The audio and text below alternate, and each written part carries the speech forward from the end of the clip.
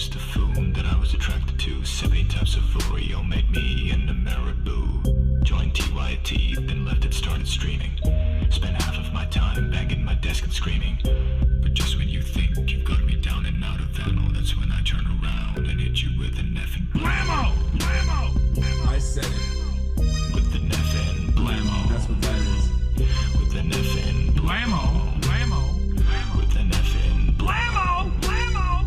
That chest it up. That chest now. That chest it up. That chest it up. That chest it up. That chest it up. With an effing blammo. There you go, dude. Lips call me woke bay and fell in love with my face. Though my voice was soy, so I turned up the bass. Small head, bad takes, the haters said. Not as bad as their moms got it when I took them to bed.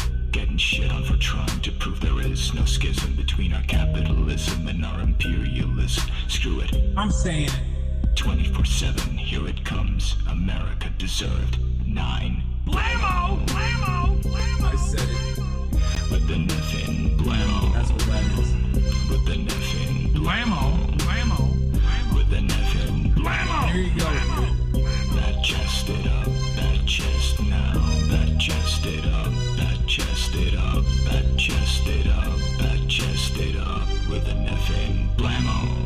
Dating adult stars, breaking hearts, bending pants. I get it. With the dress sense equivalent of Comic Sans. Champagne, socialist, Porsche owner, HasanAbi. I've heard it all, even from the stands in my lobby. Single himbo leftist against a world of grifters. They try to cancel me, but only manage to lift us. Last bar's coming up, but you'll miss it, don't be sour, cause we're approaching the ad break at the top of the hour. Segue. Blammo! Blammo! I said it. With an effing blammo. That's what that is. With an effing blammo. Blammo. With an effing blammo. Blammo. That chest it up. That chest now. That chest it up. That chest it up. That chest it up. That chest it up. With an effing blammo. There you go, dude. I did it. What's going on, everybody? Witness me. I hope everyone's having a fantastic gamblers, the evening, believers, and the fantastic doubters, afternoon, okay? fantastic Suck pre-noon. me.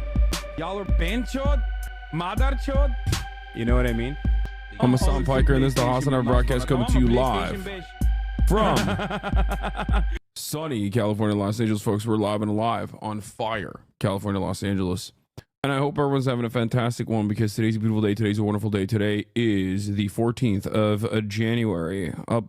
Up next is Japanuary. But of course, before we get to Japanuary, there's a lot of craziness happening in the world of HasanAbi Piker. And this is the part of the broadcast where I will tell you about my personal news before we get into all of that. Ladies and gentlemen, boys, girls, and MBs, it's Tuesday. It's freaking Tuesday. Lads, it's Tuesday, news day, and there's a lot to talk about. But first, personal news. This is the part of the broadcast where I tell you about my personal news, about what's happened in the world of HasanAbi Piker in between the time period where I pressed the stop streaming button and pressed the start streaming button. And not a lot has actually happened. I'll be honest. Not a lot has actually happened. Some stuff has happened in my world. You might know about it. I woke up in the morning after finally finishing the extended Lord of the Rings trilogy.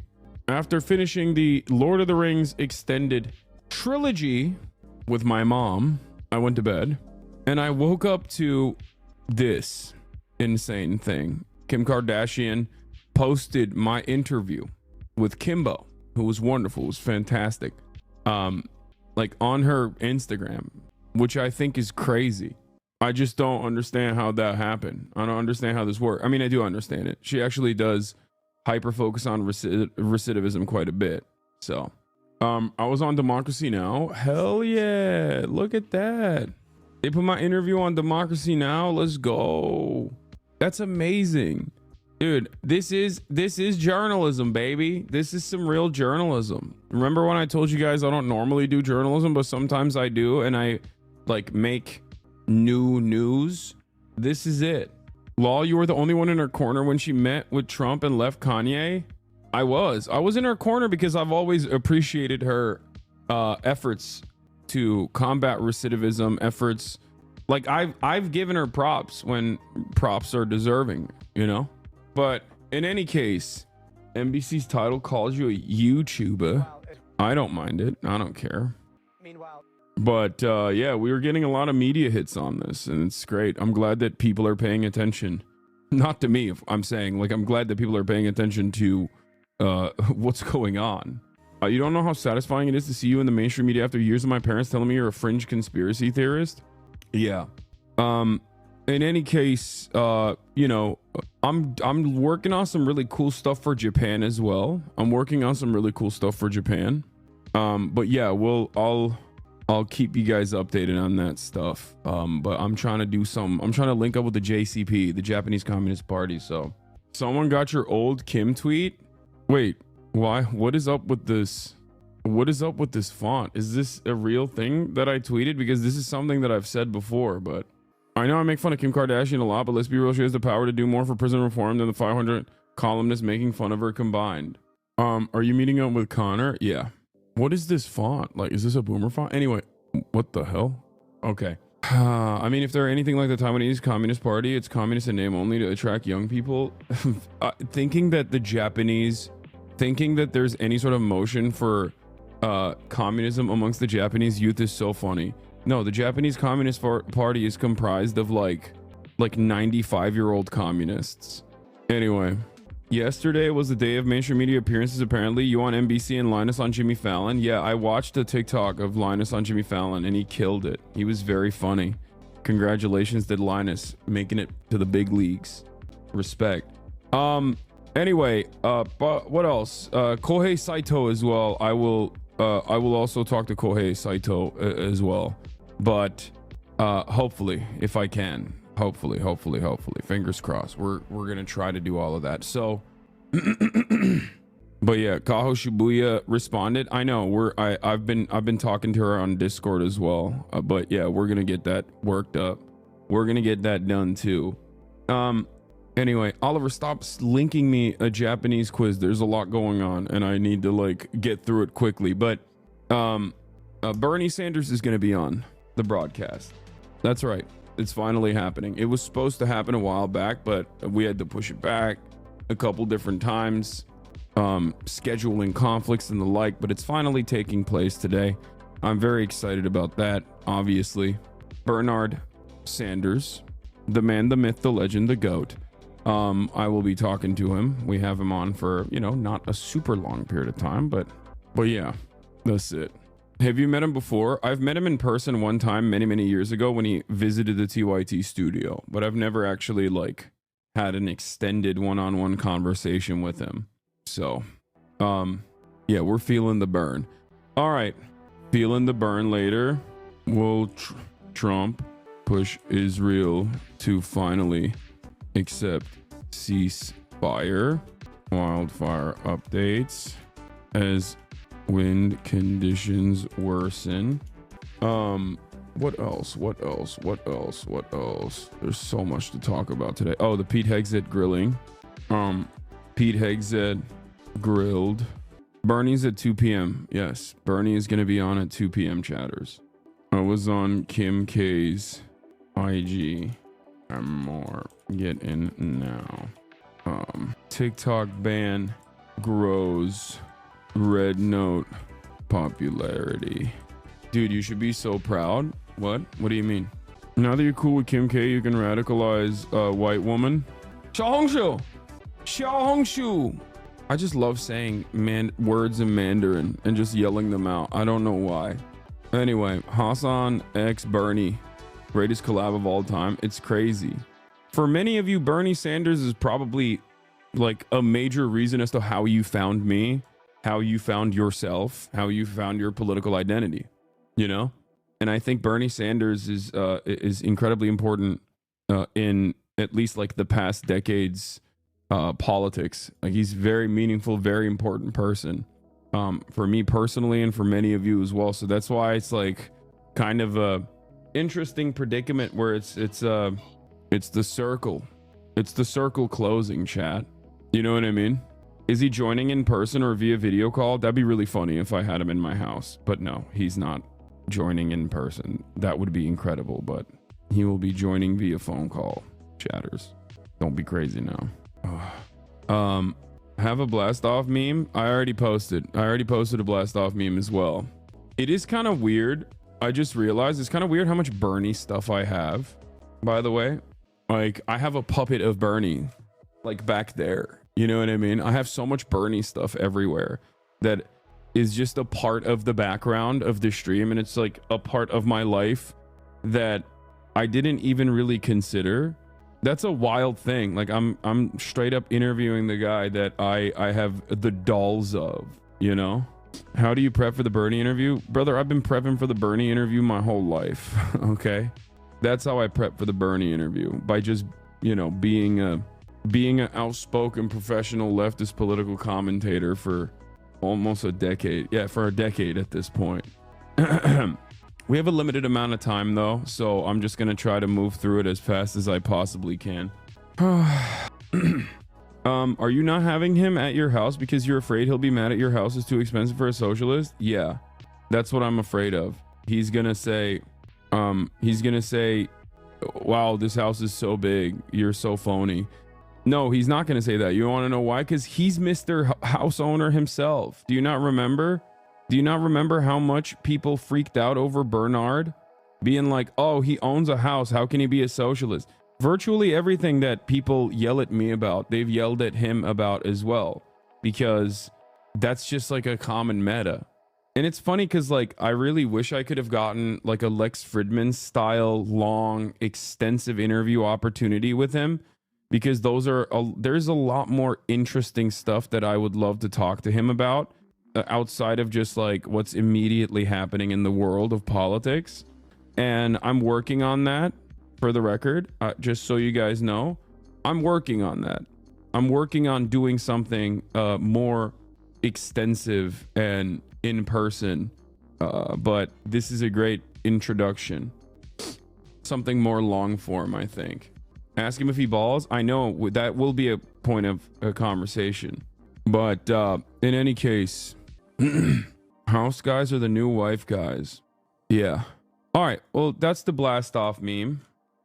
That's we've blasted off. Playlist for later. Thank you, Themasius, for the playlist. We have a lot to talk about. Bernie Sanders interview is already at 2 p.m. like I said. It's so funny that it's in the title, but no one cares. Absolutely no one cares that it's already in the title. Did you hear about Sam Cedar and Emma jokingly upset about you not inviting them over yet? Yes, I did. That was yesterday. I know there's zero it will happen, but I think you would do great. The Traders US. What is that even? Chatter, I don't have no idea what you just said, but thank you. I guess, or no.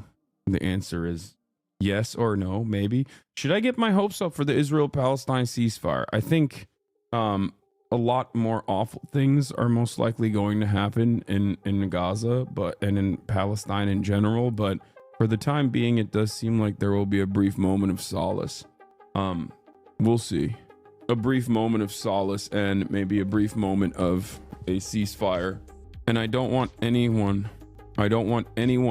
person to be duped by the way that people have covered this. If you've been in here, by the way that people have covered this, if you've been in here, and if you've been watching my coverage of Israel-Palestine over the course of the past year or so, you already know exactly what was going to happen. I called it out ahead of time, okay? And not only did I call it out ahead of time, I also told you how simple it was, how easy it was to deal with this from the perspective of an American government, how much power any American government has over Israel. And yet the Biden administration didn't do anything about it. But we'll get to that in a brief moment. Before we do that, yeah, Kim Kardashian posted me, which I think is pretty crazy. I joked and I said, we need Kim Kardashian on Fortnite Friday. March got mad at me for not saying we need Kim Kardashian on Fear and. I just wanted to make sure, you know, that I was using this opportunity in the spotlight for something that she would do rather than something that she definitely wouldn't do. Also, in the upcoming days, I will most likely have HasanAbi Head Phineas on the broadcast as well.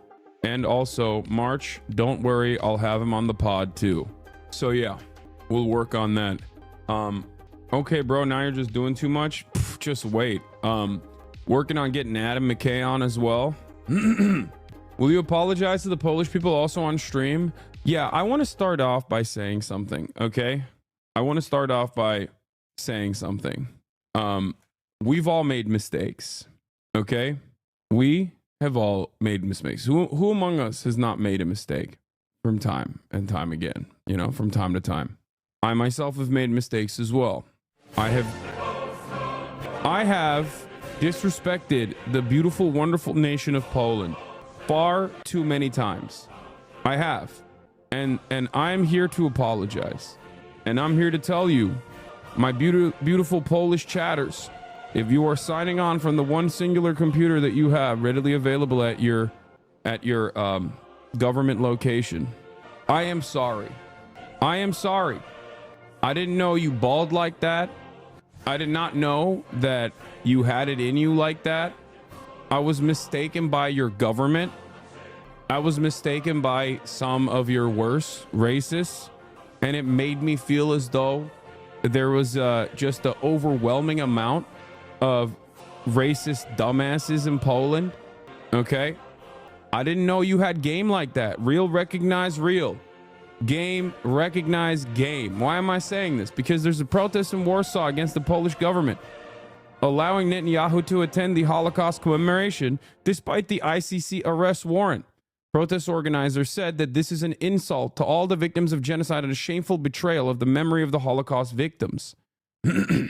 As you guys know, there is like a Holocaust memorial commemoration thing that's happening in Poland, and Poland is under the Rome Statute and therefore has legal obligations to ensure that if an ICC warranted war criminal actually steps foot inside of its national boundaries, then they're supposed to get arrested and immediately sent to The Hague. Now, the irony, of course, is that like a lot of these international organs of justice have been created and developed in the aftermath of World War II, or became like, the versions of themselves. But the initial principle of international cooperation like this is a direct byproduct of some of these crimes that were committed during World War II. So the irony here is that, Benjamin Netanyahu, a person who's serially violating those things, is violating those things to go to a commemoration of the Holocaust.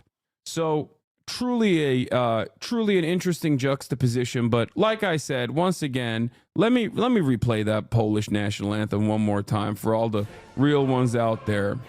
Poland has not yet perished so long as we still live. What the alien force has taken from us, we shall retrieve with a stabur. March, march, Dabrowski, I say, from the Italian land to Poland. Under your command, we shall rejoin the nation. That's right. I didn't know you had ball like that. I didn't know you knew game like that, Poland. I apologize. I was misguided. Pierogies are excellent. Okay.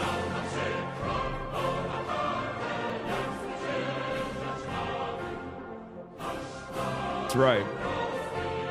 One more time. Anyway, any chance the government is lying to make Netanyahu feel safe going there? That's pretty funny.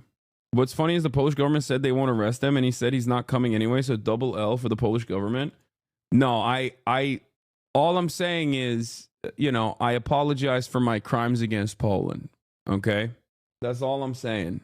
Y'all are good. Y'all are good in my book, okay? Y'all are good in my book, okay? Understand something. I'm making amends for my anti-Polish racism. My crimes, making fun of Polish people, making fun of Poland, consistently saying that Poland only has one computer, repeating Polish people are dumb jokes, okay? Making unfair assessments about the overwhelming majority of Polish people by, judging the worst of the worst of Polish people. After all, those very same Polish people have to deal with the worst of the worst of Poland. So, you don't need that unnecessary cruelty coming from me. a Turkish man. You know what I mean? As you guys already know, I'm always a big fan of Poland because of CD Projekt Red. That already was carrying the nation on its back, okay? Basically carrying the nation, creating soft power for Poland in ways that nobody could have imagined, okay? But outside of CD Projekt Red, now that I've seen so many wonderful Polish people on the streets protesting their own government for their obvious, ridiculous ways in which they're defending war criminals in the eve of a Holocaust commemoration. I wanted to give respect where respect is due. Okay, what people close to the Kardashians have told me the entire family watched our Patrick Bet Davis segment and now even have a game night where they play a new game called Iranian or Jewish based off my commentary. Stop it, Felix. Felix, no. Kim K is a friend of the show. She did send me Skims. I don't know why. I actually genuinely don't know why she sent me Skims. Like, I don't know where that came from or how it happened, but it was unique when it did happen. So anyway, like I said, just wanted to clear the air. Okay. I know a lot of people in r/Poland are not going to see me, taking ownership over my past mistakes. Okay. I know you're not going to see that. I know many Polish people who already hate me because I'm a Islamic style sick man of Europe, neo-Ottomanist who wants to overtake Poland or never forgave Poland for playing a formative role in pushing back against the Ottoman scourge. I understand that. But to the Polish people who are here, who are listening to what I have to say, person to person, I didn't know you had ball like that. I didn't know you had game like that. Real, recognize real, okay? Respect. Polish people unironically hate you for all your Polish jokes. Apologize to Poland. I just did for the past 10 minutes. What are you talking about? I have not stopped apologizing. Also, shouts out to Zylax for the 100 community gifted subs. That was crazy. Oh, no. Oh, hell no. Oh, no. Yeah, pierogies absolutely slap. I say, kurwa. Bernie's going to be on the HasanAbi broadcast. As a person with Polish-ass last name, I forgive you. Yeah, I mean, look, if you expect me to be able to say your last names correctly, that's probably still not going to happen. But I'm telling you right now, it's not coming from a place of hate. It's just because I do not have the intellectual fortitude. I do not have the intellectual processing power to understand when so many letters sound so many letters just like slammed into one another with nothing in between. You know what I mean? It's just like, kurva. So they said you infected Bernie's PC. Okay, stop. Do you know what kurva means? No, I don't. A lot of old wounds being sewn up today. Armenia, Turkish relations with Kim K and now Poland. I know. Pretty crazy. Kurva. It's a bad word. It means whore. Okay, I like it. It's got good mouthfeel. Don't give me that.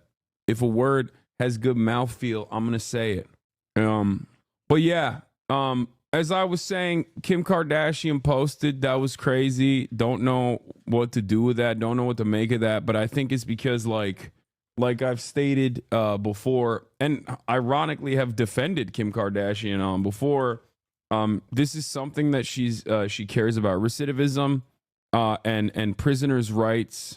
And a rehabilitative approach to criminal justice is something that she genuinely cares about.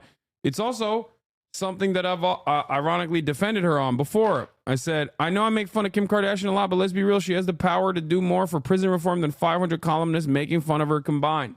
That was in 2018. I said that. It's called precog, baby. Jakey Poo 226. Thank you for the 10 gifted. Can you share the IG? Sure. Where is it? I mean, it's just a clip, but yeah, here. Here it is. This is like the it? only. Yeah. Do you feel like it's almost like a respite from being? Is it better than being in prison or no? It's way better because I was in a prison yard. I'm seeing guys get stabbed, get jumped, get beat up. The cops treat us like shit. But here, we get better treatment, right? They talk to us like humans. They talk to us like humans. We got a job. We're underpaid, but we got a job. Yeah. You feel me? And then the community comes out and shows us all kinds of love. Yeah, she didn't even repost, bro. She didn't even repost the clip off of something. She had it saved on her phone. That's kind of crazy to think about. That like I'm saved alongside my main man Kimbo here on Kim Kardashian's phone. Like, isn't that wild?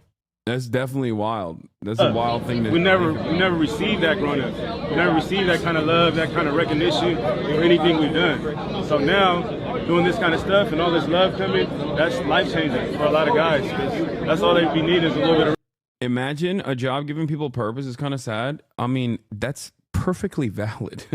I don't know why you make it seem as though like nobody wants to work ever. The entire purpose is to make that work meaningful and offer you more autonomy in the workplace. But like, work is a good thing. It's not a bad thing necessarily. Recognition with this, it's life changing, and we get opportunities at careers. How long was your sentence? You don't mind me asking? 17 years. 17 years. Yep. God damn. They're gonna shave it off. Yep. They're gonna shave it off. They're gonna shave it off. They shaving some. What is this? It's on the hum. You won't see this, but I just want you to know that I'm 20 minutes into this vid and I'm bawling. As someone who went through the system when I was younger, I can't describe how much it means to see someone with your reach shining a light on this. Yeah. I mean, look, this is it. This is how, this is why I do it. I think he meant bawling, like crying. Mark said that work was fundamental part of human essence and that it can be creative and fulfilling. He believed that humans are capable of free, conscious, and creative labor and that this is what makes us human. Yeah. Labor is not a bad thing. What our relations to labor is what is absolutely busted under our current organization of the economy and must be fixed. But that's it. Like, you're coming into the broadcast of a person who is a real freak when you think about it. Like, if you were to come in here and tell me like labor is not a necessity, it shouldn't exist, it's like bad, ultimately I don't want to do it. This is the wrong place to say such things. I'm the type of person who never stops working. I love it. And the autonomy that I have, right? The autonomy that I have, the lack of alienation comparatively to my labor in comparison to the average working class individual is what makes this incredibly fulfilling. I can focus on what I want to focus on. I have a semblance of freedom. It's like that I know that if I want to make my own hours, I can. Now, having said that, I still work endlessly. I work nonstop, but that is something that I want other people to also be able to have in a structure where, you know, you're not like a independent owner of your own corporation or whatever. I'm not even talking about like every single person becomes a small business owner. I'm saying that even if you worked in a small business or even if you worked in any kind of business whatsoever, I think it improves. I think it helps a lot if you have more of a say in the productive process. That's it. So, yeah, I love work. Do you feel obligated to work a lot, or is it a genuine desire? I mean, there's definitely a sense of obligation, but also on top of, he lives in LA. Is he okay? Wait, no, we already saw this. We already watched this. I watched this yesterday when it first came out. But yeah, labor under capital subtracts the agency. Feel like people get confused on which part they hate? Yes. If you had more of a say in the productive process, if you had more of a say in like how the output in the form of profits, like how that value that you provide is dished out and is used within the company or even outside of the company that you're a part of, then it would be an endlessly more fulfilling process for you. Look at March. He's in the chat right now. Okay. The most extreme version of this process that I'm talking about is obviously a cooperative corporation, a cooperative structure, right? Equal say, equal pay, especially in the way that we've designed it. Now, March works his ass off, right? But he has a say in that process. March is working in a productive aspect behind the camera. He's a part of the content creation process, but he's not like one of the hosts. and he works his ass off, and I mean, he's pretty open about it. He's pretty happy about the situation. It's not necessarily the pay that he gets from it, but it's also how fulfilling this stuff is for him. You understand? I think it's a great example of how these things work. I think that's the difference between having a sense of ownership over the means of production versus not, you know? Damn, bro, having Bernie during mealtime? Oh, that's funny. I'm not going to be eating. Well, Bernie is on. Don't worry. That'd be really funny, though, if I did that. Anyway, feeling the burn later. Pete Hegseth grilled. Will Trump push Israel to finally accept the ceasefire? Wildfire updates as wind conditions worsen. TikTok ban grows red. No popularity. I was on Kim K's IG and more. Get it now is what I said. But there's a lot to talk about today, so we're gonna get into it. We're gonna get into all of it. But yeah, I was on Democracy Now as well, apparently, or my coverage was on Democracy Now. This type of stuff makes me very proud. I'm very happy. Like I'm so fortunate, and it's so exciting that like every now and then I will actually contribute to journalism, and it makes me very happy that I'm capable of doing that. I'm very proud of the work that we put together on this one, especially considering that it's like an often forgotten and you know lesser, an often forgotten and less known aspect of this process. You know, it's a type of person that normally doesn't get a camera, doesn't get a say, in a circumstance where you're just talking to them like real people. You know, this is not something that you ever get. Like, that's the thing. Think about it. It's very difficult to have prisoners in this like uncontrolled environment. Like, this is not something that the Department of Corrections is open to usually, but these programs are so good overall, and they feel so safe overall that none of the COs checked us for weapons or contraband. We just kind of rolled up to the camp, you know? How come you don't want to make your own media ecosystem like TYT? Maybe have like-minded people write or stream as well? Yeah, no, that's an entirely separate... Dude, look at TYT right now and understand exactly why I don't want to do that. That's an entirely different type of work. What I do right now, what I'm capable of doing right now is what I'm good at. I don't want to turn what I do into a network and then have to focus on management rather than what I do. Is the Oxford video coming out soon? Sorry for being annoying. I don't know, chatter. I reach out to Oxford Union. You understand? You understand? AFD in Germany are doing insane stuff. Yeah, I saw. Philly D went through that and hated it. He doesn't do that anymore. Yeah, I think that like having like a limited operation like the one I have is ultimately a good thing, because that way I can do all these like creative things, and it's not, you know, taking up so much of my already limited, super limited bandwidth, the management side of things, because I can't do that. Like, I'm not a good manager. I don't want to ever manage anyone. Anyway, are you planning on grilling Bernie in this interview, or is it going to be more chill? Username Carl Barks. Yeah, I don't think I'll be grilling Bernie Sanders. I'm just, you know, if that's what you're excited for, look away. No, I will not be grilling a 900-year-old man who I have a lot of respect for, and I do have respectful disagreements with, but have routinely told my chat to be normal about regardless. It's funny when people say, why don't you turn yourself self into a network? Like, I think they have capitalism brain rot to a certain degree, or they're just oblivious to how those things work. But they're always like, why don't you scale? Why don't you scale? Why don't you scale upwards? Why don't you do constant growth, constant growth, constant growth? Meanwhile, I'm constantly downsizing without people recognizing, like downsizing in terms of revenue opportunities. You know what I mean? I stopped running ads at the top of the hour. Okay. I stopped running ads at the top of the hour. I no longer have a contractual obligation to do so.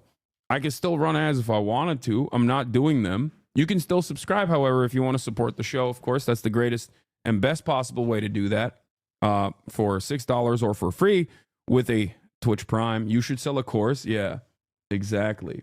Like, I rarely ever take on advertisers. I say no to a massive amount of advertisers that come down, right? Hex Babe 2, thank you for the 20 gifted subs.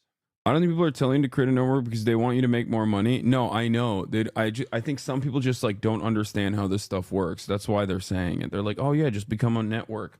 not realizing that that would require, I mean, look at Mogul. Look at Mogul Moves, right? That requires a tremendous undertaking. That requires me to significantly scale back on all the stuff that I'm doing that I'm good at, and to hyper focus on stuff that I'm not good at, which is trying to manage a company, like hiring people, firing people. Like, it's just an entirely different set of skills. It's not a set of skills that I have. It's not a set of skills that I want to have. And most importantly, it's not, it's not something that I want to get better at anyway. I like what you said about it. If I listen to chatters at 3K viewers, I'd be stuck at 3K viewers. Exactly.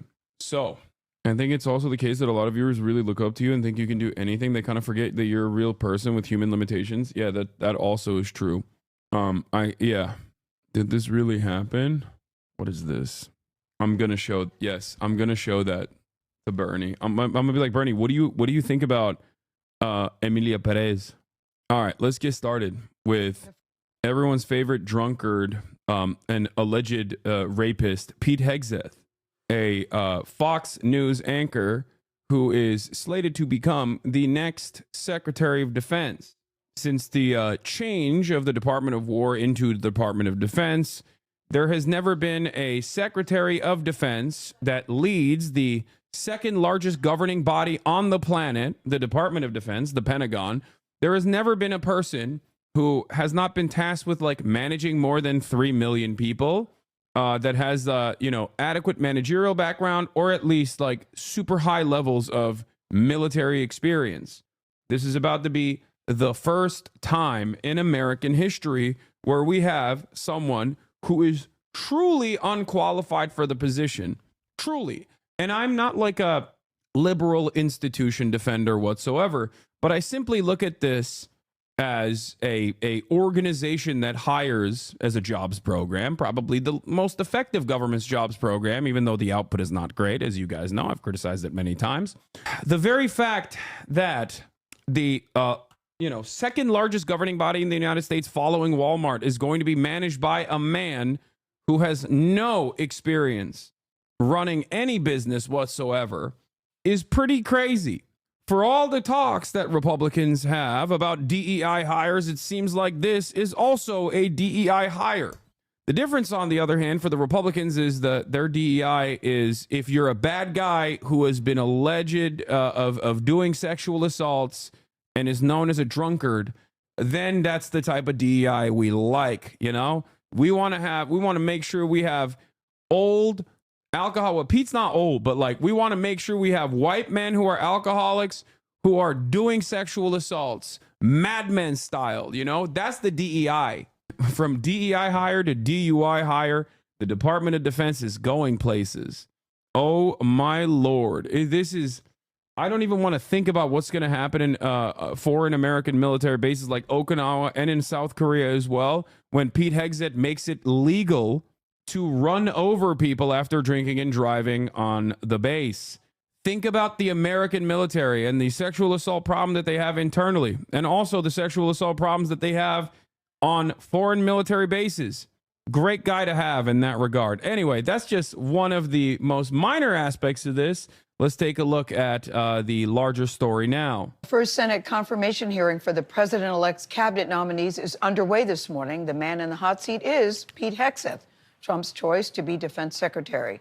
Scott. This is one of the things, of course, that he wants to just completely stop is women in combat positions, which, of course, if you don't understand like what the military's major problems are, you're like, whoa, why are women in combat positions? It's like they don't lower the testing standards for women to be in combat positions.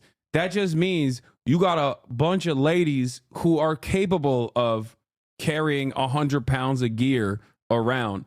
There's significantly less of them in comparison to the men in those combat positions, but that still means that they, pass the standards. So just cutting them out of combat positions is just cooking the military for no reason at a time when the American military has a significant problem getting new recruits. Yeah, of course men fail those testing standards as well. The standards are still the same, though. That's my point. It's just like I'm not making an argument for more female war criminals, okay? That's not what I'm saying at all. What I'm simply stating is that even if the American military makes certain decisions as the largest governing body, the largest governing body, the largest hiring body in the federal government, they're doing that specifically because they have areas of need, okay? They're not doing that because they want to market the military so that like people go, oh, the American military is woke, when they're actually executing 14-year-old brown children overseas. They're doing that because they're like, we literally need people to go out and execute 14-year-old brown children overseas. That's the reason why they do this. And ultimately, they don't actually lower the standards. They just have the same standards. Some women are allowed to, some women are able to qualify for said standards. And that's it. McFarland is on Capitol Hill with the latest. Scott, good morning. What can you tell us? There is no doubt this will be a long day of questioning. Pete Hegseth will be grilled about allegations of Army eases fitness test standards for women and older troops. Yeah, this was, once again, done because of a recruitment crisis. But in terms of combat positions, they still have to do the jobs. The change, however, will only affect the regular fitness test soldiers take annually. Qualifying for certain Army jobs, particularly more demanding combat positions or specialties such as Ranger School, will continue to require that everyone, regardless of age and gender, must pass the same fitness standards. Oh, wow. Wait, hold on. Did Chatter just come in here and hit me with the headline of a news story without reading the whole news story? My bad, dog. Yeah, you got real excited to be like, Hasan, I'm here to cook you. I know, if you can read the headline, you can read 2 paragraphs down from the headline, man. And also, make no mistake, if the Army does actually lower its physical fitness standards to let in more women or let in older people or whatever, they're doing that because they have a hard time recruiting. They're not doing that because they want to be woke. The military is not a woke institution. Please, how have we arrived at such a permanently identity politics focused brain rot in this country that people look at the American military and go, that's an institution that is woke right now? What do you think the major role and responsibility of the American military is? It's called American Empire, okay? That's what they do. There is no wokeness in this process, okay? It's like saying Jeff Bezos is a socialist. You're out of your dang mind, okay? It blows my mind. But yeah, across the board, they're easing fitness test standards because they're having a hard time recruiting. But when it comes to like Ranger positions, they're not going to be like, all right, yeah, you can just be a Ranger because you're a woman now. That's not how that works. You clearly didn't pre-watch the confirmation hearing. Apparently the military is woke now. Oh, nice. Can you mute Mike too? Oh, damn. Thank you for calling that out. I didn't even realize. All right, let's watch. I'm going to go pee real quick. Unequivocally denied. But this first of many Senate confirmation hearings for Trump nominees could be the most contentious.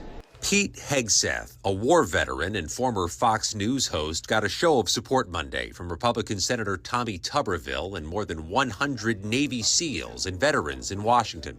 I'm 110% behind Pete Hegseth. But he's going to get a much tougher reception at his confirmation hearing today from Democrats on the Senate Armed Services Committee, who are expected to question Hegseth about allegations he abused alcohol and engaged in sexual misconduct with a woman at a hotel in California in 2017. Allegations he's denied. The matter was fully investigated, and I was completely cleared. Democrats are pushing for access to the FBI's background check on Hegseth. So far, as is tradition, that information's only been shared with committee leaders. I'm told that they may well not have interviewed his ex-spouses or the accuser. I think that is a gap in the FBI report, if true. Democratic Senator Tammy Duckworth, an Iraq war veteran, also intends to question Hegseth's experience. My focus really is going to be, can he actually do this job? Or is this job far, far, far too big for this person? And while Hegseth can be confirmed without Democratic votes, Republicans hold a slim 3-seat majority, meaning every GOP senator is critical. Republican Joni Ernst of Iowa, a combat veteran and survivor of sexual assault, will be among those asking questions today, who hasn't committed yet to vote for Hegseth. HEGSETH's confirmation hearing could be a marathon. There are 27 members of the Senate Armed Services Committee, each of whom will get several minutes to question HEGSETH. And there are more hearings to come this week, including for Trump's nominees for Homeland Security Secretary and U.S. Attorney General. Scott, thank you. Thank you, Senator Sullivan. Thank you, Senator Kane. Thank you, Mr. Hegseth. I'm looking forward to this opportunity to talk. I want to return to the incident that you referenced a minute ago that occurred in Monterey, California in October 20. It's even more funny. They instituted a new PT test, which is much harder to get people out and unify the requirement. I got out right before that happened. Ultimately, the hearing is inconsequential to his appointment. Yes, this is just, I mean, there was a point in time when these sorts of hearings could make or break a person and cook an appointment. But nowadays it's just, I mean, come on, we live in a post-Trump universe. And even before, even in a pre-Trump universe, it has, these sorts of meetings have been relatively inconsequential. Clarence Thomas comes to mind. It's, I would say it's more consequential for Democrats who will, abide by norms and standards. It's just historically less consequential for Republicans who don't really care. If you remember the famous, Robert Bork, I guess, but also the famous case of Clarence Thomas is, is basically the exact opposite, right? Like Clarence Thomas had a tremendous number of misgivings and misdeeds, including sexual harassment, bestiality, like enjoying bestiality and regularly explaining that he enjoys specific types of bestiality to other people around him. And yet he became a Supreme Court justice. How do people not know this still at this point? Clarence Thomas likes horse porn, chat. That's right. He also sexually assaulted and sexually harassed numerous people, very famously. Joe Biden actually kind of defended him when he was in charge of the Senate Judiciary Committee in his appointment and oversaw his appointment. So these are things to take note of. And it was many years ago. All right. Veterans, including Greg Stoker, interrupt HEGSETH session posted by Copink. Yeah, I saw. Anyway, let's continue with the Pete Hegseth talks. 2017. At that time, you were still married to your second wife, correct? I believe so. And you had just fathered a child by a woman who would later become your third wife, correct? Senator, I was. Communism isn't necessarily a good thing. Since World War II, we've consistently progressed as a civilization. We should be careful not to be blind to what got us here and what worked. Yeah, no, you're right. Totally. No, definitely. I'm so scared that big bad communism is going to magically happen. It's actually communism that ruined the planet, and certainly not finance capital and the fact that capitalism won the Cold War. America won the Cold War and destroyed the planet in the process and continues to destroy the planet or supercharge that destruction. Yeah. Are you drinking a Monster Energy? I certainly am. Kaya, baby, you know what to do. Place. Place. That's crazy. I do love looking at I do love looking at the impending doom of complete climate collapse, wars all around the world, and a complete domination of capitalism. As Fukuyama once famously said, the end of history. Okay? The end of neoliberalism, permanent neoliberalism, as American capitalism is the global hegemon. And yet people still look to all of these problems and go, oh, that's the fault of, you know what? Communism. That's right. Yeah, you're right. For me, this is akin to saying it's actually wood elves that are responsible for all the failures in your life. Okay?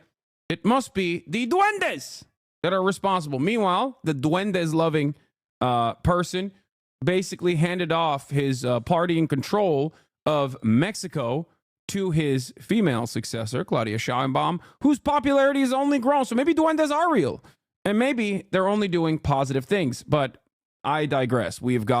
I've completely sidestepped from this conversation. Let's get back to everyone's favorite rapist drunk guy, Pete Hegseth, who will be running the military. Falsely charged. Fully investigated and completely clear. Bro, get over the duende shit. AMLO doesn't even believe in them that much is such a funny thing to say about the former leader of Morena and former leader of Mexico. Like, he doesn't believe in them that much is such a funny take to say. He doesn't believe in them that much, bro. Chill. He just believes in them only a little bit. Listen, I'd much rather have a guy who believes in duendes that also expands the welfare state, okay, than a guy who is hiring television personalities whose parents have openly said, "You're a rapist and bad to women. I'm so upset with you. Get help," to run the American military, okay? Cleared. So you think you were completely cleared because you committed no crime? That's your definition of cleared? You had just fathered a child 2 months before by a woman that was not your wife. I am shocked that you would stand here and say you're completely cleared. Can you so casually cheat on a second wife and cheat on the mother of a child that had been born 2 months before, and you tell us you are completely cleared? How is that a complete clear? Senator, her child's name is Gwendolyn Hope Hegseth, and she's a child of God, and she's 7 years old. And she's a child of God. She's a child of God. Owned. Tim Kaine in the membrane, Tim Kaine in the brain. Yeah. Put that in your brain, Tim Kaine. She was, and you cheated on the mother of that child less than 2 months after that daughter was born, didn't you? Those were false. By the way, let's just say Pete Hegseth is a repeater of this offense. It's so funny because, like, look, as you guys know, I'm not exactly a firm and committed believer in any religion whatsoever. Okay, make no mistake. Although I was, culturally raised Muslim, grew up in a Muslim country, I have some of those cultural remnants. I am Muslim. Okay, I will say this: if God is real and Christianity is correct, virtually every single outspoken Christian is going to hell permanently. So at moments like this, I always think to myself, I cannot wait. I hope it's real.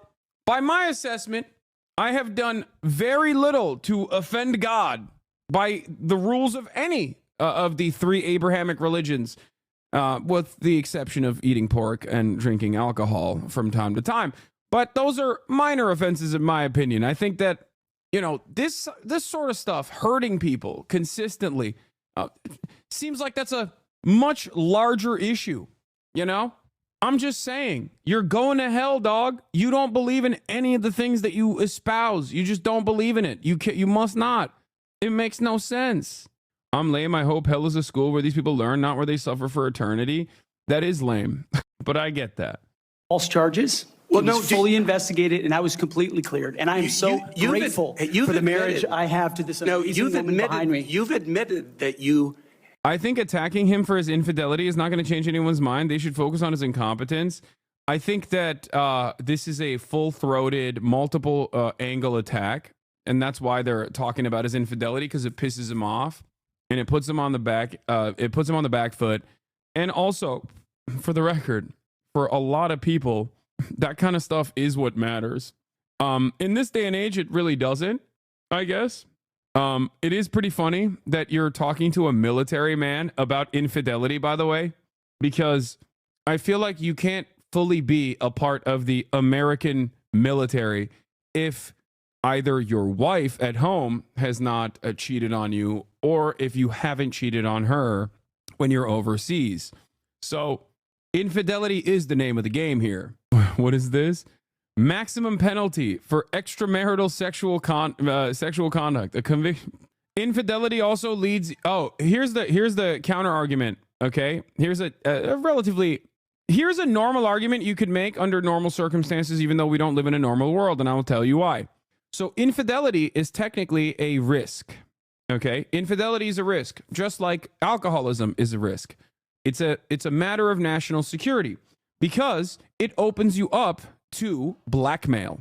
Okay, technically, although it's laughable to assume that anyone will actually be penalized for infidelity and adultery or whatever. Wait, what? That's a stupid take. As adultery is a charge in the U.S. MJ law followed by all military, and they're punished for it. Stupid ass take, bro. You are. Oh my god, dude. I'm explaining to you what the reasons as to why they have such laws. And I'm explaining to you the reasons as to why they ask these sorts of questions. Okay? That's the same reason why Brett Kavanaugh's alcoholism was brought forth as well, and his gambling debt was also somewhat discussed, often not as discussed as it should have been, because they somehow went away, the gambling debt that Brett Kavanaugh had when he was in his Supreme Court appointment hearings. Now, you haven't even let me explain why infidelity is technically a crime that can get you dishonorably discharged. It is because if you engage in infidelity, you can be blackmailed. Okay? That's the number one problem. It is considered a security risk. Gambling is infidelity is considered a security risk. Gambling is considered a security risk. Okay? Alcoholism and other vices such as that are considered security risks for numerous different reasons. Someone could just like give you alcohol, have you spill stuff, state secrets or whatnot. Large amounts of debt is considered a security risk. I know this because I have immediate family members who have classified security, status. So having said that, does the military actively prosecute adultery? The military doesn't even prosecute rape within its ranks. Chatter. What the hell are you talking about? Come on. Be for freaking real. So that's number one. Number two, and this is perhaps the interesting question here. Is it a blackmail opportunity if we live in the Trump world, where one can be as shameless as they want to be and suffer zero repercussions for it? Because blackmail only works if you have the capacity to feel shame. Blackmail only works on someone who wants to hide their crimes, on someone who wants to keep it a secret that he is a serial adulterer. Clearly, blackmail won't work on the likes of Pete Hegseth, because all of his issues are laid bare as he sits there and openly takes it. This is one of the interesting dynamics, in my opinion, of the Trump world. This is literally a point the chatter was making. What are we talking about then? This chatter is right. This sort of hand-wringing about his infidelity, hypocrisy is a waste of time. Conservatives don't care about it and liberals won't do anything about it. No, the other chatter I'm laughing at who said like infidelity is a major issue in the military. You don't understand. Anyway, let's continue. Had sex at that hotel in October 2017. You said it was consensual, isn't that correct? Anything? You've admitted that it was consensual, and you were still married, and you just had a child by another woman. Again, how do you explain your judgment? Completely false charges against me. You fully investigated, and I was completely clear. You have admitted that you had sex while you were married to wife 2 after you just had fathered a child by wife 3. You've admitted that. Now, if it had been a sexual assault, that would be disqualifying to be Secretary of Defense, wouldn't it? It was a false claim then and a false claim now. If it had been a sexual assault, that would be disqualifying to be Secretary of Defense, wouldn't it? That was a false claim. So you talking about a hypothetical. So you can't tell me whether someone who has committed a sexual assault is disqualified from being Secretary of Defense? Senator, I know in my instance, and I'm talking about my instance only, it was a false claim. But you acknowledge, and it was fully acknowledge that you cheated on your wife and that you cheated on the woman by whom you had just fathered a child. You have admitted that. I will allow your words to speak for themselves. You're not retracting that today. That's good. I assume that in each of your weddings, you've pledged to be faithful to your wife. You've taken an oath to do that, haven't you? Senator, as I've acknowledged to everyone in this committee, not a perfect person, not claiming to be. But no, I just asked a simple question. You've taken an oath like you would take an oath to be Secretary of Defense in all of your weddings to be faithful to your wife. Is that correct? I have failed in things in my life, and thankfully I'm redeemed by my Lord and Savior, Jesus Christ. Oh, God, dude, shut up. What is this Jesus Christ nonsense? I hate people who very clearly use this like aesthetics focused, hyper religious attitude as a shield when virtually no one cares. Who is this for is what I think. Every time I see someone behave like this, I'm like, no, dude, this doesn't work. Like, who is this for? Like, you're a bad dude. You've cheated on your wife. You've cheated on wives, multiple wives, over and over again. That's like kind of your thing. You've sexually assaulted women. Like, I hate this. I hate this stuff where it's like, nah, God has forgiven me for it. It's like, no, man, you're going to God jail, okay? You're going to hell, dog. You are literally going to hell. It works for my Jamaican conservative aunties, unfortunately. I don't want to come across like a annoying Reddit atheist here, but it's just like so frustrating when I hear stuff like this from people who have just like done awful things. Okay? Just say you have atoned, okay? Just say that you've done horrible things and then show your work on why you are no longer that, like, those things don't represent who you are as a human being. But no, he's got to be like, nah, God has actually forgiven me for my sins. Oh, do you know that? Do you know that God forgives you for your sins? Do you have any, like, did he tell you? Who told you that? Did God tell you that? It's also weirdly, like, very, I don't know. It just comes across as like very self-aggrandizing. It's like, yeah, I got a direct line to God. Yeah, me and him, we're on speaking terms, dude. He's like, when I was cheating on my third wife, God was like, keep going, Pete. God was watching my stroke game. Like, anyway, that's how Christianity works. I mean, that's how a lot of people just like use and abuse religion. In finalizing divorces from your first and second wives, were there non-disclosure agreements in connection with those divorces? Senator, not that I'm aware of. If there were, would you agree to release those first and second wives from any confidentiality agreement? Senator, it's not something I'm aware of. But if there were, you would agree to release them from a confidentiality agreement? Senator, that's not my responsibility. Did you ever engage in any acts of physical violence against any of your wives? Senator, absolutely not. But you would agree with me that if someone had committed physical violence against a spouse, that would be disqualifying to serve as Secretary of Defense, correct? Senator, absolutely not have I ever done that. You would agree that that would be a disqualifying offense, would you not? Senator, you're talking about a hypothetical. I don't think it's a hypothetical. Violence against spouses occurs every day. And if you as a leader are not capable of saying that physical violence against a spouse should be a disqualifying fact for being secretary of the most powerful nation in the world, you're demonstrating an astonishing lack of judgment. The incident in Monterey led to a criminal charge, a criminal investigation. Yeah, here, I'm going to own Pete Hegseth. I talked to God. Okay, I talked to God. He said you're bad and you shouldn't be the Secretary of Defense. What now, Pete? What now, dog? What now, big dog? Yeah, that's right. Owned. You know what I'm saying? Checkmate. Ha, checkmate, God lovers. God, I'm turning into such a Reddit atheist when I just like the Christian dominionist attitude is really gross to me because it's like it is the American version of ISIS, basically. And we don't have the same capacity to understand when it's like when it's basically a Christian operating on that same mentality, because there is a formality, a structure, a process. It's more systematized when like the American government is dishing out this kind of violence. This is akin to having an ISIS person lead the most powerful military on the planet. Like his Christianity is not Christianity in the way that you understand it, in the way that you see it in your daily lives, in the way that you know your immediate family members who are like kind individuals who just, you know, happen to be Christian. His Christianity is a violent one. It is a violent, false interpretation of Christianity, and that genuinely is frustrating to see. I mean, he literally has he has a Crusaders tattoo. It's a militant form of Christianity. He's very open about it. It's not something that he hides at all. It's actually part of the reason why I think Donald Trump wants him to be the Department of Defense lead here. So it's very frustrating. Yeah, he's got the Jerusalem cross. He's got the Crusader tattoo. Like, he is very much so a Christian nationalist. And normally I would say it's a LARP. For many people it is. But for Pete Hegseth, like, he's going to be in charge of the largest, most powerful military force on the planet.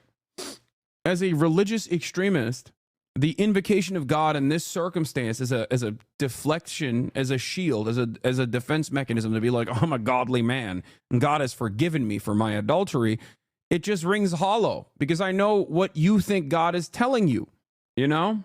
Anyway. Investigation, a private settlement, and a cash payment to the woman who filed the complaint. And there was also a non-disclosure agreement, correct? It was a confidential settlement agreement off of a nuisance lawsuit. Right. During an interview, you claimed that you settled the matter because you were worried that if it became public, it might hurt your career. Do you maintain that you were blackmailed? Senator, I maintain that false claims were made against me. And ultimately, your attorney those used false the claims, phrase, I have the opportunity to attest my innocence in those false claims. But you didn't reveal any of this to President Trump or the transition team as they were considering you to be nominated for Secretary of Defense. You didn't reveal the action. You didn't reveal the criminal complaint. You didn't reveal the criminal investigation. You didn't reveal the settlement. You didn't reveal the cash payment. Why didn't you inform the commander-in-chief of the transition team of this very relevant event? Senator, I've appreciated every part of the process with the transition team. They have been open and Confidential settlement agreement off a nuisance lawsuit. I guarantee you had to memorize that turn of phrase. Yeah, it seems very coached. I mean, that makes sense though. You got to get a little bit of coaching. You know that that's going to be brought up. I mean, yeah. honest with me, we've had. He's also a TV guy. I mean, he is. Make no mistake, as hoorah and as gung ho as he is, and as silly as he is, and as stupid as he is, he's still media trained enough. He is quite literally a media guy, right? So he knows how to appear in these moments. Everything that people like this do is deliberate in that situation. Look, down to the pocket, down to the silly aesthetics of wearing like an American flag handkerchief as your pocket handkerchief, you know. And once again, remember, this man, regardless of how much he larps as like a doorbuster, I mean, he is Harvard educated, right? Great conversations between the two of us, and I appreciate the opportunity that President-elect Trump has given me. You chose not to reveal this, right? Because you knew it would hurt your chances. So you chose not to reveal this really important thing to the commander-in-chief of the transition team because you were worried about your chances rather than trying to be candid with the future president of the United States. I know. Theology student, I know. You always chirp whenever we talk about Christian socialism. Everyone can be redeemed, but in our act of contrition, we pledge to amend our lives moving forward and never to sin again. He seems not to have done this. Plus, Pete is a heretic dominionist. That's what I'm saying. That's the part that like really is frustrating. That's why his invocation of God rings hollow, because he's a Christian dominionist. He is insane. He is literally the Al-Qaeda of Christianity. Like, and the wild part about it is you can be the Al-Qaeda of Christianity and no one bats an eye at that, you know? That's what's so crazy about it. Like, there is functionally, in the way that this man and his ilk, his kind, has bastardized Christianity, there is functionally no difference between that and ISIS. Okay? There's just nothing. There's no difference. The only difference is, I guess, it's dished out by the American state, so it's not seen in the same way. It's not a non-state actor. That's the difference between a drone strike and a drone strike wiping out an entire city block versus someone blowing up an improvised explosive device. One is an act of terror. The other one is, normal rules of engagement being followed in the field of war, in the field of battle, in the theater of combat.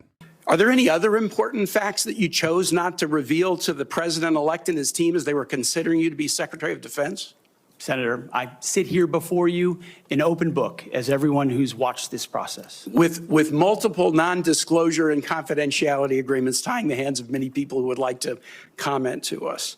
Much has been made of your workplace behavior as a leader of nonprofit veterans organizations and as a Fox News contributor. Were you fired from either of the leadership positions with the nonprofits? I was the leader. I was the CEO of Concerned Veterans for America and executive director of Vets for Freedom. Were you fired from either of them? And I was never fired from a veterans organization. Do you have non-disclosure agreements with either of those organizations? Not that I'm aware of, Senator.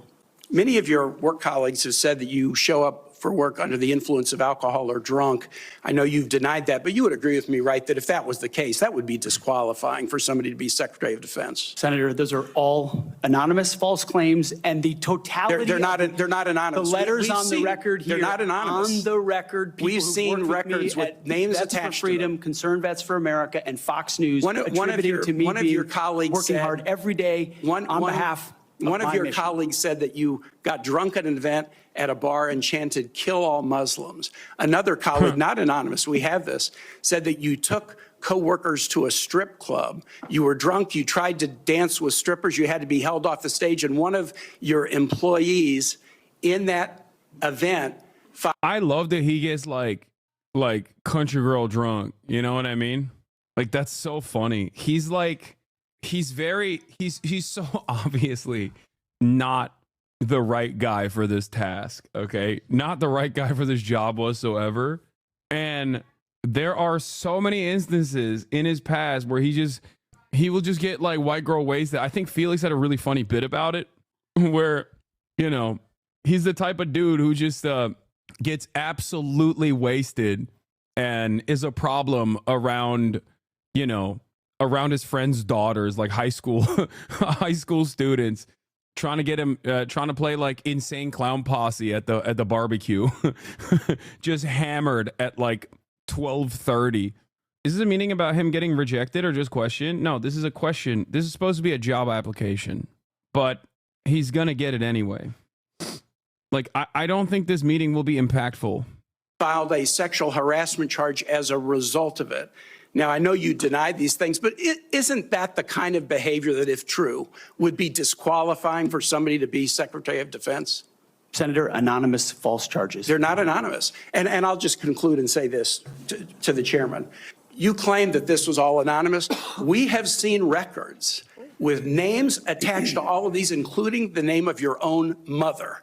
So don't make this into some anonymous press thing. We have seen multiple names of colleagues consistently throughout your career that have talked about your abusive. Yeah. One of those people was his mom. Like, it's not your mom, dog. Your mom was like, you're a bad person. You need to stop being a plague on women. I have failed you. I have failed this nation. Like, I mean, look, that's crazy. Like that is like, that's the one person that you don't expect to come out against you like that. HEGSETH wrote that he related to an online image of an Islamic State fighter saying the soldier is fighting for something greater than himself. He is fighting for his God, and continued by saying, I recognize that fighter, even though I've never met him. I'm drawn to him because I relate to him. I deplore what he stands for, what he does, and how he does it. He's a soldier of hate, subjugation, and sheer evil, but I understand his passions. Well, seems like there's more evidence of my argument that he is just basically, you know, Christian ISIS. It's from this Politico magazine article, by the way, that scoured through Pete Hegseth's writings. Here it is. In his 2016 memoir, In the Arena, Hegseth says he relates to an online image of a triumphant ISIS fighter, a Quran in one hand and an AK-47 in the other, with God on his side and the wind at his back. He is a conquering warrior, Hegseth writes. He is fighting for something greater than himself. He's fighting for his God. In this photo, Hegseth sees a warped version of himself. I recognize that fighter, even though I've never met him. I'm drawn to him because I relate to him, he writes. I deplore what he stands for, what he does, and how he does it. He's a soldier of hate, subjugation, and sheer evil, but I understand his passions. There is fundamentally very little difference, very little daylight between Pete Hegseth and an ISIS fighter, okay?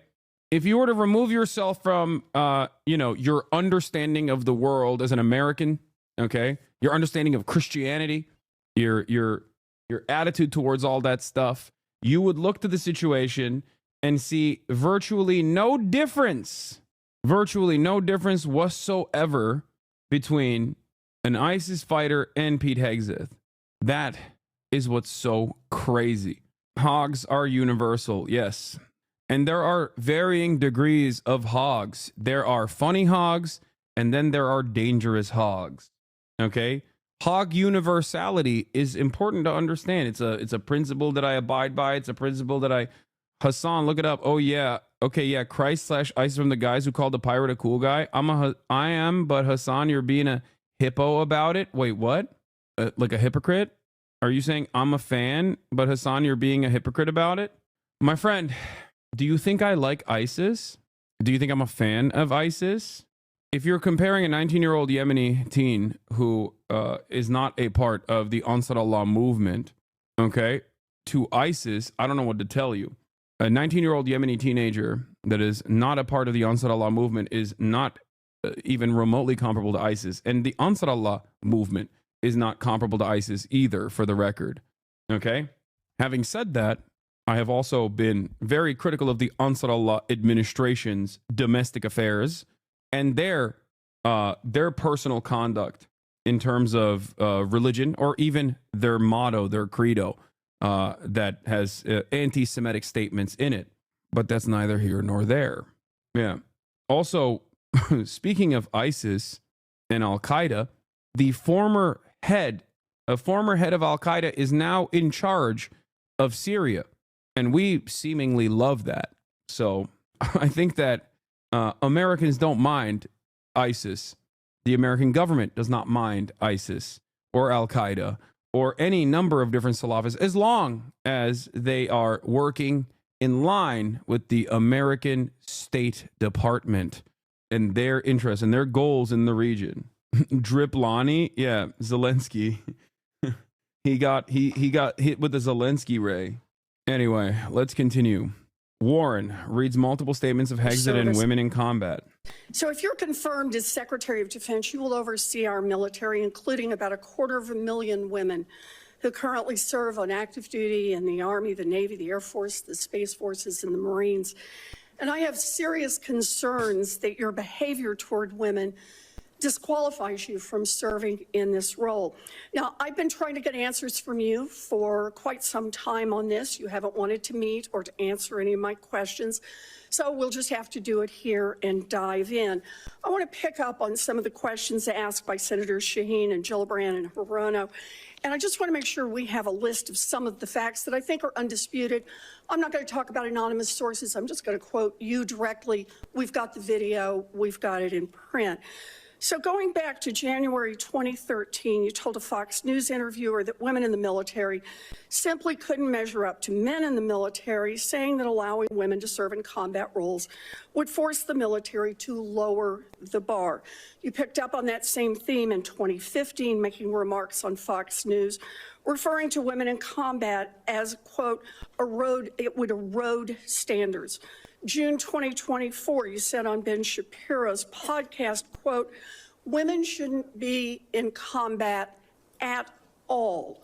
And then, of course, we've talked about it in 2024. You published a book, and you say on page 26 of your book, we need moms, but not in the military, especially in combat units. Page 48 of your book, you claim that women should not be in combat roles because men are distracted by women. And then 10 weeks ago, you appeared on the Sean Ryan show and said, I'm straight up just saying we should not have women in combat roles. I like that he clarified it so many times. He's like, no, guys, drop everything. This is the one thing. Make no mistake, I do not think women should serve in the military. Now, and we talked about this with the trans ban in the military as well. There are many roles. The Defense Department is a hiring body. It's a government jobs program. It is the largest government jobs program. It's the second largest hiring body in the nation after Walmart. Okay? So when you make decisions like this across the board, when you're just like, yeah, we're just not going to have any black people in the military anymore, or we're just not going to have any women in the military anymore, or we're just not going to have any trans people in the military anymore. That's like you have now eradicated tens of thousands of jobs, sometimes hundreds of thousands of jobs, okay? In a way that is also unconstitutional, in a way that is also not allowed. Now, am I a firm and committed believer in, making more female, gay, non-binary, or trans drone operators or whatever and make them do the war crimes? No, I don't care. But I also understand the current situation that we exist under. I don't like the military's output, but I do understand that it's still the second largest hiring body in the nation. I think he said combat, not military. I could be wrong. Yes, he has mentioned combat, but also military as well when he says women should be in the kitchen and barefoot and pregnant and not in the army. Now, what's funny about this also is that women in combat positions still have to abide by the same standards. The military has lowered restrictions, as that one chatter tried to own me with that article, because the military has a recruitment crisis. Having said that, however, despite the fact that the military has a recruitment crisis right now, and that's a good thing, by the way, it's not a bad thing. If you want to get a combat position, or if you want to, become a ranger or whatever, those restrictions have not been lowered for women. That's not a thing. Okay. So if a woman is capable of getting into that position, they have to undergo the same exact testing that men have to go through. That's it. Roles. Now, I presume you recall making all these statements? Senator, I'm not familiar with article you're pointing to in 2013, but it underscores my argument completely because in that 2013 argument, I was talking about standards. Standards are what it's always been about, Let's not Senator. have this same fight Always again. been about Senate I've quoted standards. you directly. We've got the video. We're happy to show it. Anyway, Sir. yeah, I was just going crazy. I was just saying things, Senator. You don't understand. I don't know what I'm saying. Absolutely. 12 years, you were quite open about your views, and your views were consistently the same. Women are inferior soldiers, sailors, Marines, airmen, and guardians. And in case anyone missed the point, and these are your words from... I think it's so funny because he just kept like there is no defense here because like it's a thing that he has repeated so much. Like it is a thing that he has openly repeated and defended so much. So at that point, you just have to say like, yeah, they suck. Women ain't shit, Senator. Like there's nothing, like he wrote it in a book multiple times. Like he defended it publicly multiple times. It's this thing that he believes. 10 weeks ago, women absolutely straight up should not be permitted to serve in combat. And I notice on each of these quotes, those are said without qualification. It's not by how much you can lift or how fast you can run. They don't belong in combat, period. Or your words. It's so awesome. He's like, no, I don't even care if they can outlive me. Okay. I still don't want them. Like, make no mistake. Okay. Being a woman is disqualifying. I would like to discriminate based on gender in the second largest hiring body in the United States of America. Straight up. Make no mistake. If this somehow gets brought up in a congressional hearing later down the line in the future, 10 years from now, 5 years from now, who knows? I want the world to know. I do not think women should be in the military. They should be in the kitchen instead. Like that's crazy. It's like a meme almost. Like it wasn't. They're not combing through his background to find like a badly placed quote. You know what I mean? They're not doing. They don't have to do the thing that my haters have to do whenever they like discuss my, crimes against women or whatever, where they'll just like clip something out of context. He just very clearly is like, this is what I believe. I hate them. I don't know how many times I have to repeat it. Like, it seems like he randomly would bring it up in times where it didn't even, it didn't even make sense. Who was Senator Sullivan? Senator Kane. Of clear. Anyway. So quickly, forget about that. And then Senator Kane, or I guess I better use the senator from Virginia, starts bringing up the fact that what if you showed up drunk to your job? How many senators have showed up drunk to vote at night? Have any of you guys asked them to step down and resign from their job? Wait, what? What?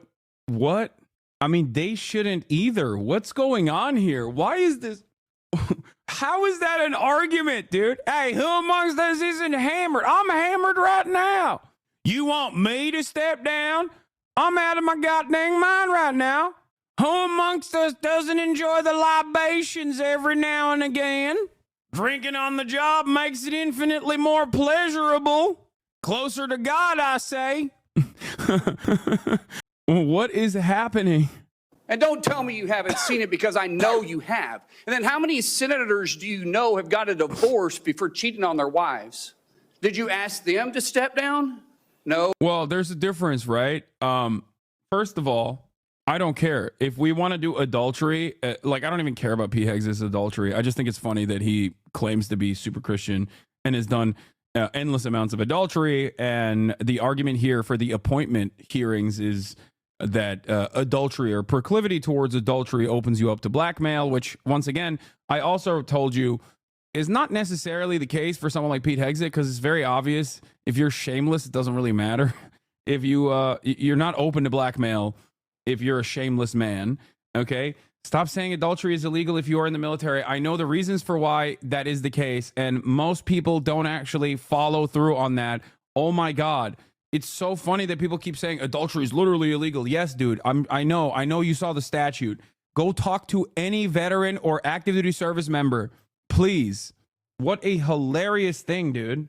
Like, oh yeah, I know adultery is illegal in the military. Yes, so is rape. Okay, hasn't stopped military members from engaging in both. Okay, my friend group is military children. 4 out of 5 of us have divorced parents due to cheating. Yeah. What's next, dude? Are you going to tell me that violating rules of engagement is a serious, comes with serious misconduct? I mean, serious penalties for said misconduct? What's next? You're going to tell me war crimes are crimes? Oh my God, I know. Yeah. Are you going to tell me that there is a law in the books in the United States of America called the Leahy Law, which makes it illegal for the American government to actually keep giving weapons to a foreign ally that is consistently violating international human rights? You cannot be this silly. Laws don't matter anymore is also ridiculous. Laws have never really mattered. Okay? Laws have never really mattered. What matters is the goals that we have. A lot of this stuff is just aesthetic. Oh, but it's for show. You guys make sure you make a big show and point out the hypocrisy because a man's made a mistake. And you want to sit there and say that he's not qualified? Give me a joke. I mean, it is so ridiculous. When talking about the military, you have a blind spot. It's rare, but I have seen 3 people in my 10 years of service actually get prosecuted for adultery. I don't think I have a blind spot when I don't think this is a blind spot. I think it's laughable to say that, like, the military actively stamps out adultery when the military barely addresses rape amongst its ranks in its own bases. Give me a joke, I say. That you guys hold yourself as this higher standard and you forget you got a big plank in your eye. We've all made mistakes. I've made mistakes. And Jennifer, thank you for loving him through that mistake. Because the only reason why I'm here and not in prison is because my wife loved me too. And so did so did Pete Hegseth's second wife, and so did his third. A pattern that is clear. They loved him so much. They loved him when he was in the marriage with the first wife. And then the second wife was in love with him when he was in the marriage with the first wife. And then the third wife was also in love with him when he was in the marriage with the second wife. You understand me? And hopefully a fourth one will come down the line. I have changed, but I'm not perfect. But I found somebody that thought I was perfect. And for whatever reason, you love Pete, and I don't know why. Senator Warren. Thank you. All right, we covered the Senator Warren heated exchange. Senator Gillibrand. Thank you, Mr. Chairman. Thank you, Mr. 4 cases of sexual assault within the local population of Okinawa within 6 months by American Marines. Oh, yeah. One of the victims was a schoolgirl, a teenager, and another one was literally like, I don't know if this is correct or not, so I'm not going to say it, but one of them was a child. Okay? Yeah. That's also rape on foreign bases of like the, native population. There's also a major issue with sexual assaults within the ranks. Okay? Sexual assault where men sexually assault other men, sexual assault where men sexually assault other female colleagues. Like, this is a real issue within the military. Hegseth, I do want to thank you for your service, I want to thank you for your willingness to serve in this capacity. Thank you, Senator. I have many concerns about your record, and particularly your public statements, because they are so hurtful to the men and women who are currently serving in the U.S. military. Wait, this is going viral? To that, you could do acquisition and cross-servicing agreements, which essentially are security agreements. You can't even mention that. You've done none of those. You talked about the Indo-Pacific a little bit, and I'm glad that you mentioned it. Can you name the importance of at least one of the nations in the ASEAN, and what type of agreement we have with at least one of those nations? And how many nations are in ASEAN, by the way? I couldn't tell you the exact amount of nations in that, but I know we have allies in South Korea and Japan and in AUKUS with Australia trying to work.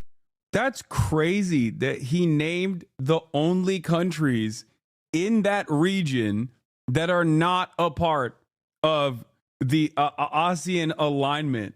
And he just dropped AUKUS too. He dropped AUKUS because he had to say Australia because he wanted to say AUKUS. But it's so funny that, like, He basically carved out the countries that are not a part of it. He circled around. He went there. He went to the region, okay, through name recognition, and basically chose the only countries that are not a part of this specific alignment. That's amazing. On submarines with them. Mr. HEGSETH, none of those countries are in ASEAN. Across. None of those 3 countries that you've mentioned are in ASEAN. I suggest you do a little homework before you prepare. No, he literally chose the only countries that are not in the Association of Southeast Asian Nations. That's awesome. He's like, you know, there's countries. What, Senator, you mean Asian? Okay, Australia. It's close enough. I saw people on Twitter being like, well, it's pretty obscure. I had to look it up too. Yeah, no shit. That's why you aren't being looked at for Secretary of Defense. Yeah. He doesn't have a PhD in foreign policy. He's just that good. For all of his faults and failures, I feel like Joe Biden would know the nations. You know what I mean? Is there actually any chance this guy gets confirmed? I know we're in the Twilight Zone. Yes. Yeah. ASEAN, you mean island China, anti-China Chinese, China that we bombed quite a bit. Next to the anti-China Chinese. It's like, you know, China light, different kinds of Chinese. Excuse me. China that we bombed quite a bit. Bomb China. This is just a humiliation ritual to get the seat. Yeah.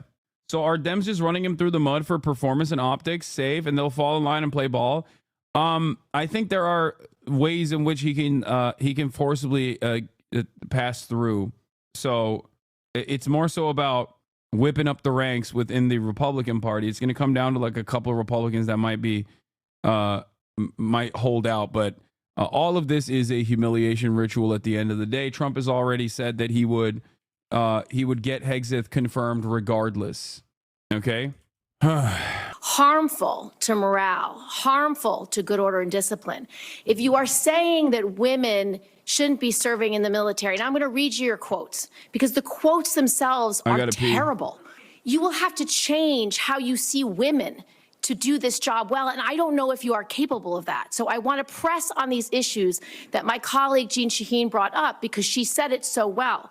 So first of all, you answered your questionnaire. Do you believe that any American who wants to serve in their country in the military and can meet objective standards set by the military should be allowed to serve without limitation? You've said yes to that question. But then in all of these other circumstances, you've denigrated active duty service members. We have hundreds of women who are currently in the infantry, lethal members of our military serving in the infantry, but you degrade them. You say, we need moms, but not in the military, especially in combat units.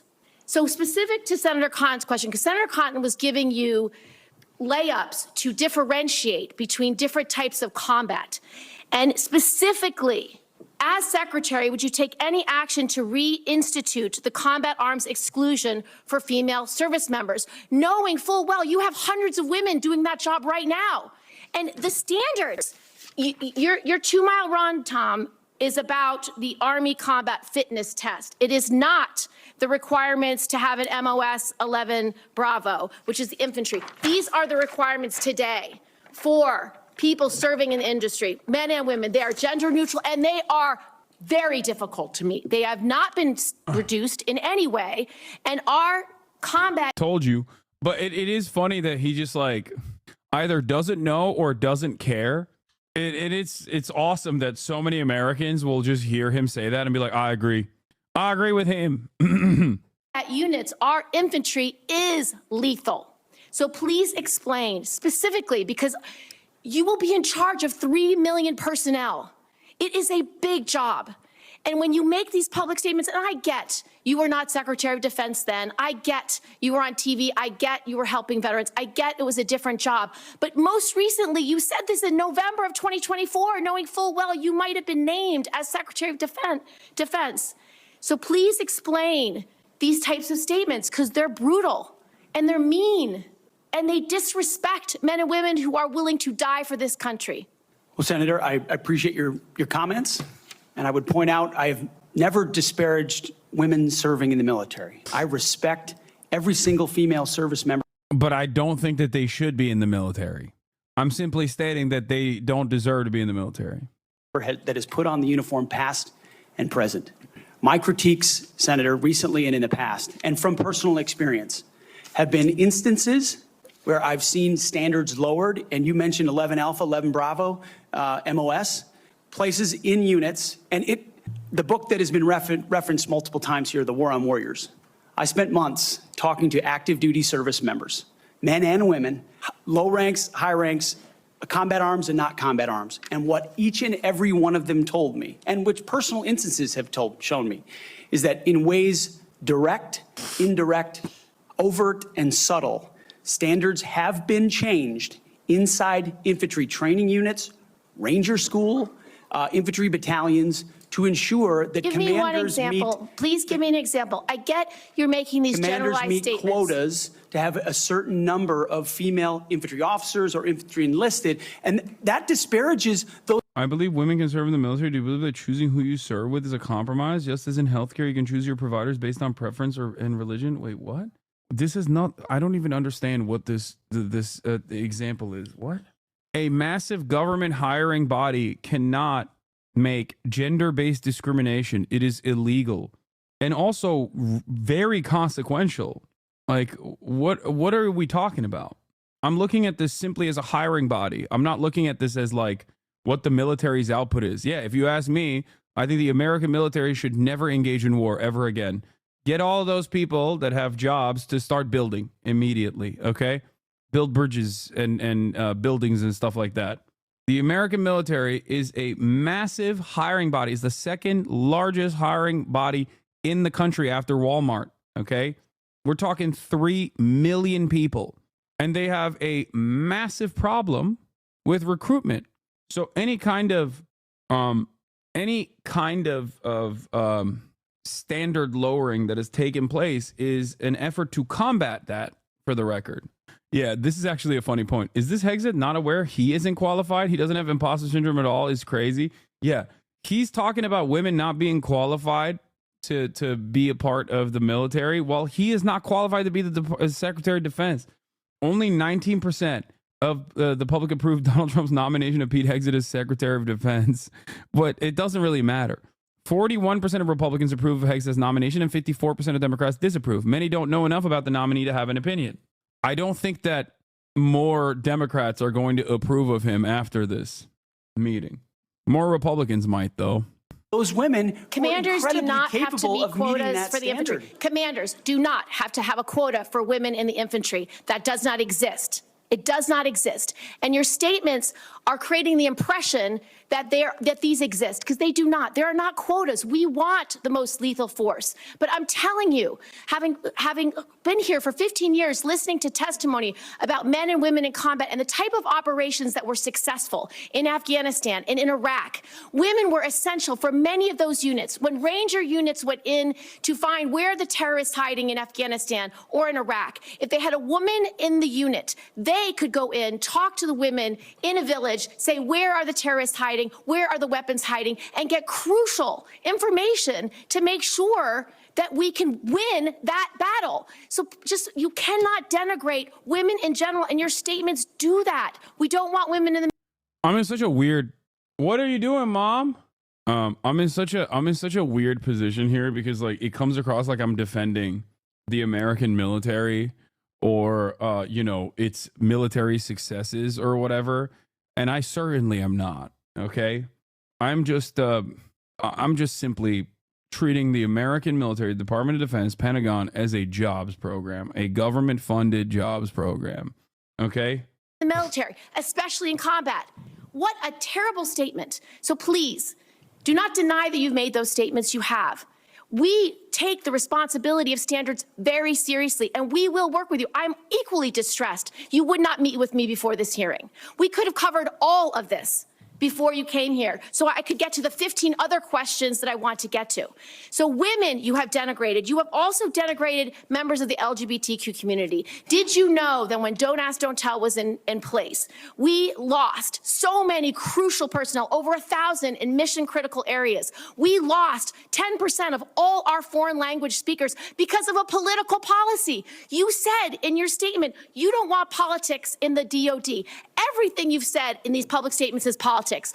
I don't want women. I don't want moms. What's wrong with a mom, by the way? Once you have babies, you therefore are no longer able to be lethal. I mean, you're basically saying women, after they have children, can't ever serve in the military in a combat role. It's a silly thing to say. It's a silly thing to say, beneath the position that you are aspiring to. To denigrate LGBTQ service members is a mistake. If you are a sharpshooter, you're as lethal regardless of what your gender identity is, regardless of who you love. So please know this to be a true statement.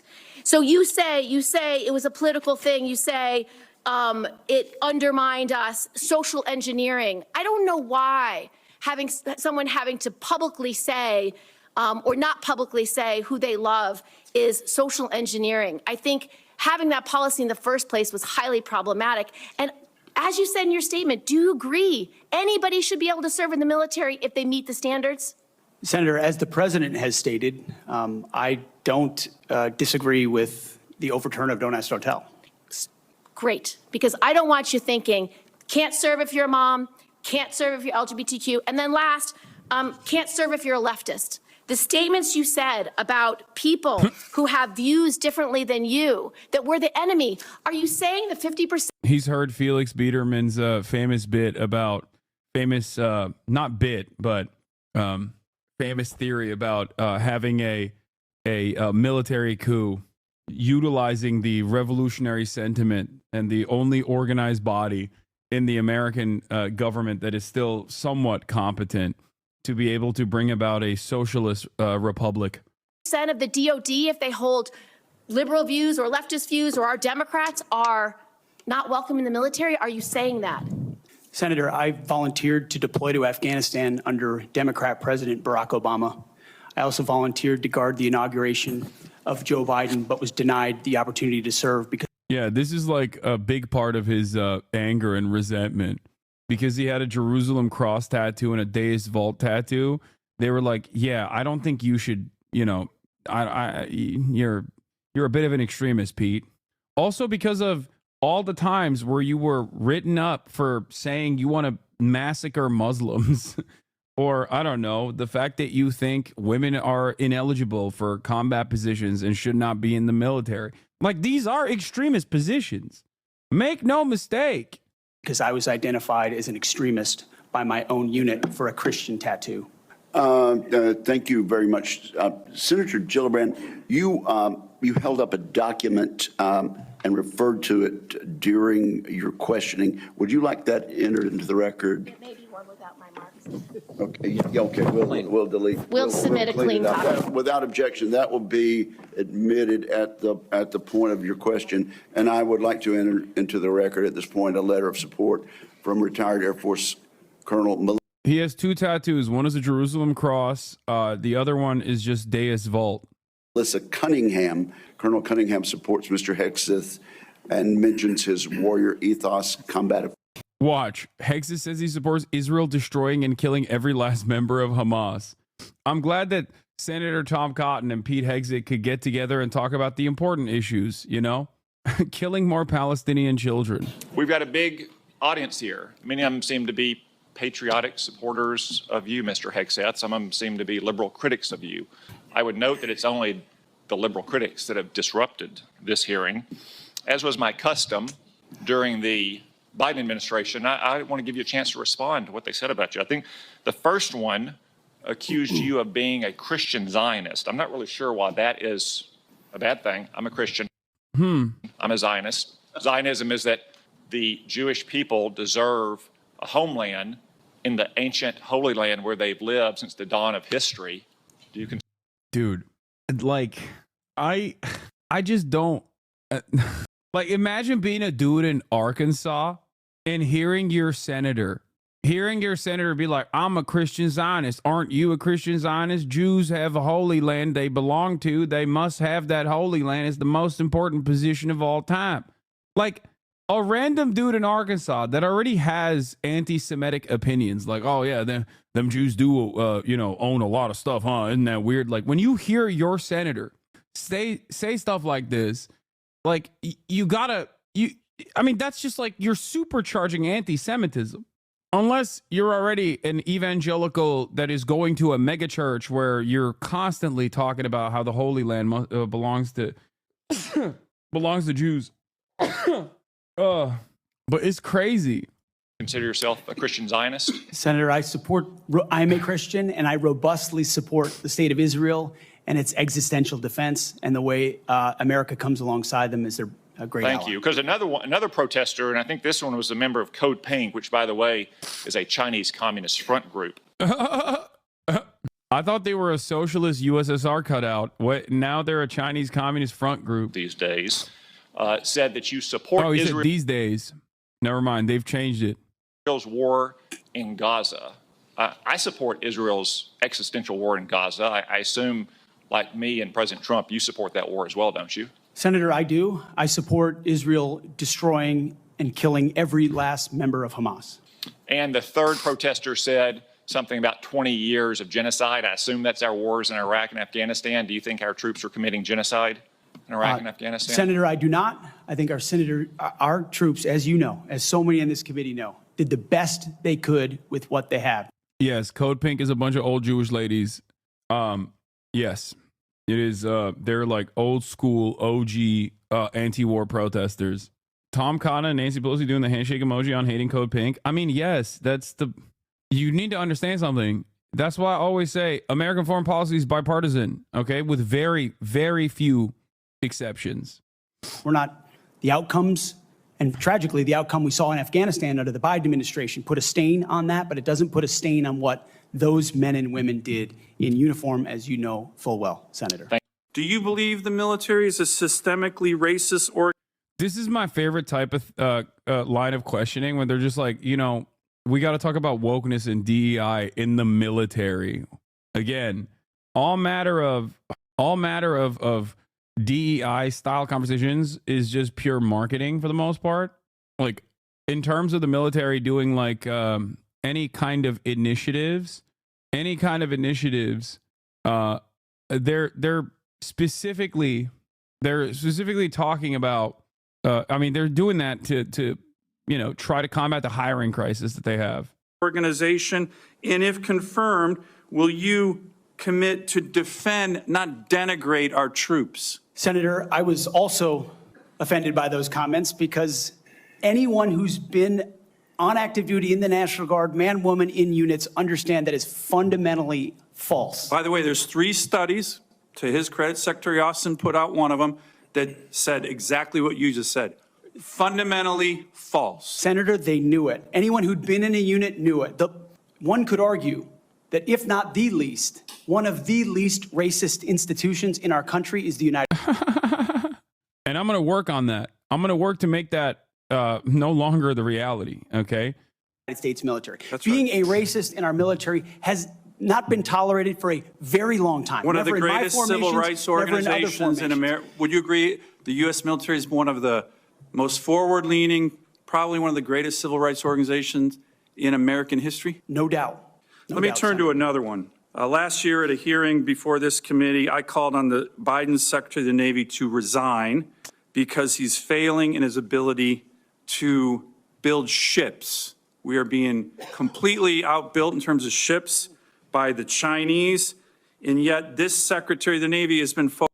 This is so funny to say, because like how many aircraft carriers do the Chinese have, okay, versus how many we have, and what the operational capacity and what the logistics that the American military has. Not the glaze, okay, but we have far outspent every other nation for far too long. It is virtually impossible for our foreign adversaries to even come close. People don't understand the full scope of American empire. They don't understand that a major part of this process, being everywhere all at once, requires a massively complex logistical chain. Okay? You need constant refueling. You need constant resupply. You need Amazon deliveries that that are getting shipped to the aircraft carriers in real time. This conversation about ships is already insane. We already don't have the manpower to man the ships that we currently have. Every sailor rolls their eyes at this because everyone is already overworked due to manpower. Yeah, it's crazy. It's crazy. They're like, oh yeah, they're outbuilding us. It's like, dude, you don't have, there's not enough people, dude. Not only do we have more ships, but we have an incredibly complex web of logistics. We have a supply chain. We have a global supply chain that feeds these aircraft carriers and our military bases all around the planet. And we also have an incredibly complex web of constant spying, like constant surveillance that works effectively with all of our aircraft as well. These are things that no other foreign nation, adversary or not, will ever be able to achieve. I don't understand why these people are so invested in saying that the American military is woke that they're just like, once again, undermining the truth. China can't even achieve it. No, I think it's a matter of priority. I think China doesn't choose to spend its money on supercharging their military, on hyper-focusing on their military might. They have defensive positions overall, and they want to have regional dominance. But having said that, they would rather build sick, infrastructure projects like the new dam that they want to build. It's like significantly larger than the Three Gorges Dam. It's stuff like that. China has more ships than us already. We still have more tonnage, but that's eroding too. Okay, but I'm talking about something more than simply ships. China has now more surface ships than the U.S. China is building at a rate of 6 destroyers a year compared to U.S.'s 2 destroyers a year. I don't, guys, and I think Elent News will agree with me on this. In terms of the Navy, he's probably referring to China now building at a capacity of 6 destroyers a year, and the U.S. builds 2. They're now the largest Navy in terms of ship numbers. The Navy doesn't simply operate on the pure number of ships. It's infinitely more complex than that. You also have to have a steady supply chain that is refueling and refeeding munitions into your Navy, no matter where you are in the world. Like America's capabilities in terms of America's military capabilities are I think so far more advanced than the Chinese military. It's not even, and I say this as a China glazer, like America currently has a capability to be anywhere around the world and deploy anywhere around the world, like an insane number of troops. China does not have that. America has 800 military bases that we know of. China has 2. 800 foreign military bases that we know of. This does not include the secret bases that we do not know of. The logistics is important, and the U.S. has the monopoly on allied ports and refueling for sure, although China is building a large logistics fleet. But you are correct, the U.S. is far ahead right now in terms of deployment capability. Exactly. The U.S. Navy can't even defeat the Houthis, though. See, that's the other part of this problem, because, like, no matter how mighty your military is, obviously, unless you do full tilt genocide and just, like, nuke a place, it's going to be quite difficult if you have an enemy that is resilient and refuses to give up. So there's also that aspect of this conversation as well.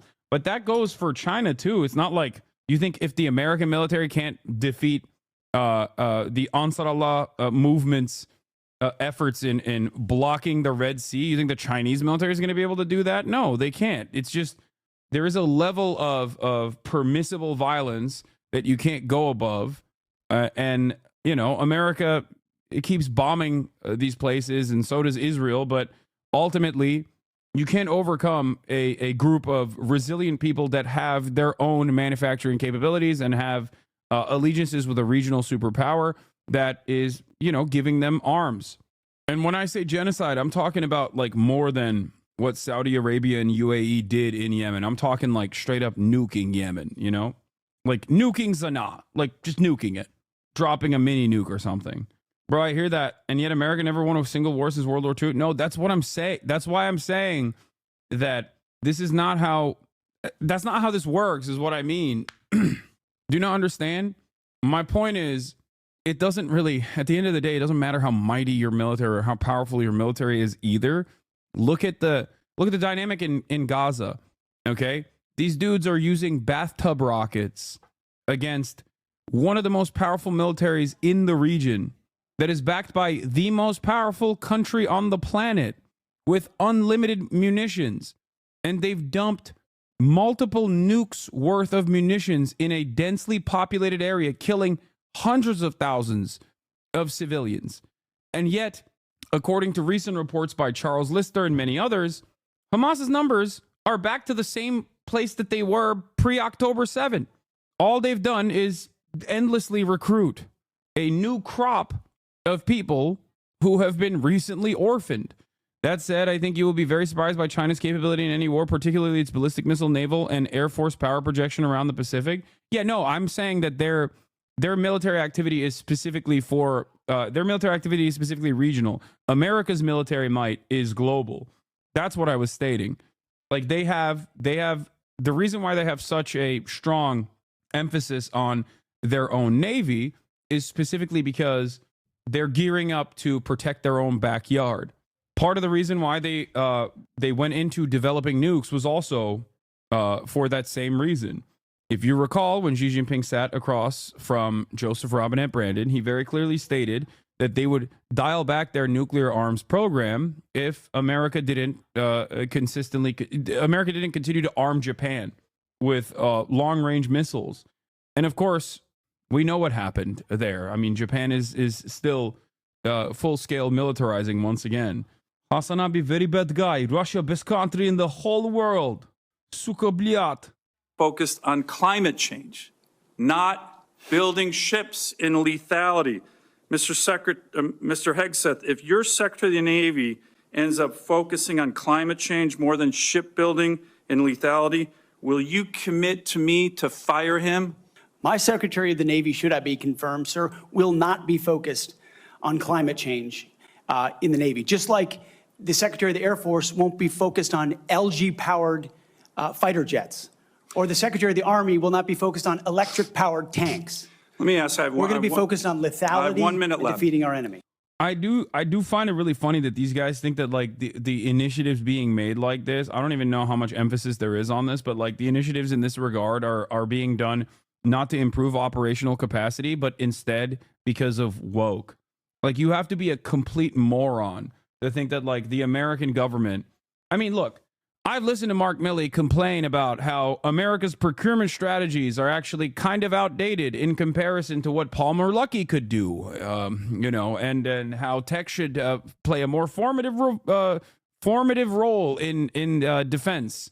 Okay, it's legitimately terrifying to hear guys like this talk about accelerating American R&D in the field of battle, and there are definitely a lot of pre-existing checks that I guess slow down this process.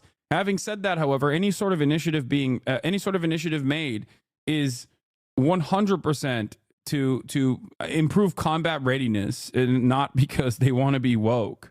And I appreciate that. The other thing President Biden did, his first executive order as president, was to focus on transgender surgeries for active duty troops. This is all I'm describing the woke military here under Biden over the last 4 years. If confirmed and you issue an order saying we are going to rip the Biden woke yoke off the neck of our military and focus on lethality and warfighting, how do you think the troops will react? Senator, I know the troops will rejoice. They will love it. They will love it. And we've already seen it in recruiting numbers. There's already been a surge since President Trump won the election of recruiting. The Army says do you think our military will surpass its and our military goals. will follow that order? Our military. Yeah, that's what was stopping people from joining the military. How woke it is. Bro, they're going to start drafting people. I swear to God. Oh my God. Military will follow that order, Senator. Gladly, because they want to focus on lethality and warfighting and get all the woke, political prerogative, politically correct, social justice, political stuff out of the military. Okay. All right. Will the Bernie interview be on this channel? Yes. In 5 minutes, I will be talking to Senator Bernard Sanders. Okay? I'll just say this much. Okay? I'll say this. Same time. As one of the last things I want to point to before we get to our conversation with Senator Bernard Sanders. A lot of you have called me old for being 33 years old. Many of you youngins are going to be feeling the pain when that draft kicks in. Okay? Maybe age will be a virtue in the upcoming years when we go to battle with China. Okay? Yeah. Think about that. You are not considering the purchasing power and the differing market conditions, nationalized versus private contractors, and that close the gap in spending significantly, absolute spending versus effective spending. I wasn't even talking about that. I was actually talking about like the American deployment capabilities around the globe and how many units we have, how much equipment we have, and also how much more advanced American technology is in the field. In the military specifically, in comparison to our foreign adversaries. Joining the war on China, on the side of China, yes. Oh man. Any preface for the talking points with Bernie? We're just gonna freestyle for the most part. I have some questions that I sent over that I wanted to go through. Obviously, I'm gonna start the conversation. I'm going to start the conversation by, talking about my own personal experience with Bernie Sanders and what he means to me. Am I nervous? No, I'm not nervous. We only have him for a very, very short period of time. No, nothing is off limits. U.S. Coast Guard ships can be refitted for combat, and the U.S. has close to 100 frigates in the Coast Guard that could easily be retrofitted if needed. Retrofitted if needed for what? It's my first time talking to the GOAT, yes. All right, calling now. Okay, let's see. Okay, hold on. Anne, I'm talking to Senator Bernie Sanders. Please be quiet over there. Hello? Senator Sanders, can you hear me? Okay, maybe not. I can see Senator Sanders, and I can hear him as well. I don't know if he can hear me though. I can hear you. How are you? Oh, okay, perfect. 1 second. Let me just move this around a little bit.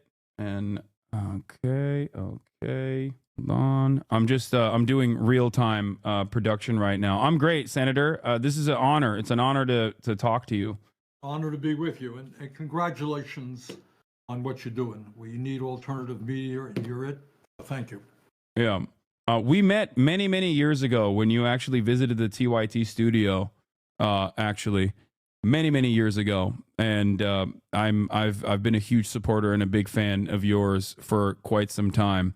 All right, well, we're getting started on our end, so I don't know if you guys are ready to go on yours as well.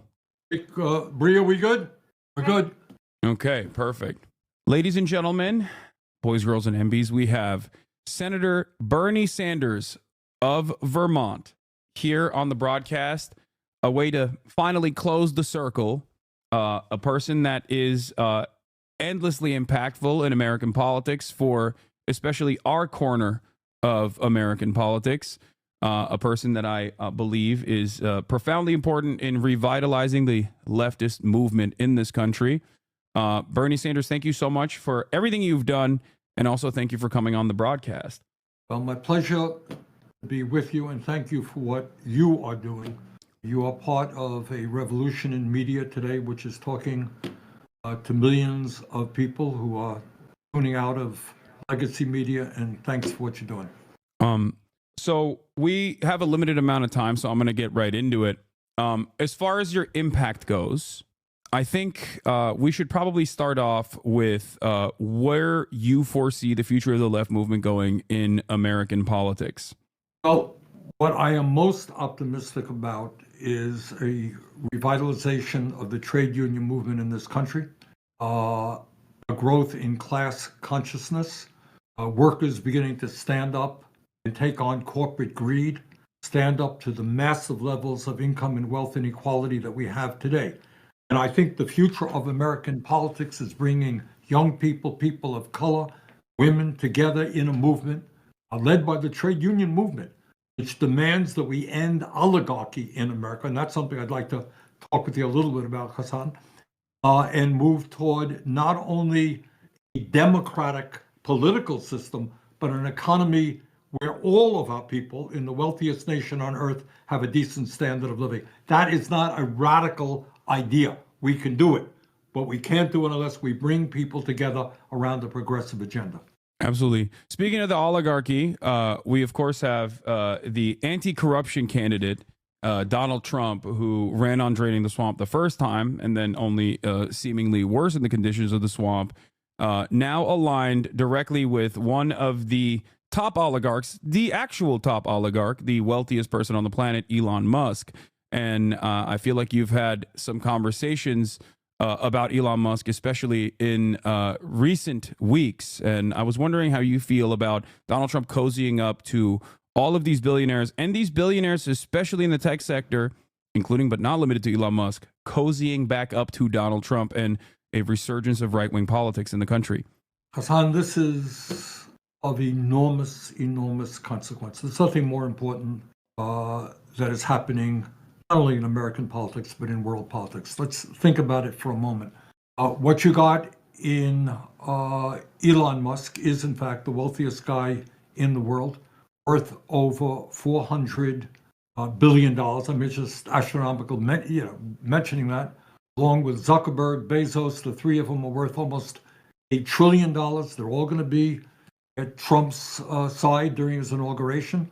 Musk is going to play an active role in, quote unquote, transforming government. What is all of this stuff is about? What it's about is moving incredibly rapidly toward an oligarchic form of society where the very wealthiest people will not only own the economy, not only own the media. I mean, Bezos owns the Washington Post, Musk owns Twitter, but also own the political system. One of the issues that we don't talk about enough is that during this last election, a small, tiny number of people, multi-billionaires, poured huge amounts of money into both political parties, and that is, to my mind, not what democracy is about. So you got control of the media by the few, control of the political system by the few, control of the economy by the few. And if that's not oligarchy, I don't know what oligarchy is. And our job is to bring our people together, the vast majority of the people, demand a vibrant democracy, getting rid of Citizens United, one person, one vote, limiting the amount of money big money can spend on politics, and creating an economy in the richest country on earth that guarantees a decent standard of living for all people. That's the challenge. What do you think Elon Musk is going to do in terms of privatization when he is basically in charge of numerous government agencies now? Like, he's going to have control, or at least a tremendous amount more influence, direct influence over numerous government agencies, some of which are tasked with regulating his companies. Exactly. And it's not just, don't look at it as him having control over this or that agency. It's the enormous impact that the wealthiest guy on earth, a very smart guy and a very dynamic, hardworking guy, what it's going to have over the totality of the government and the Trump administration. What does it mean? These guys do not believe in government. They aggressively believe in deregulation. They believe in more and more wealth and power, people on top right now. You don't hear Mr. Musk talking about the need to provide health care to all people as a human right.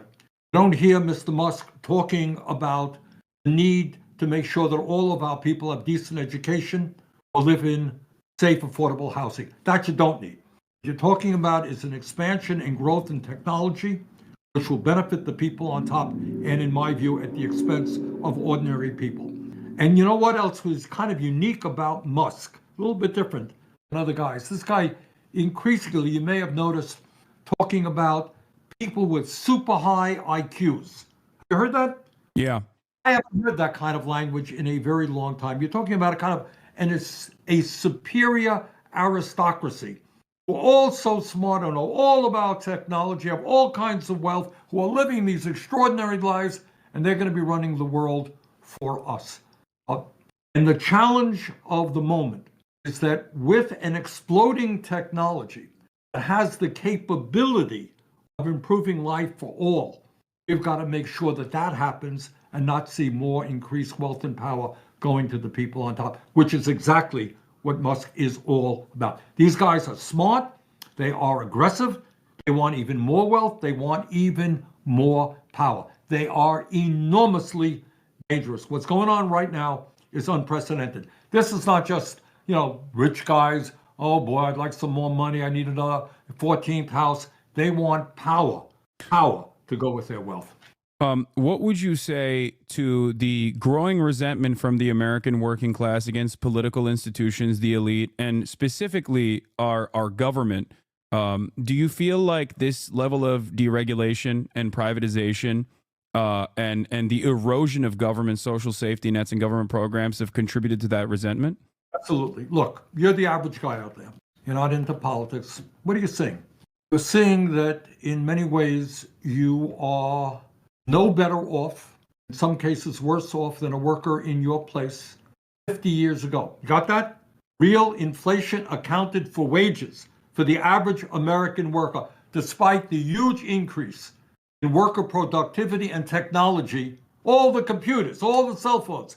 An average worker in real inflation accounts for dollars, not making a nickel more than he or she did 50 years ago. And during that period, a massive transfer of wealth, bottom 90% to the top 1%. And you're looking around you, and you're worried that your children may be in even worse financial shape than you are. They may never own a home of their own. You look at a government, you're hearing all the political bullshit that's out there. I'm going to do this and I'm going to do that. And yet, maybe your job went to China. It's likely that you have a high deductible. You may not have any health insurance at all. Maybe your kid made it to college and he or she is deeply in debt.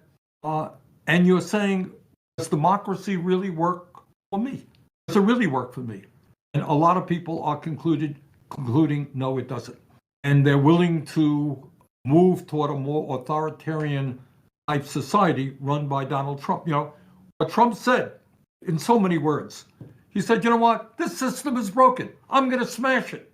Well, he's right. The system is broken. Problem is, his solutions are going to make a bad situation even worse. Our job is to acknowledge what Democrats don't. You know what? The system is broken. We need to rebuild the system. People together. We can do it. We should not be the only major country on earth not guaranteeing health care to all people as a human right. You think we can't build millions of units of affordable housing? You think we can't reach out to the world and address climate change? I think we can. Tough stuff. None of this is easy. We can do it. A lot of people are essentially saying, I'm sick and tired. I've heard all of it over and over again. It ain't working for me. Status quo is not what I want. I want change. Trump may be crazy. He may be a pathological liar. He's going to bring about change. So that's what I think we're dealing with. Do you feel like this was a crisis in communication from the Democratic Party in the past election cycle that led to the defeat of Kamala Harris? No, I don't. I don't think it's a question of communication. I think it's what the Democrats stand for. So, it's not messaging is art. So if the Democrats believe, does the Democratic leadership believe that the current system is broken? You tell me. Have you heard that? People go around saying, look, there's something wrong when we have massive income and wealth inequality, when we're the only major country not to guarantee health care to all people, when you got 800,000 people sleeping out on the streets, when we have an opioid epidemic, when our public schools are failing. You know what? Guess what? The system ain't working. Do you hear Democrats say? You tell me. I mean, I'm sitting in the Beltway. I don't hear it. Do you hear it on the outside world? No, absolutely not. That's why I was wondering what your opinion is. Is it malicious? Is it incompetence? Is it because we are now seeing the likes of Chris Murphy, for example, come to terms with a more left-wing populist message that they want to adopt. Now, you say that it's more than just the message. It's actually about dramatically changing the policy, dramatically changing the direction away from this zealotry that they display in terms of defending third-way neoliberalism. And I 100% agree with that. But will there actually be a change in your estimation within the Democratic Party? Do they actually want to win elections? Do they actually want to change the trajectory of American politics away from the throes of fascism? They want to win elections, absolutely. Are they willing to take on their corporate sponsors? How do we build sustainable? People who finance their campaigns in order to do what is popular and what the American people want, which is the way you win elections. Let me give you just many examples. I mean, I can throw it out. It is one thing to say, okay, we are opposing Trump's effort, perhaps, to throw millions of people off of the Affordable Care Act. We all agree that should not happen. It's another thing to ask why it is that we're spending twice as much per capita on healthcare. 85 million people are uninsured or underinsured. Insurance costs are going up. The question there is our healthcare system broken or not? I think many Democrats are prepared to say, yeah, it's broken. We need a new system. We need to move toward Medicare for all. Are there some Democrats who are beginning to catch on that there is something wrong when they have lost a significant part of the white working class, and now the Latino working class, some of the black working class? Are people beginning to catch on that maybe we've got to address some of the issues that are impacting the lives of working people? Yeah, I think some are enough. No, I don't think so. How do you feel about the Morena victory in Mexico, if you don't mind me asking? Because we did see a somewhat older figure in AMLO transitioning power away after seeing tremendous success with the expansion of the welfare state and social safety nets and trying to target to the best of his ability inflationary the inflation crisis that many other Western liberal capitalist nations faced, where we saw historically unpopular incumbent disadvantages. AMLO was able to transfer power away from himself to a younger female candidate, Claudia Sheinbaum. So clearly, even in North America, there is an example of a social democratic party becoming even more popular in the aftermath of this election. Well, I would look. It ain't complicated. If you do what your constituents want you to do, I want they're going to vote for you. I mean, it's kind of basic politics. If you ignore their needs and say, well, you just don't appreciate all that we have done for you, you don't know how good you have it, well, you know what they say, well, screw you, I'm not doing well. I would also mention to you that when we passed in the throes of the pandemic, the American Rescue Plan, which provided direct cash payment, tens of millions of Americans extended unemployment, put a whole lot of money into childcare, kept people from getting evicted, lowered the childhood poverty rate through a child tax credit. At that particular point, after that bill was passed, guess what? Biden's popularity was the highest that it was throughout his administration. You tell me, just tell me, if the Democratic Party said, you know what, in the first 3 months of a Democratic presidency, a Democratic Congress, every American will have health care as a human right without having to take out your wallet, because it's a human right. We're going to fund it in a progressive way, publicly, no more in insurance premiums, co-payments, deductibles. If the Democrats pulled that off, how incredibly popular do you think they would be? You tell me. Absolutely. Am I missing something? No, absolutely. Do you think that it's the impact of money in politics that causes Democrats to be afraid of taking the initiative on issues like this? Or is it more pervasive and unfortunately scarier than that? Because I'm a firm believer that aside from the lobbying dollars, I think that there is a crisis of like elitism, I would say, where you have immediate family members of Democratic Party officials and, of course, the Republican Party officials as well that go to work in these corporations. So it's a more complex web beyond even lobbying in terms of the conflict of interest, in my opinion, between members of Congress and the corporate elite. I think you're right. I think it is both factors. Let us not minimize the role that money plays, period. Every American, I don't give a damn what your political views are, should be really frightened that 3 multi-billionaires in the Republican Party could put hundreds of millions of dollars into Trump's campaign. Democrats also had many billionaires contributing. And if you think those guys are doing this out of the goodness of their hearts, you would be mistaken. Obviously, they want to elect candidates who will represent their interests. And the second thing related to kind of what you are saying, son, is that people live in a certain world. One of the crises of the corrupt campaign finance system we have is not only the impact of money. Many of my colleagues are spending 20, 30% of their days. You know what they do? They're not out talking to their working class constituents. They're on the phone raising money from wealthy people. They're going to, house parties with wealthy people. When you surround yourself with folks who have come from a certain world perspective, I'm running a corporation. Let me tell you about all my problems I'm having. It's not, hey, I can't pay my rent. Let me tell you about my problems. You live in a certain milieu, I think is what you're talking about, and that becomes separated from reality. Does that take place? Is that happening? I think it is. Yeah, I noticed that I was the most out of touch with the outside world when I was directly at the DNC, despite being online the entire time. That I definitely noticed that there is a bubble surrounding, I would say, the Rust Belt for sure, or not the Rust Belt. Sorry, the DC class and the media class. I think are certainly. It really is. It really is. Certainly I've said removed. this. It really is. I've said this a million times, and it's not just the politicians, it's the inside the Beltway media. I cannot recall. I have done 12 zillion interviews in my political life over the years.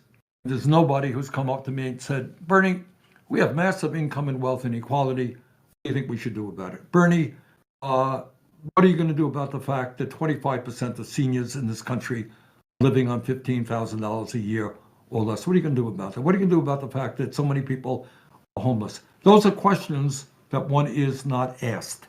One is never asked about income and wealth inequality, for example. It's not part of the mindset of media or, for that matter, politicians. And we got to break through that. We have got to break through it because it is on the mindset of ordinary Americans. So switching gears a little bit, but going back to the Democratic Party's performance in these past 4 years under Joe Biden, where would you rank Biden's performance across the board? Because there were certainly a lot of good things that occurred. I think pulling out of Afghanistan was a success, and it was the appropriate thing to do, even though it was not defended adequately by the Democratic administration, in my opinion, and the media definitely was very gung-ho about continuously punishing Biden. There were also initiatives, like you said, the expansion of child tax credit, and wonderful work done by the NLRB and many other regulatory agencies, like the FTC specifically. But it did seem as though, one, these successes and the impact was not seen as tangible things that the American working class could associate with. But outside of that, do you feel as though it didn't meet the standards that are necessary for improving the material conditions of the working class right now? Excellent question. And here's the answer. Accomplished domestically. Wait, you're cutting out. Wait, 1 second. Sorry. I don't know what happened. You cut out a little bit. What you said, excellent question. I didn't hear anything after that. Sorry, Senator. Are you hearing me now? Yeah, I can hear you now. Yeah. I think if you look objectively at what Biden has accomplished domestically, it is probably the strongest record of achievement since FDR in the 30s. What you're talking about is rebuilding our crumbling infrastructure and creating a huge number of jobs, making real progress in rebuilding manufacturing in America. First president really to take on big pharma and have some impact in lowering the cost of prescription drugs, most notably beginning to negotiate prescription drug prices under Medicare, investing very heavily in climate change and sustainable energy. A president who was unashamedly pro-labor, walked on a picket line with the United Automobile Workers. That is a strong record. That's only part of what he did. Problem is, the record is strong, but I think he was not been the kind of leader and communicator that made that record understandable to the American people. And second of all, even more importantly, well, that is an admirable record that he should be very proud of. I'm proud to have worked with him on some of those things. The truth is, given where the American worker is today, it is simply not enough. What the American worker is crying out for is, why are my wages today no higher than they were in real dollars 50 years ago? If we could have raised the minimum wage to say $17 an hour, it would have made a hell of a lot of difference in the lives of millions of low-income people. If we could have expanded Medicare, at least, cover hearing, dental, vision, home health care, would have made a real difference. I think also, while President Biden has accomplished a lot, he does not do what Trump does and identify enemies. Who are the impediments to progress? Well, Trump has his ideas, all undocumented people and it's transgender people, whoever it may be. He has a set of enemies, kind of change every day, but they're out there. I don't think the Biden administration is strong enough in saying, you know what, you've got to stop the greed of the corporate world right now, not just the drug companies, but the insurance companies, sectors all over. They talk about it, but not quite forcefully enough, and to present specific policies to deal with that. Alina Khan, who is, I guess, in the next few days, remains a chair of the FTC, has done a brilliant job. Absolutely. And is one of the heroines of that administration. I think you got to be clearer in saying, why is it that the rich are getting richer and so many other people are struggling? We need an explanation for that. I'm not sure that the Biden people were as strong on doing that as they should have been. We don't have a lot of time, so I want to ask you something about the Green New Deal. In your Green New Deal proposal, you proposed $18 billion increase in national spending specifically to address the more frequent and severe wildfires plaguing the American West. This was, of course, widely panned by the media and also politicians that are backed by the oil and gas industry. And yet the $18 billion is marginal in comparison to the total damage that we've seen in California and Los Angeles this past week. Some estimates ranging from the most conservative estimates ranging from $50 billion to upwards of $100 billion. How do we communicate to the American public that initiatives like the Green New Deal are an absolute necessity going forward in order to truly tackle the climate crisis that is going to seemingly increase these extreme once-in-a-lifetime natural disasters? That's the problem. They're no longer, Hasan, you're exactly right. They are no longer once in a lifetime. They're no longer once in a decade. And by the way, while I'm here with you, let me just, I love LA. I get out there fairly often, and what's going on is unimaginable, and I know people are suffering, just so worried. And we're going to do what we can to help rebuild LA. Your point is, well, I think there are 2 points that need to be made. We have got to combat every ounce of strength that we have people like Trump who think that climate change is a hoax. This is, as I understand it, the warmest year on record, followed by 9 preceding years, which were the warmest years on record. Climate change is real. What you're seeing in LA is part of what we're seeing all over the world, massive climate disturbances. And it's going to happen. It's going to continue to happen. I mean, it's horrible to almost think of this. Say that what's going on in LA today will become fairly common in years to come. But unless the global community comes together, recognize that we got to change our energy systems, we got to take on the lies and the greed of the fossil fuel industry. We have to do what the Green New Deal is about, create millions of good-paying jobs in energy efficiency and sustainable energy, and we can do it.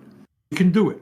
And yes, what the Green New Deal was about is saying, look, that in itself is not going to solve the global climate crisis, but it'll give states and communities better resources in order to deal with the crises that are definitely going to come as we try to transform the system. Do you feel like the back and forth political conversations or even blaming the likes of DEI or whatever the new Republican thing is on any given basis is simply a misdirection away from the actual the actual reasons as to why anthropogenic climate change is accelerating these extreme weather events? It makes me furious. It really does. Now, presumably what's going on in LA is all because you have a Democratic governor, a Democratic mayor, but then they're going to have to explain why we've had all this terrible flooding and other disasters in very red states all across this country. You got to be a moron not to understand that climate change does not give a damn whether you're a Democrat or a Republican. It is real. So yes, this is simply an attempt to deflate attention, much needed attention, on why climate change is causing devastating problems in LA, throughout our country. My small state of Vermont, in the last number of years, has been hit time and again. Floods which have wreaked havoc for hundreds and hundreds of homeowners, small business people. Our state capital is still impacted by the flood we had a few years ago. So this is a global crisis. Those people who are still trying to deny it in order to protect the profits of the fossil fuel industry, I really don't understand it. Their kids are going to suffer. Their grandchildren are going to suffer. I don't know what they think they're gaining by playing a political game with an issue of such existential importance. It seems like it's short-term profit seeking, which has absolutely eviscerated American manufacturing, as well as ruined even the consumer experience that Americans have in general over year. It's basically a race to the bottom, putting the interests of profits over the interests of people. I had another question about this in particular. Mike Johnson has made inferences to potentially offering conditional aid to the state of California in terms of recovery. In your experience, you've spent many decades in American Congress. Have you ever seen this level of politicization in the aftermath of any sort of natural disaster? And do you feel like Mike Johnson is doing this specifically because they want to potentially use this as a way to pass through budget reconciliations without much problems down the line? I think I have seen a little bit of this stuff in the past, but not to the extent that we're seeing it right now. It really is. Biden and Obama, I think if you check their records, they gave out disaster relief and other types of federal funding really to red states quite as generously or ungenerously as they did to blue states. They really did not discriminate.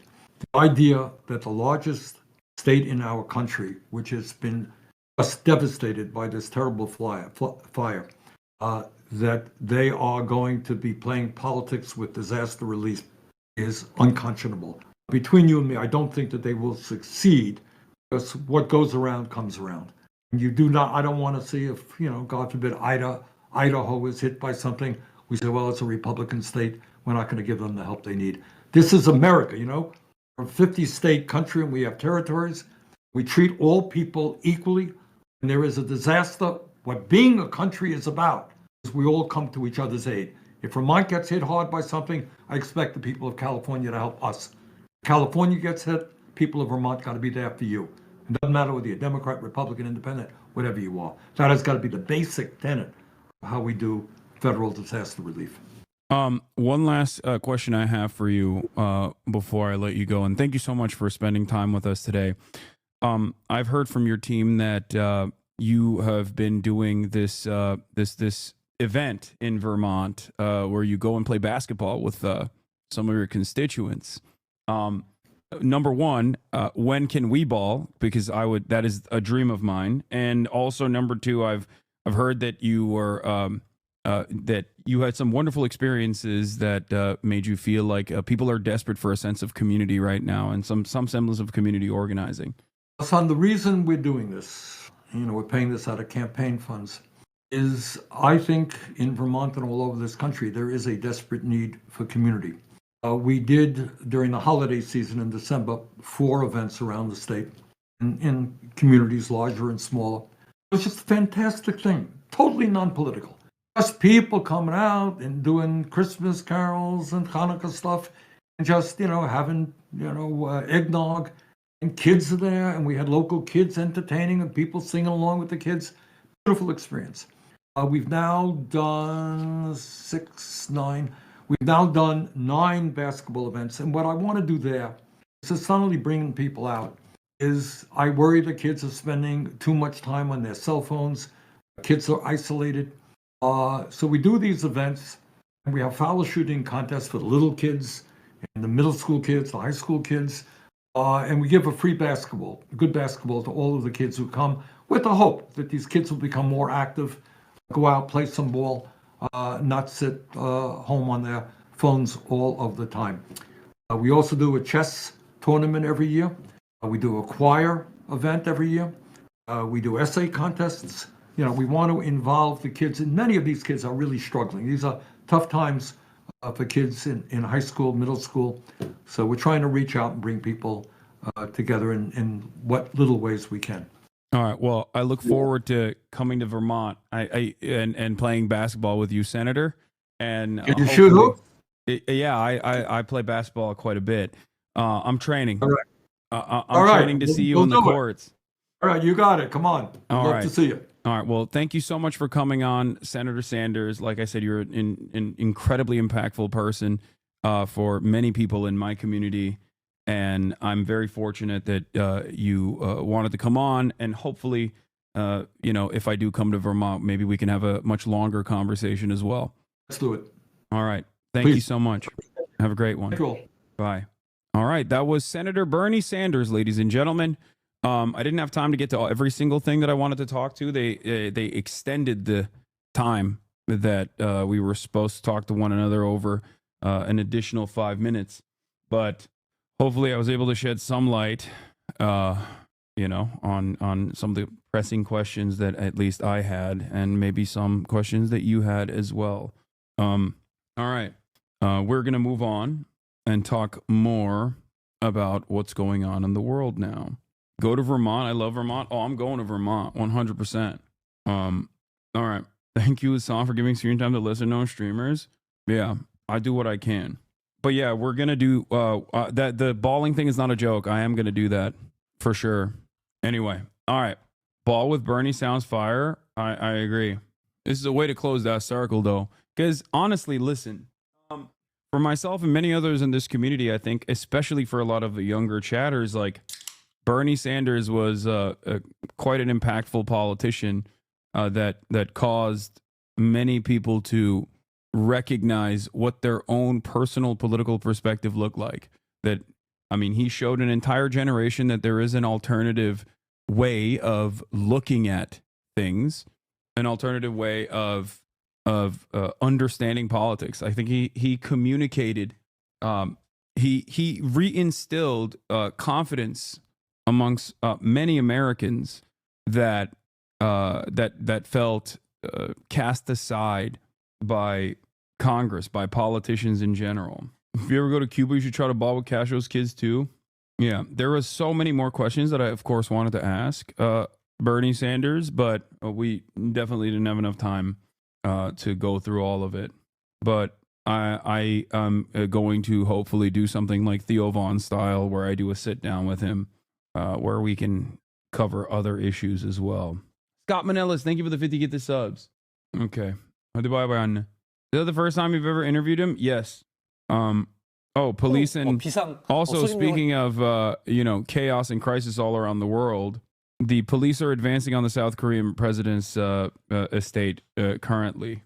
Bernie Fearan special report? No, I probably would not do it on Fearan. I probably would do it on my own YouTube channel, like a sit down interview. They try this every week at this point. I know.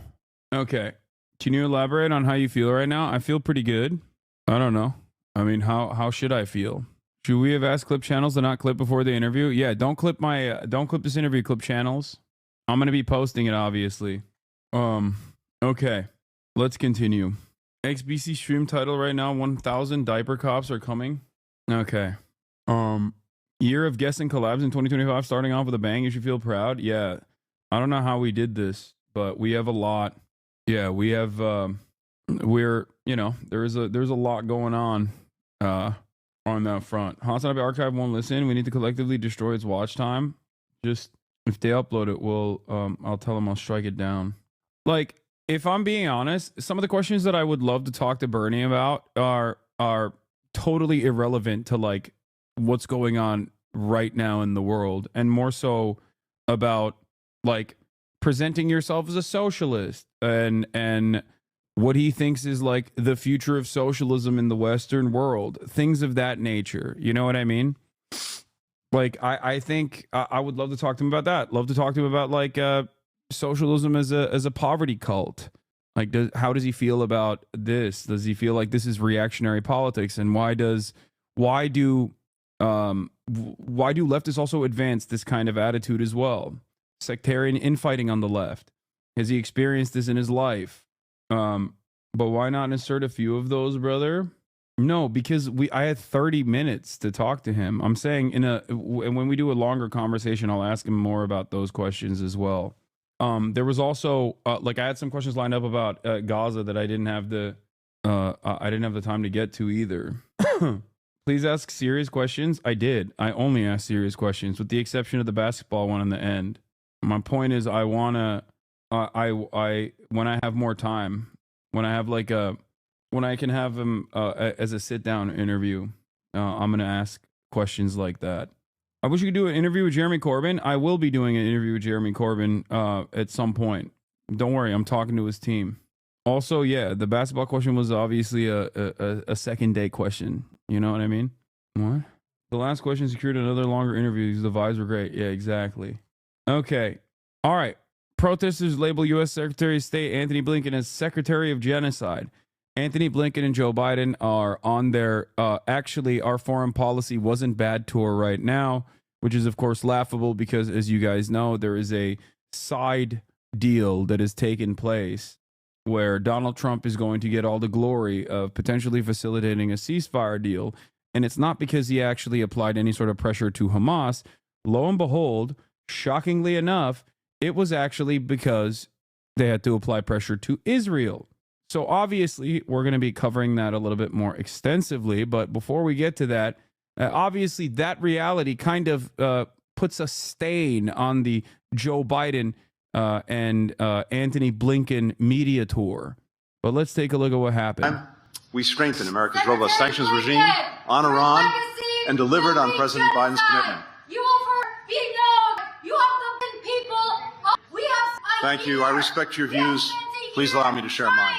Thank you. Appeal to you. We've helped God children. We will not. These are the goals that I've worked to advance over a dozen trips to the region since October 7th. It's so good because it's like they know they're gonna get kicked out, so they're just like waiting one at a time. Anytime he starts talking about it, he's like, "Shame on you." Is that hard to achieve? Yes. Peace in the region always has been. For over 450 days, Israel has committed genocide against the Palestinian people. We have sent over $25 billion to Israel in the past year. That's $70 of all of our money. $70 that we are using to send weapons, send bombs, and genocide. Blinken, you lied on May 10th to Congress. You lied. ProPublica looked it up. May 10th. All right.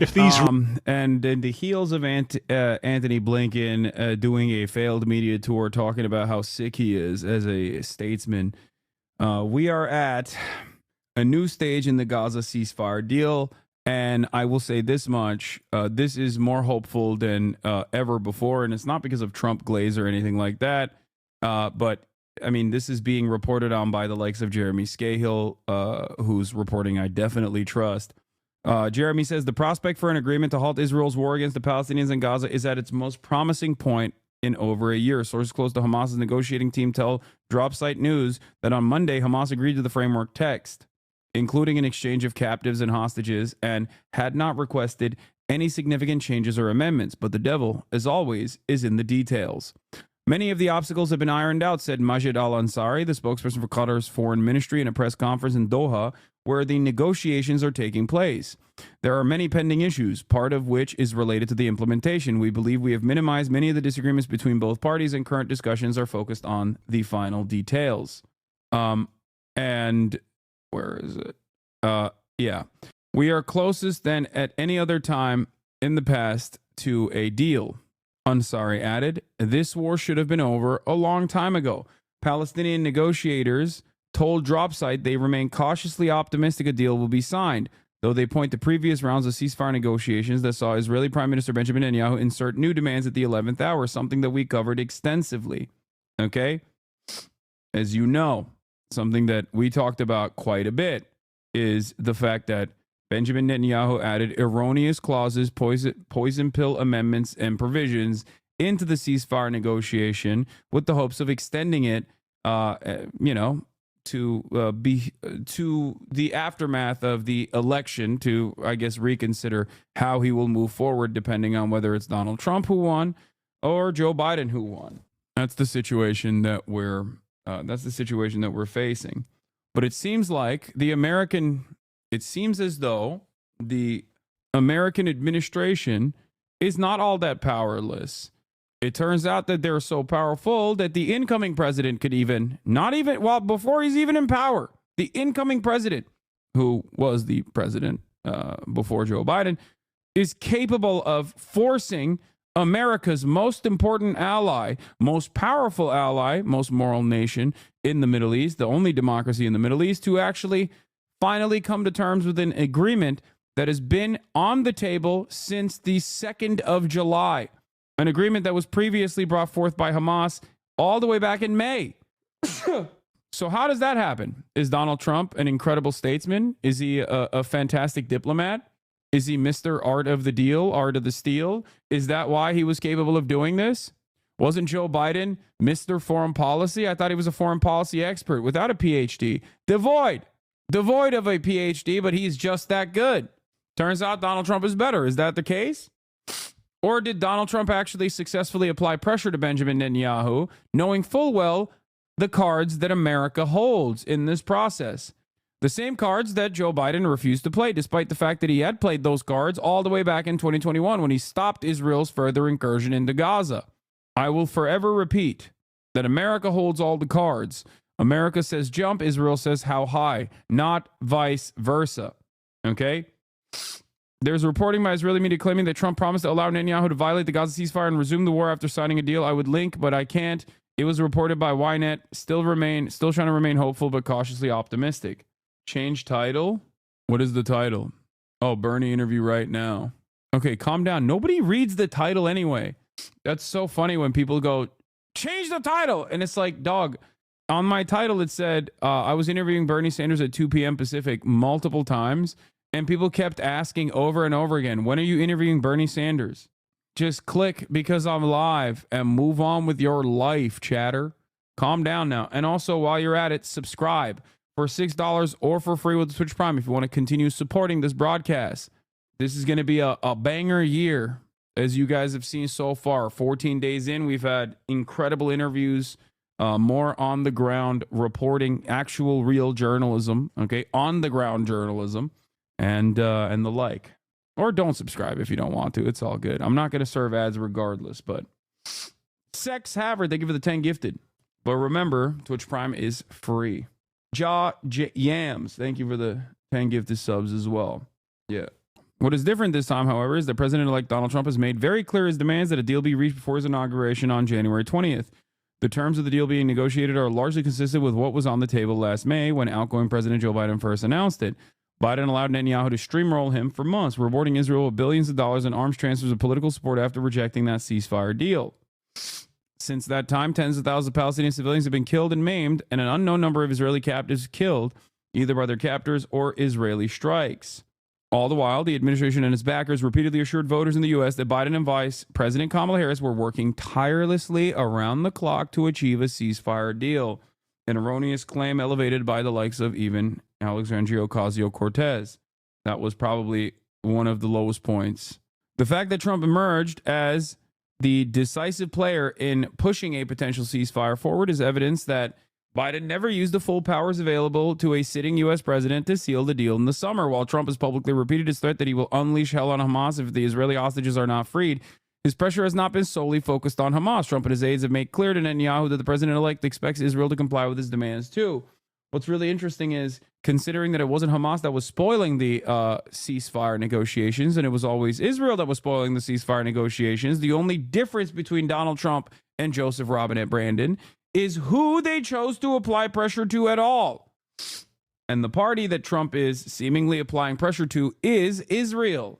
I understand there's been a handshake and they're getting it finished, and maybe by the end of the week, Trump told Newsmax Monday night. For sure, part of Trump's motivation involves humiliating Biden, claiming victory for freeing the hostages. I think what Trump is trying to do is clean house and start a new slate.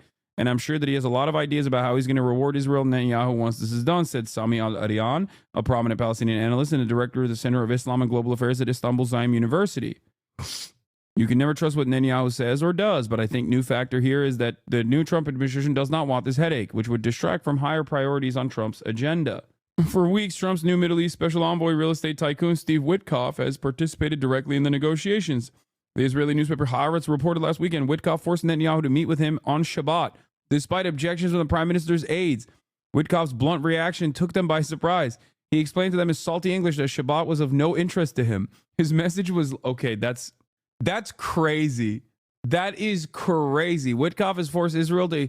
That right there is old school gangster style that is ultimately very disrespectful but deliberate.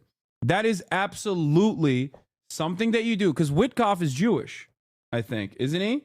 So he knows the importance of Shabbat. Okay, he knows what message that sends to not only the entire nation state of Israel, but that message that sends to, Benjamin Netanyahu. Apologies, what is Shabbat? Shabbat is Saturday. It's a day of rest where some Jewish people, Orthodox Jews and some conservative Jews as well, do not work from sunup to sundown. Jewish Sabbath. It's a Saturday.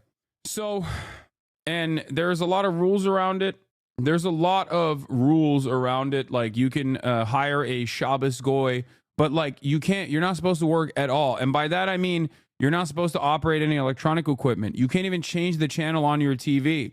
This is why Jewish hospitals in the New York metropolitan area will literally have elevators that stop at every single floor on Saturdays, because you're not allowed to, get in a car or carry keys or even press the button on an elevator. So in any case, it's pretty significant.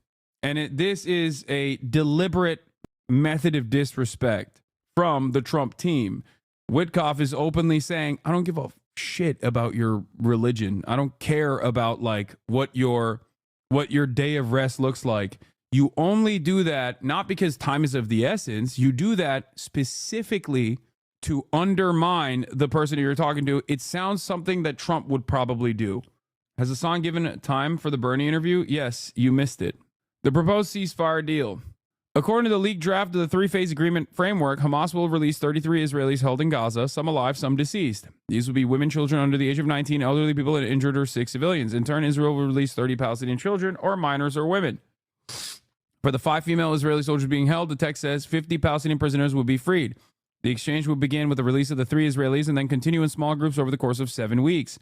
Among the Palestinians to be freed would be 47 people who were rearrested by Israel following a prisoner exchange in 2011.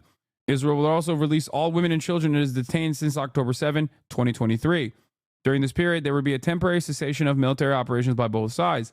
Throughout this first phase of the potential ceasefire, Israeli military forces will gradually withdraw from various positions in Gaza, and forcibly displaced Palestinians will be permitted to return to their neighborhoods. This was a major part of the deal initially that Benjamin Netanyahu refused to come to terms with. If still standing, their homes. From the first day, significant amounts of humanitarian aid, relief trucks, and fuel will enter Gaza, 600 trucks daily, including fuel trucks. This includes fuel for electricity generation, trade, rubble removal, and operating hospitals, clinics, and bakeries, the draft states.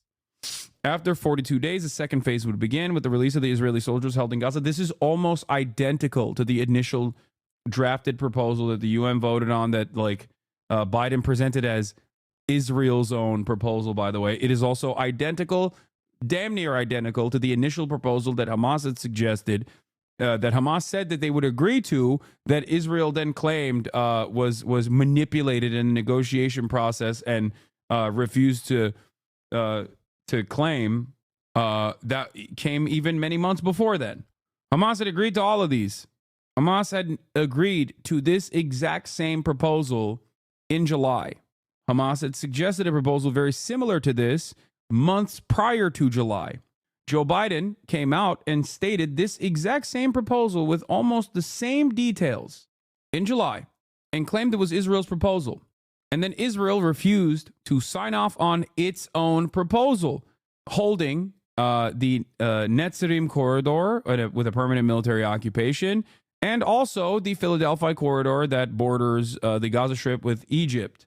He refused to move from phase 1 to phase 2 in the negotiations. He said, we're not doing that. We're going to have a permanent military apparatus in the Philadelphia corridor, the southernmost point of the Gaza Strip.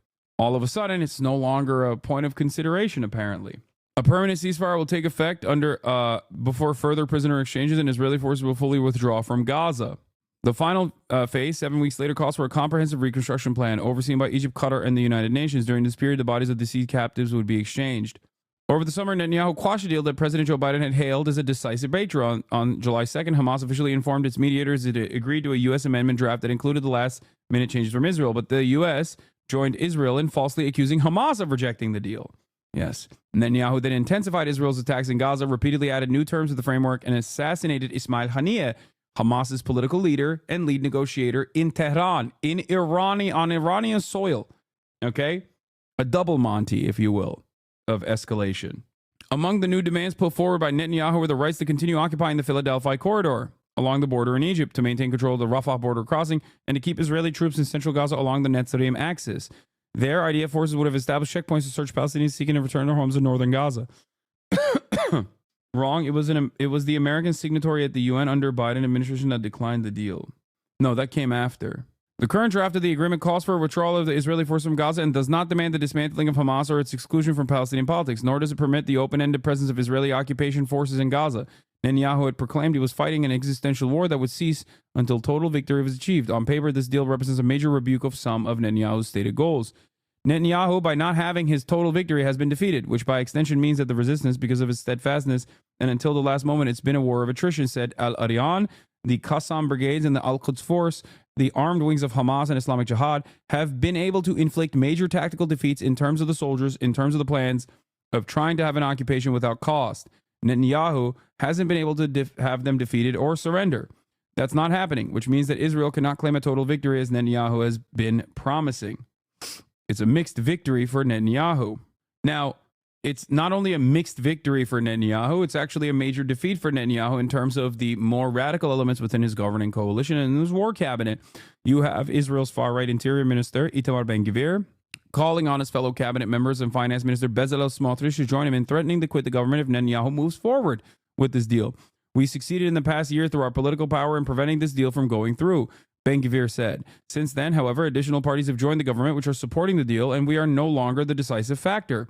Smotrich called the potential deal a catastrophe, posting on X, "This is the time to continue with all of our might to occupy and cleanse the entire strip, to finally take control of humanitarian aid from Hamas and open the gates of hell on Gaza until Hamas surrenders completely and all the hostages are returned." He's saying like we should, continue the full-scale genocide, ethnically cleanse the Palestinian strip. He is Gaza Strip. He has openly stated these desires numerous times. As Drop Site's very own Ryan Grimm also reports, the fact that Ben-Gvir can admit to having blocked hostage deals many, many times, and this isn't the end of his politics career, says a lot about the current politics of Israel. What is this article that the readers added context to? Who will be released first, and what will the idea of President Gaza Strip look like? The deal outline is being sorted out. Oh, they're doing a context note to what Itamar Ben-Gvir is saying. It includes the release of hundreds of murderous terrorists from prisons. This is not a hard choice that must be made to return the kidnapped. It's a conscious choice at the cost of the lives of many other Israeli citizens. Over the past year, through our political power, we have managed to prevent this deal from coming to fruition time after time. That is crazy. So why, after taking 100 million from Adelson, would Trump force Israel to not do what they are already in the process of doing? I'll tell you why. One, this is a major victory for Donald Trump, and that's important. Okay, that's really, really important. Two, this way, you don't let them permanently annex North Gaza, but you give a moment. You allow Israel to basically lick its wounds, rearm, and redeploy potentially down the line, and engage in a permanent occupation of the West Bank. Permanent annexation of the West Bank.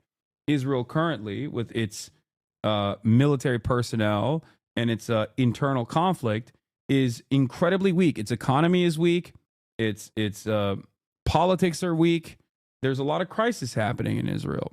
So they're not militarily ready, I think, to permanently annex the West Bank. This is what Miriam Adelson wants. This is what Miriam Adelson openly communicated to Donald Trump and gave $100 million to Donald Trump to do. That's what I think is going on. Okay, that's what I think is happening. Now, I don't know, because there are some self-inflicted wounds in the process of a permanent occupation and permanent annexation of the West Bank. The wounds would be that you would all but completely finalize the apartheid structure, and it would make it completely indefensible. Now, one might say, well, Hasan, Israel has conducted a genocide for the past year, and it doesn't matter if it's consistently indefensible. Like Western allies have repeatedly attacked Israel for doing this. They still kept doing it because as long as America has their back, they will be able to do whatever, and they've learned a very terrible lesson here, that they will get away with it. And to that I say true. Having said that, however, a permanent annexation of the West Bank basically comes with the recognition that it's just a singular solitary state of Israel, which accelerates, in my opinion, the demise of the Israeli apartheid in its entirety, not dissimilar to South African apartheid. That's what I think. But who knows? That is one of the reasons why I think Israel might not permanently annex the West Bank, is what I'm saying, rather than keep stressing the areas that are still under the control of Palestinians and keep doing military incursions into areas that are under the control of Palestinians, as they've done consistently over this past year. And this way, they will be able to do that a little bit better, I guess. So it's interesting that I mentioned that this was going to happen, by the way. Like, exactly what has happened so far, I said was going to happen with Trump dealing with Israel if he wins. And now it's unfolding in front of our eyes. So once again, if you are taking a victory lap to own the libs, I guess, to say, because the liberals were taking victory laps saying Trump is going to be far more bloody and far more deadly to the Palestinians. Yeah, I hope you enjoy all of your Gazan relatives getting murdered under Trump or whatever, because that's what liberals are saying, because they're disgusting cretins. But then there are also leftists, or even not leftists, but like Arab voters that voted for Donald Trump, saying like, well, he delivered on his promise to us. I would simply state that, once again, I do not think Trump's ambitions in Israel are going to be all that different from Joe Biden. Foreign policy is uniparty. Foreign policy only goes in one direction, and that is more bloodshed and more war. And Republicans have a tendency to dramatically increase said bloodshed. Okay? So while I am hoping that this will lead to a permanent cessation of hostilities, I don't know how permanent that those cessation of hostilities will actually be, if that makes sense. Okay? That's all I'm saying.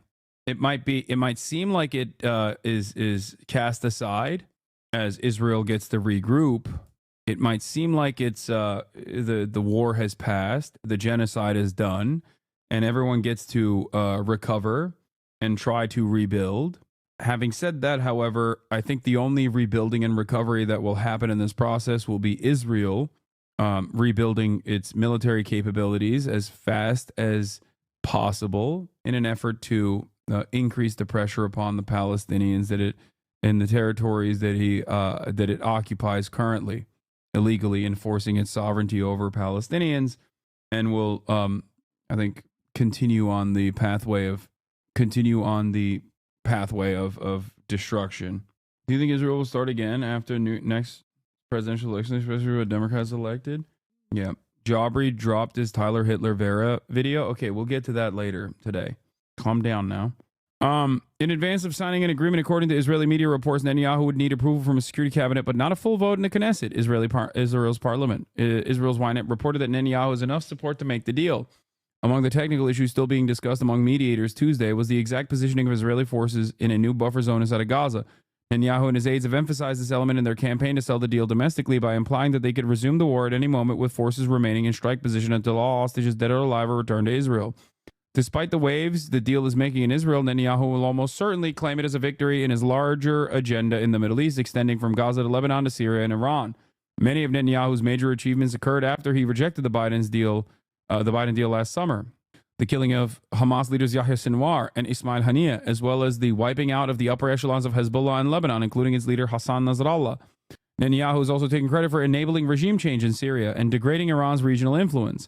Trump and his advisors have not revealed any details on what they may have offered Netanyahu in return for his acquiescence to the Gaza deal. Trump has portrayed himself as the most pro-Israel president in history and has stacked his incoming administration with unbridled pro-Israel nominees, some of whom have said there is no such thing as a Palestinian or the West Bank. In his first term, Trump's son-in-law Jared Kushner touted the Abraham Accords. A major push towards normalization with Saudi Arabia and a return to the effort would have far-reaching implications not just for the Palestinian cause, but also for power balance in the Middle East. Trump and Netanyahu share a desire to see regime change in Iran, or at a minimum, to target its nuclear facilities and its capabilities. Israel could annex more Palestinian territory and further expand illegal settlements in the West Bank, as well as more land in occupied Syrian Golan Heights, which Trump officially declared Israeli territory during his first term in office. Trump is very ardent and very Zionist and very supportive of the Israeli enterprise, the Israeli project. But I think he wants to help them in different ways rather than achieve what they call total victory over something that he could see is not attainable in the near future, said Al-Arian.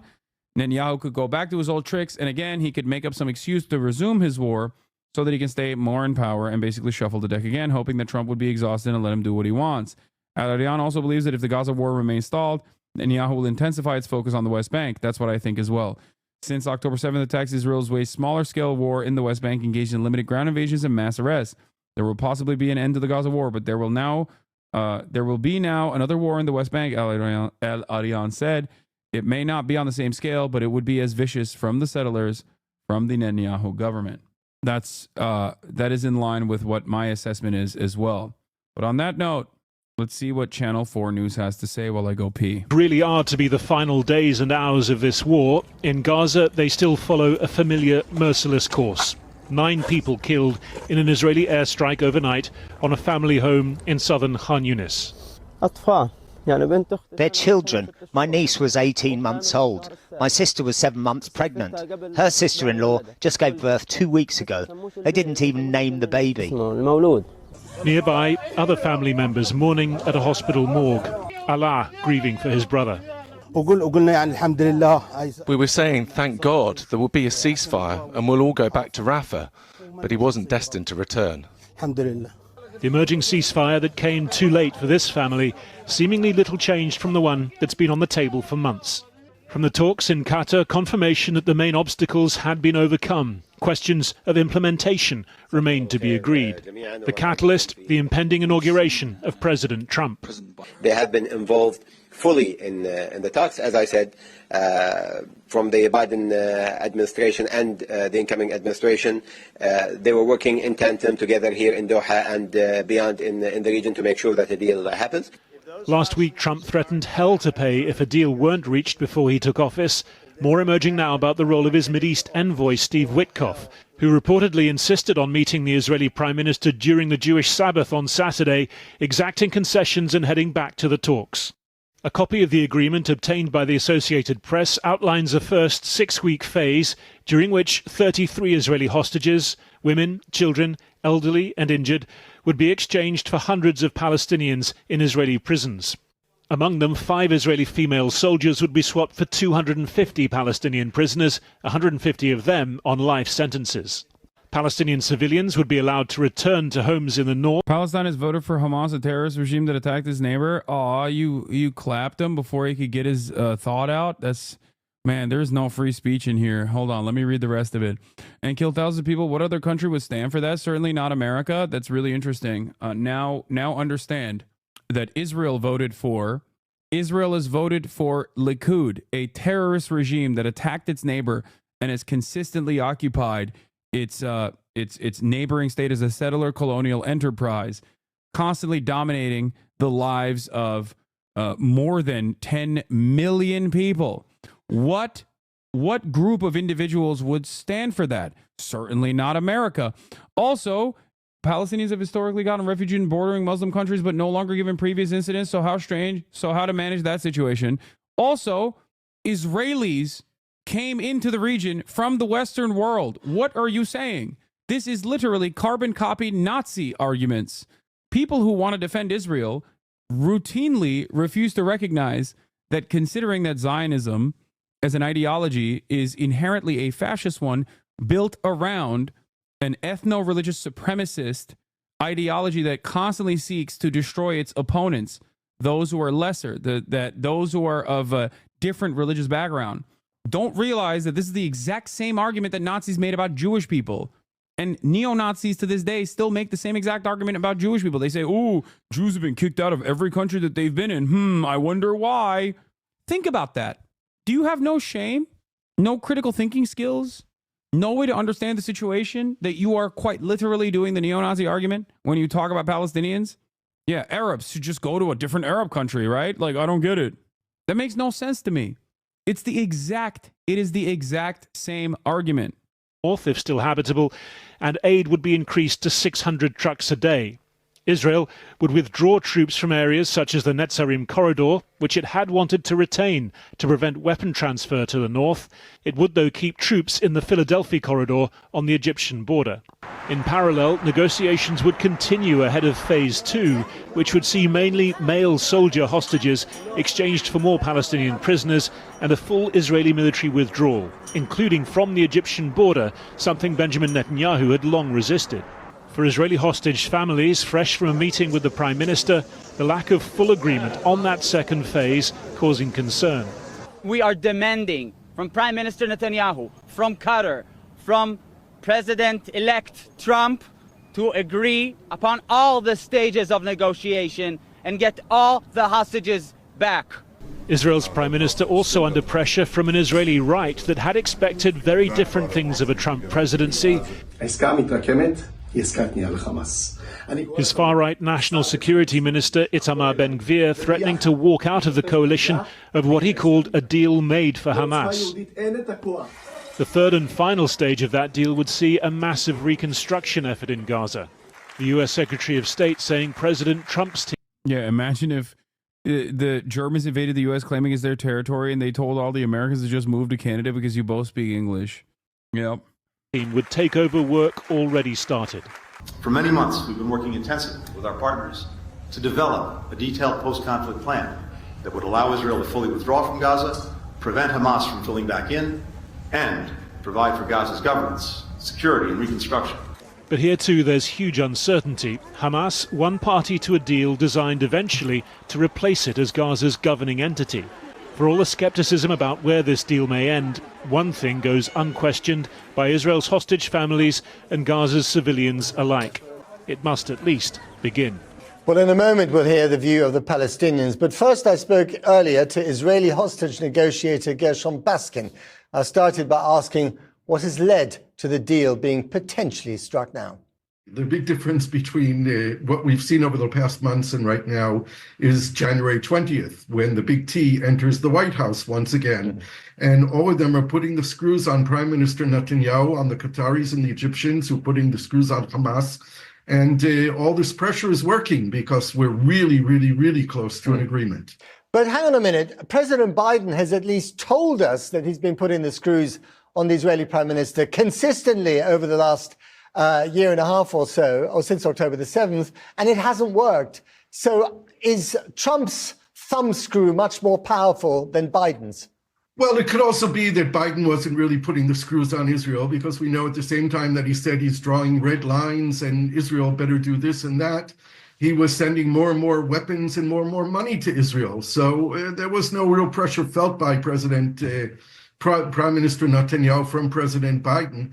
And when there's a Democratic administration and a prime minister like Netanyahu in office, he can always go to his Republican friends. Now, Netanyahu has no one to go to complain about the president putting pressure on Israel when it's the president himself from the Republican Party. And in the interim, waiting for this thing to get implemented, another 10,000 people have been killed.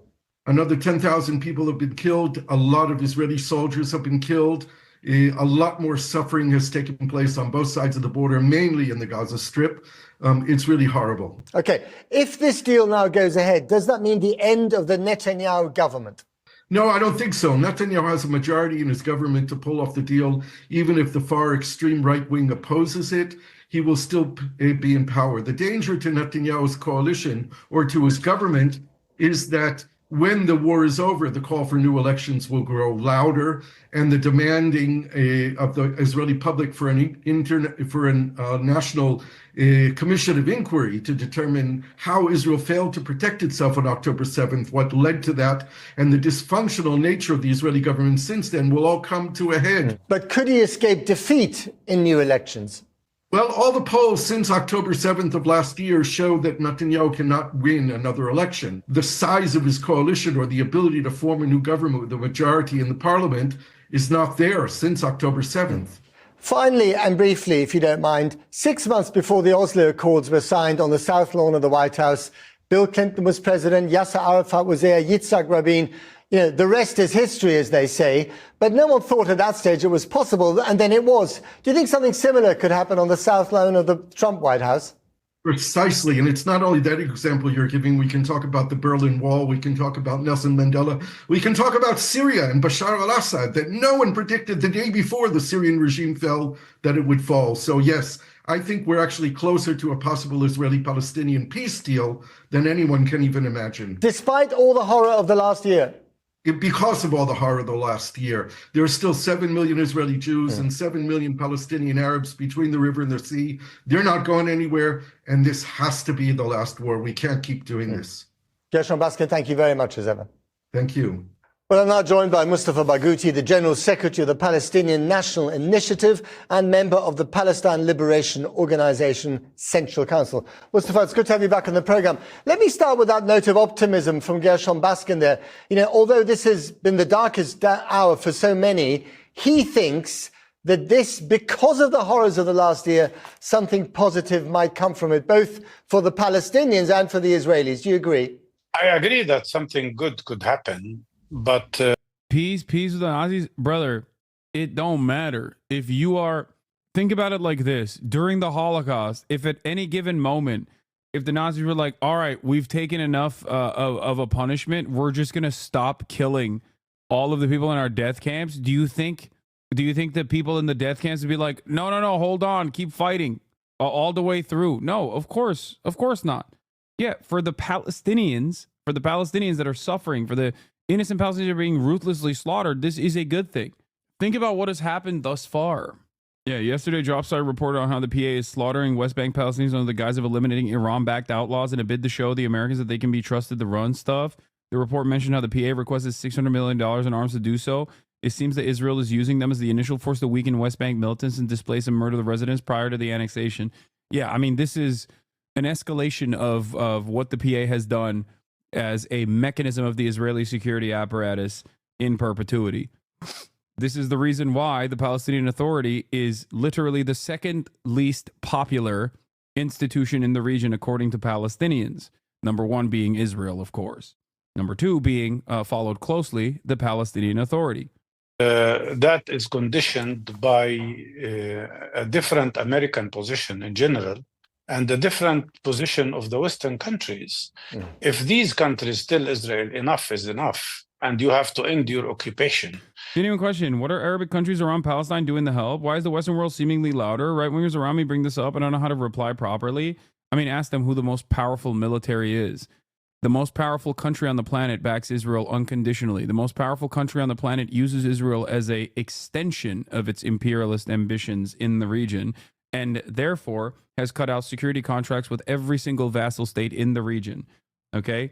Many of these other nations would not stand in the way that they currently in the way that they currently do without consistent American dollars. Many of these countries would not have the necessary security apparatus to be able to stop their population from overthrowing them. Okay? The countries that do not actually play ball with American empire end up getting destroyed, even if they also aren't exactly great people either. They're not like Bashar al-Assad is a great example of this. Okay? Bashar al-Assad is a ruthless autocrat, terrible tyrant. Okay? Not a good guy. And also incredibly incompetent on top of everything else. Like, not only was he ruthless, but he was also incredibly incompetent. That much is a 100% certainty. Okay? But Bashar al-Assad also, in all of that incompetence, allowed Iran to utilize Syria as an important part of the logistical hub in weapons transfers to Hezbollah in Lebanon. Okay? So he had to go. Do you understand? Like, even if you're not fully on board with Palestinian emancipation, even if you marginally represent a threat, to Israel, and by the way, there is perhaps no greater demonstration that Assad was not that large of a threat to Israel ultimately, because he had a freaking navy, right? And he had, I say, because he no longer has any sort of military equipment, because Israel blew it all up after he was overthrown. Okay, there goes another shitty Syria take. Okay, dude, sure, you're right. That's a bad Syria take. Anyway, regardless of his incompetence, he didn't demonstrate enough of a threat to Israel that they actually actively undermined his military. Okay, except for the logistical hubs that existed within Syria that were being that were, you know, manufacturing weapons or transferring weapons into Hezbollah, into Lebanon, through Syria. Okay? HTS is better than Bashar. The PLO is a joke. Atheist fucks. The U.S. funds the Egyptian military. Without that, they will go bankrupt, and another Arab Spring will happen. Lord, forgive me. I'm about to get real Islamophobic on some of you. I swear to God. I'm about to go back to my old Turkish roots. Yes, everyone in Syria is a jihadist now, huh? Is that what I said? Is that what I said? I didn't even... You brought it up. You have no idea what you're talking about. Just stay quiet. Hashtag Islam. I'm about to go back. I'm about to go back to my Turkish Reddit atheist roots. My man said former Al-Qaeda leader is like not that bad, bro. What's next? You're going to tell me Al-Qaeda are doing are jihadists? Like, come on, bro. He reformed. I never said everyone in Syria is a jihadist or a hyper militant Sunni Islamist or whatever, or a Salafist. I never said that at all. I have long maintained the position that the people of Syria, we'll see what happens, but most likely the people of Syria will suffer as a consequence of whoever controls Syria, regardless.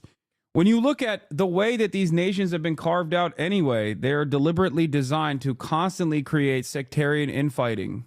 That's what happens when you are victim of colonial ambition.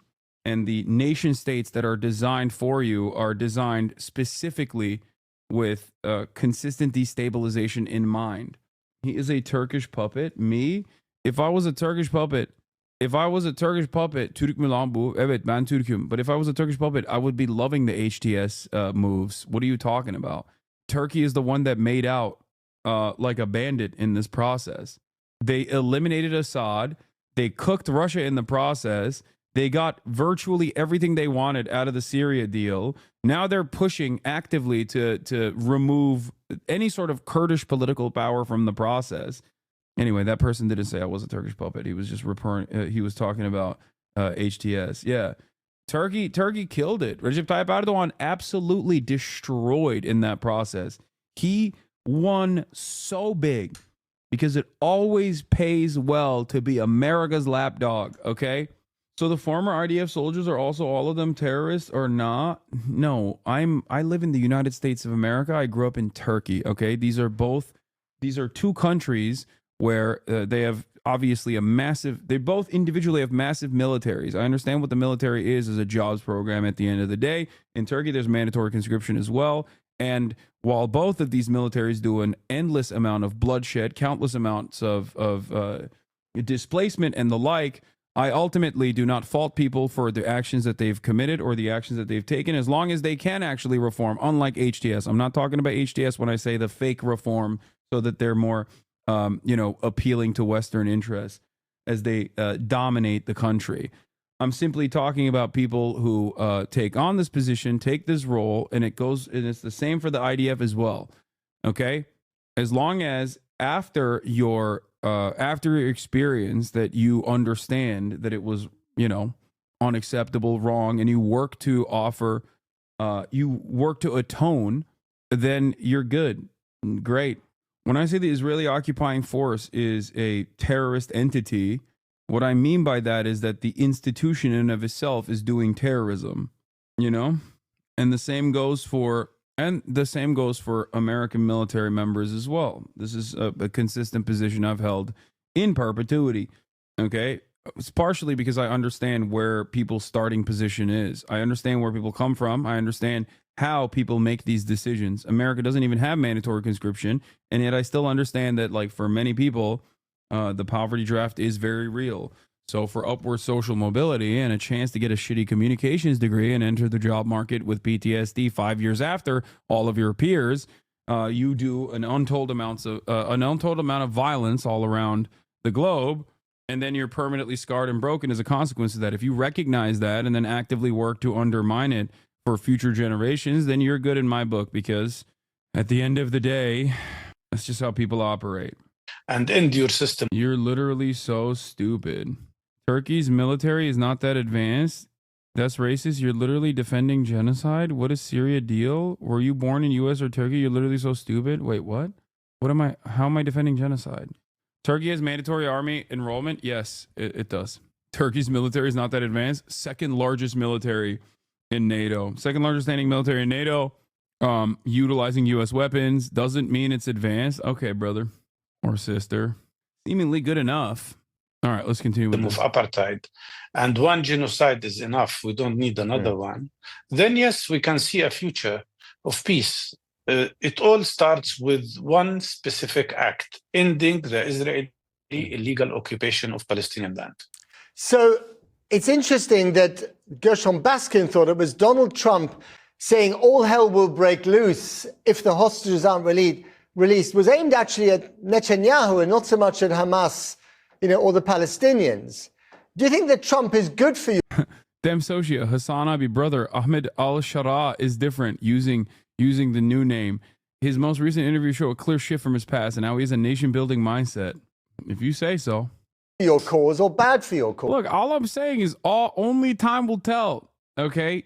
I don't think, getting a haircut and putting on a suit and tie automatically makes you, it might make you aesthetically appealing to Western sensibilities, but I don't think it changes what you are interested in doing. Syria is, at the end of the day, a very diverse country. And as far as I understand, HTS's regional operations in the past, regional governance initiatives in the past were less than desirable, let's say. Also, the crimes that we are reforming for in this process are crazy. Like, when you think about it, the crimes that you're reforming for that we're talking about are like beheading people. You know what I mean? It's not like I don't know, that call me crazy, but I feel like maybe this is my least woke opinion, but I feel like once you're in ISIS territory or once you're in Al-Qaeda territory, like when you have risen through the ranks of Al-Qaeda, I feel like that's a bridge too far for me. Like, now you're in serial killer territory. You know what I mean? I don't know. Am I not woke enough for this? Am I crazy? Maybe I'm crazy. I don't know. Yeah, sure, he looks like Zelensky now, but I'm not going to be, ready to accept the premise that he's a changed man. Oh, that's why I say only time will tell, which I think is that's a pretty understandable thing to say, right? So IDF that has literally killed hundreds of thousands of people is better than off-brand Al-Qaeda, Lamau. When did I say that? So pro-reform of Nazis. Oh, are you saying that I'm not in favor of reforming HTS?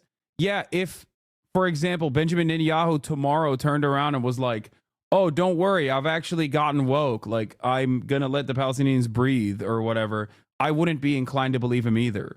If you're talking about like some random dude that rose up in arms or whatever, that's a little bit different, don't you think? My man, you're talking about like, you know, you're talking about reform when you're comparing a commander of Al-Qaeda. It's like saying, I don't know, like Moshe Dayan was reformed later in his life or something. You know what I mean? It's like, nah, he wasn't. No, still a terrorist, still a war criminal, you know? It doesn't matter if he got government positions. Like, there's a difference between, you know, a random guy who was conscripted and then was like, this was inhumane, I can't believe it, I'm going to join Breaking the Silence now. You know what I mean? Versus Moshe Dayan or Benjamin Netanyahu.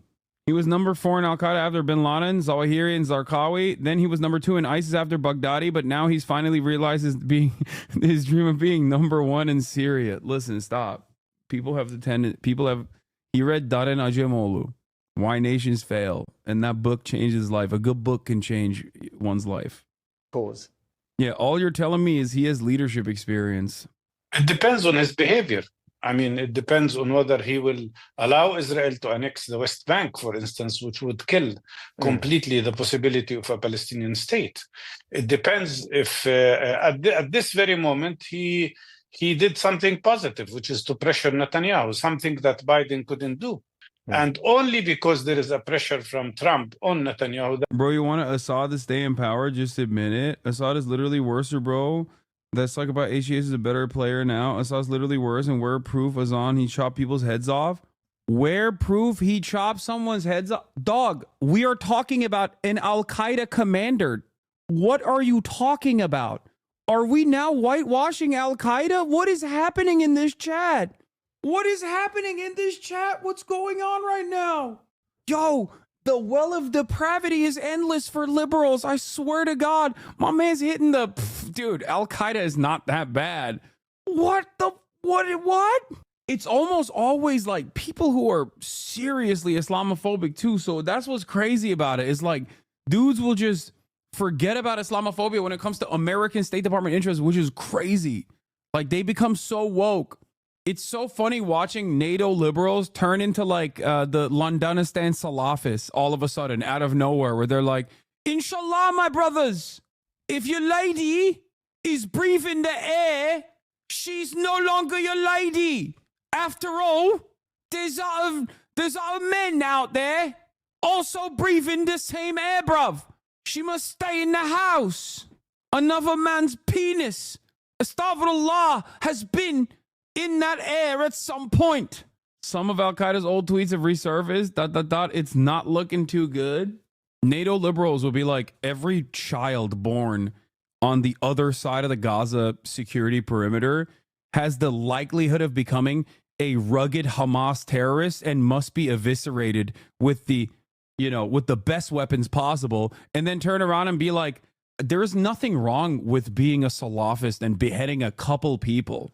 What's wrong with you? Okay, this man is reformed. You're being quite Islamophobic, sweetie. That we are seeing this deal happening. This deal was there 6 months ago. The Palestinian side had accepted the deal. Netanyahu blocked it. Biden, instead of blaming Netanyahu, lied and claimed that it was the Palestinians who blocked the deal. And we lost in the course of the last 6 months 10,000 Palestinian innocent people. Yeah. And in that course, he also allowed the killing of many Israeli prisoners.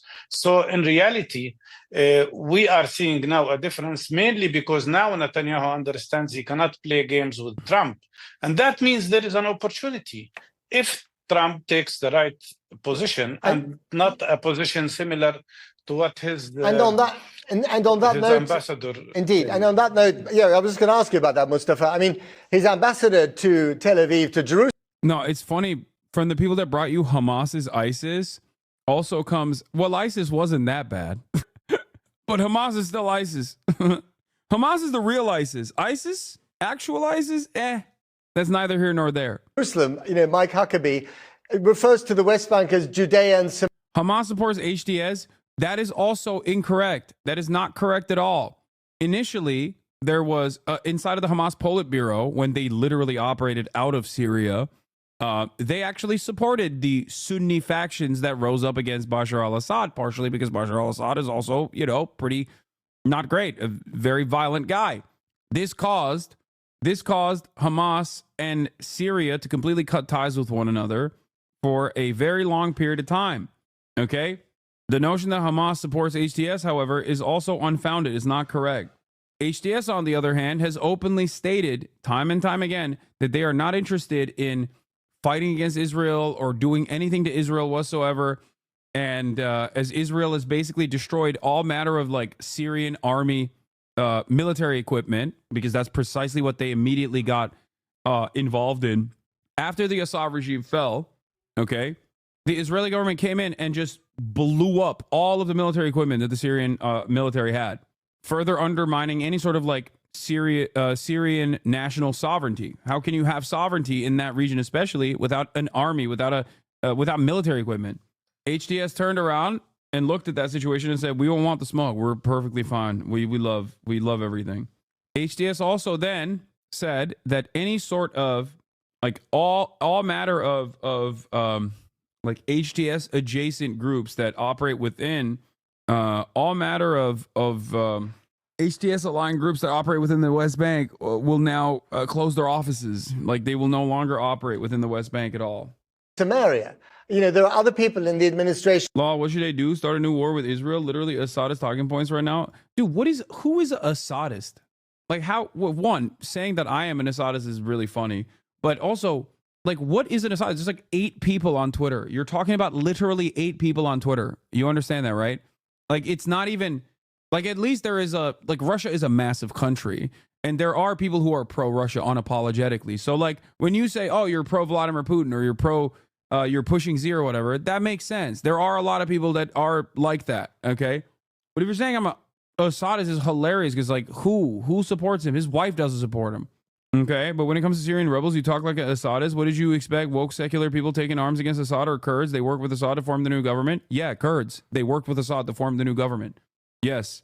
I didn't realize that you were, Why is it that pro-FSD, pro-HTS, and any matter of like militant groups that Turkey armed, which also comprises of multiple different ethnic backgrounds, but many of them are aligned on Salafist ideology. No, he's not wrong. The Kurds did. No, he's not wrong. He's not wrong. There have been instances where Kurdish militias have actually worked alongside the Assad army. He's not wrong about that. He is correct. And yes, I still think that, they should play a role in the reformation of the Syrian government and not be kicked out. Syria is a very funny situation because, like, everyone who claims that I'm, like, pro-neo-Ottomanist or pro-Erdogan end up being pro-Erdogan because they're pro-America. No problem with the Turks taking a role, but who do you expect would take power after Assad? I expect democracy to happen after Assad. That's what I expect. I don't expect HTS to take power after Assad. That's ridiculous. I know. What a crazy assessment. Like, what do you mean? Who want to see the annexation of the West Bank. Who do you believe? Do you believe Donald Trump? And we don't know where he stands on that. Or do you believe those people? Well, as you know, it's very difficult to expect exactly what Trump would do. We will see. But judging what his appointees are saying, including... Kuzey Amerika'da yaşayıp pro-Erdoğan olan kaç kişi var ki? Allah aşkına pro-Erdoğan olanlar zaten Türkiye'de değil mi? Hayır abi. Burada Almanya'da bir sürü pro-Erdoğan adam var. Amerika'da da var bir sürü pro-Erdoğan adam. HasanAbi, and including the new defense, the one proposed to become the Secretary of Defense. It's very alarming when HasanAbi says that Palestinians don't exist and that we are simply an invention to take away land from Israel, and denies the Palestinian presence completely and claims there are no settlements and there is no occupation. Of course, this is a frank violation of every aspect of international law. And that means all these people who are around Trump are very dangerous. and very dangerous to the future, because that could mean not only the continuation of genocide that is happening in Gaza, but also destroying any potential for peace. One thing that has to be clear: if Israel kills the potential for two-state solution and for a Palestinian state, the only solution will be one democratic state for everybody. We will never accept ethnic cleansing, and we will never accept to be subjugated to apartheid. Got to leave it there, I'm afraid. Mustafa Baguchi. And Alan Fisher. This is actually a fantastic new thing that the Brandon administration did on its way out. The U.S. has announced the lifting of the designation of Cuba as a state sponsor of terror. What a laughable thing that existed already, for the record. What a laughable thing. What an I mean, it's not even laughable, actually. It's incredibly cruel and horrifying. Now, of course, he did this, but Donald Trump, I'm sure, will immediately undo this in the next 6 days. He's live for us in Washington, D.C. So, first of all, just explain to us why Biden is removing Cuba from this list of state sponsors of terrorism now. Well, this is something that's been under examination since essentially the Biden administration took over in the White House. Donald Trump changed the designation as he was going out the door, in fact, on the 12th of January 2021. And the Biden administration criticized them for it, saying that essentially they were tying their hands for a while. Now, they said they would undergo a review. They've done that. In 2022, Antony Blinken said that was still underway. And here we are, almost 3 years later, and they said that's now done and they're removing the designation. So what does it mean? It means that Cuba is removed from the list that also includes North Korea, Syria. We've done more terrorism to Cuba than Cuba has ever done to anybody. I mean, yeah, it's not even a question. That literally is not even remotely a question. The fact that we have a designation of Cuba as a state sponsor of terror is further terror upon Cuba. It is one of the ways in which we have continuously defended this inhumane blockade implemented for the crime of having a revolution against a brutal fascist dictator, that happened to, be backed by the American government. And Iran. It means that humanitarian organizations, church groups, and various human rights organizations can now move aid to help the people in Cuba without facing any sort of US sanctions. It also means that a number of political prisoners are going to be released by the Cuban government. That whole operation is going to be overseen by the Catholic Church. I will tell you something. I will tell you something more about before we move on from the Palestine stuff. If this ceasefire is implemented, and I really, really hope it is, okay, you are going to see a lot more Americans recognize the full severity of Israel's cruelty in Gaza. It's going to be shocking for you because you've been here this whole time. So you see it. You've seen it. You've seen it every day. So for you, you understand it. But even for many of you, there will be new revelations if international human rights organizations are allowed to go in and conduct investigations to try to even tackle the full severity of Israel's violence. You'll start seeing mainstream outlets report on it a little bit differently, okay? And they already have. That's why you saw the MSNBC coverage with Chris Hayes, who has, he's always been a better voice than the rest of the rest of the MSNBC anchors in general. But also, you saw the 60 Minutes reporting on it, and even the New York Times is engaging in a little bit of ass covering. Okay, death toll in Gaza likely 40% higher than reported, researchers say. More than 64,000 Palestinians may be killed by traumatic injury in the first 9 months of the war in Gaza, according to a new study. The peer-reviewed statistical analysis led by epidemiologists at the London School of Hygiene and Tropical Medicine used modeling in an effort to provide an objective third-party estimate of the casualties. The UN has relied on the figure from the Hamas-led Ministry of Health, which it says has been largely accurate, but the new study suggests that Hamas Health Ministry tally is a significant undercount. The estimate in the analysis corresponds to the 2.9% of Gaza's pre-war population having been killed by traumatic injury, or 1 in 35 inhabitants. The analysis did not account for other war-related casualties such as death from malnutrition. The 46,000 number coming from the Hamas Health Ministry is a very specific number. It is most likely an undercount, previous estimates have always shown that the Palestinian Health Ministry, okay, the Palestinian Health Ministry always undercounts, okay? It's usually an undercount. It's the closest you can get to the truth, but it's usually always an undercount. Now, the real number of deaths are far larger than that. Death because you don't have access to medicine because your hospital exploded.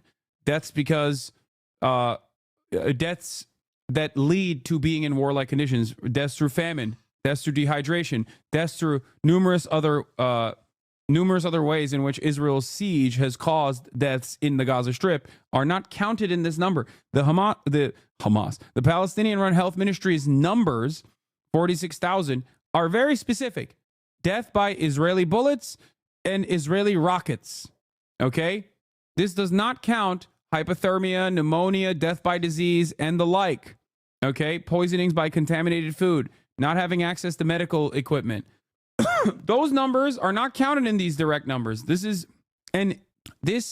London School of Hygiene and Tropical Medicine is saying that even the deaths caused directly by gunshots and directly by Israeli bullets and directly by Israeli ammunition and munitions is still an undercount, and that death number is probably around 64,000. The Lancet study and its estimations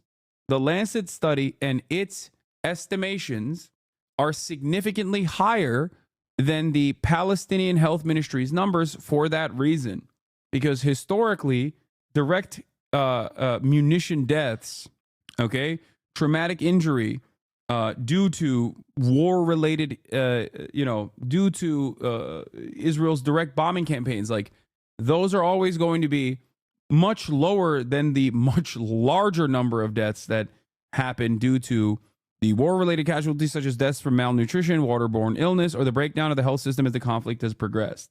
Yes, Lancet uses excess deaths as their metric, which gets a much better picture, much like the COVID excess death numbers, getting us a better picture of COVID deaths. Exactly. I've already interviewed Bernie Sanders. But let's get back to Cuba. It includes what we're told is a significant number of people, including those who were involved in the so-called food protests in 2021. Now, this is also political, because Joe Biden knows that when the Trump administration comes back to the White House, there are a number of Cuba hardliners there, not least Marco Rubio, a Florida senator who is earmarked to be the next Secretary of State and has spoken out many, many times about the situation in Cuba. So could this be easily flipped? Well, it's not completely easy to do, but certainly Donald Trump could make a number of executive orders in the first couple of days that would effectively nullify what Joe Biden has done. But it's interesting that the Biden campaign and the Biden team criticized Donald Trump doing this on his way out the door. And here Joe Biden has done exactly the same with just 6 days left in the White House. And just to be clear, this doesn't have any impact on the economic embargo that's been on Cuba since the 1960s, does it? Well, essentially, if you're designated a state supporter of terrorism, it means that you can't get arms sales. That was never going to happen. It also means that some things designated as dual use could actually make its way through to Cuba without the company providing them getting sanctions. But the biggest plus, of course, is the aid. That means that groups can send aid to Cuba. It can help the people who are living there and make things slightly easier, because we know that certainly Cuba has been struggling over the last few years. Remember, it was dual use, by the way. Remember dual use? Americans that are even anti-Israel will often understand what that means when Israel does it to the Palestinians, but won't understand it when America does it, when we do it to Cuba. It was back in the 1980s that Cuba was initially designated as a state sponsor of terrorism. That was changed by Barack Obama in 2017, flipped again by Donald Trump, flipped now by Joe Biden. Watch this space about what happens in the next couple of weeks. You noted there that Biden left it to the last days of his presidency to do this. Many thought that he would do it in the first few days of his presidency. Do we know why there was such a time lag? Well, they wanted to make sure that all the criteria for changing the designation were met. Now, there's no reason why it's taken 4 years. Certainly, as I said, Antony Blinken in 2022 was looking and saying that they were about to change it. It was possibly going to happen. Why the whole process is taking quite so long, no one is entirely sure. But given that just a week ago, Joe Biden changed the designation of the ability of oil companies to drill offshore in America. This is yet another attempt by Joe Biden, as often happens when presidents are handing over to a president of another party, essentially trying to tie him to some of the policies that are already in place and making things difficult if he wants to change things. Yeah, good stuff. Giving Cuba 6 full days of freedom until very quickly this designation changes back. 6 days, chat. Like I said, you could have done this for the past 4 years, not even a full week. Alan Fisher joining us there from Washington, D.C. Many thanks, Alan. First look at the top stories breaking today. We start with the millions of Southern California residents on alert as the powerful winds are returning. Of course, they bring the serious threat for new fire growth. I want to go back to our chief national correspondent, Matt Gutman in Mandeville Canyon. Good morning, Matt. Hey, good morning, George. So concerned are authorities about this wind event today that they have these 15,000 firefighters poised in Southern California. You can see trucks behind me like these. They are tucked in at almost every block. But there's something that we noticed driving up here that kind of boggles the mind. Check out the roof of that house. Authorities taking no chances, plastering entire neighborhoods with that pink Phos-Check. This is the driveway, also completely pink. Mailbox as well. That, as we've already seen, a new ignition, a fire starting about 30 miles away from us in Ventura County. Overnight, firefighters racing to battle the first fire stoked by this latest wind event in Southern California, this time in Ventura County. The wind is blowing this fire right along the riverbed. It's called the Auto Fire, and dozens of firefighters rushing to the scene. Our station, KABC, right there. That entire riverbed is now engulfed in flames. This is more than 12 million people in the crosshairs of yet another ferocious wind event in Southern California, a week after the Eaton and Palisades fires killed at least 24 people. And firefighters working feverishly to prevent another disaster. Hand crews working through the night, lit by headlamps, hacking through the brush. And we were with them on the front lines. Down below, there are hundreds of firefighters who've carved this fire break through this canyon, down to the other side, all the way up there. Officials pleading with Californians to have a plan in place. If you don't have a wildfire evacuation plan for your family and your home, please make one today. Power companies already shutting off electricity to thousands as a precaution. Oh my God. Power lines at the core of the investigation into the Eaton fire, as SoCal Edison now faces 4 lawsuits in connection to the fire. We have an approximately 10-acre brush fire off canyon underneath high-tension power lines.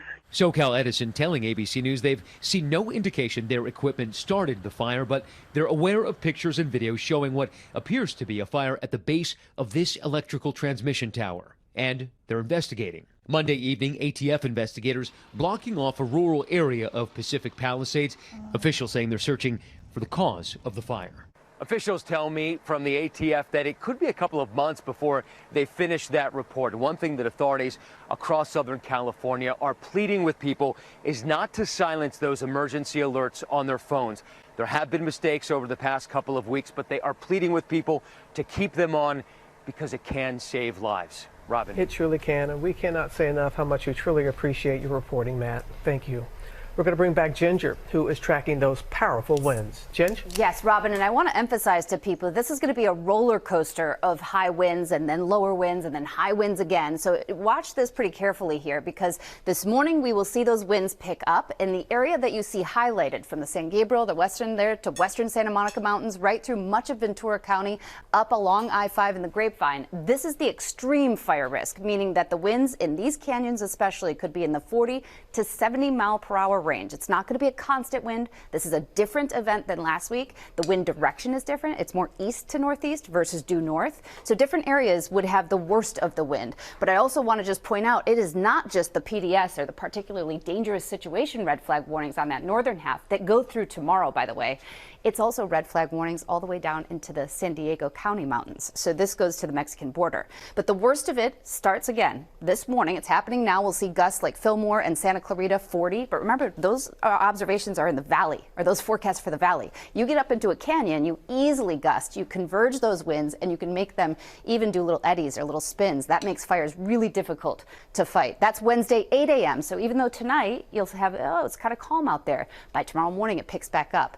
And then by Friday, not only do the winds go down into the single digits, so like 4 miles per hour, but we're going to invite more relative humidity. That makes a huge difference when they're fighting the fires too. This news is funded by viewers like you. Please support our work at democracynow.org. We got a great show for you tonight. I didn't even want to tell you this before. Economist Mark Carney is here. I'm in the, I don't want to watch Jon Stewart either. I have no idea what all these Dream videos are.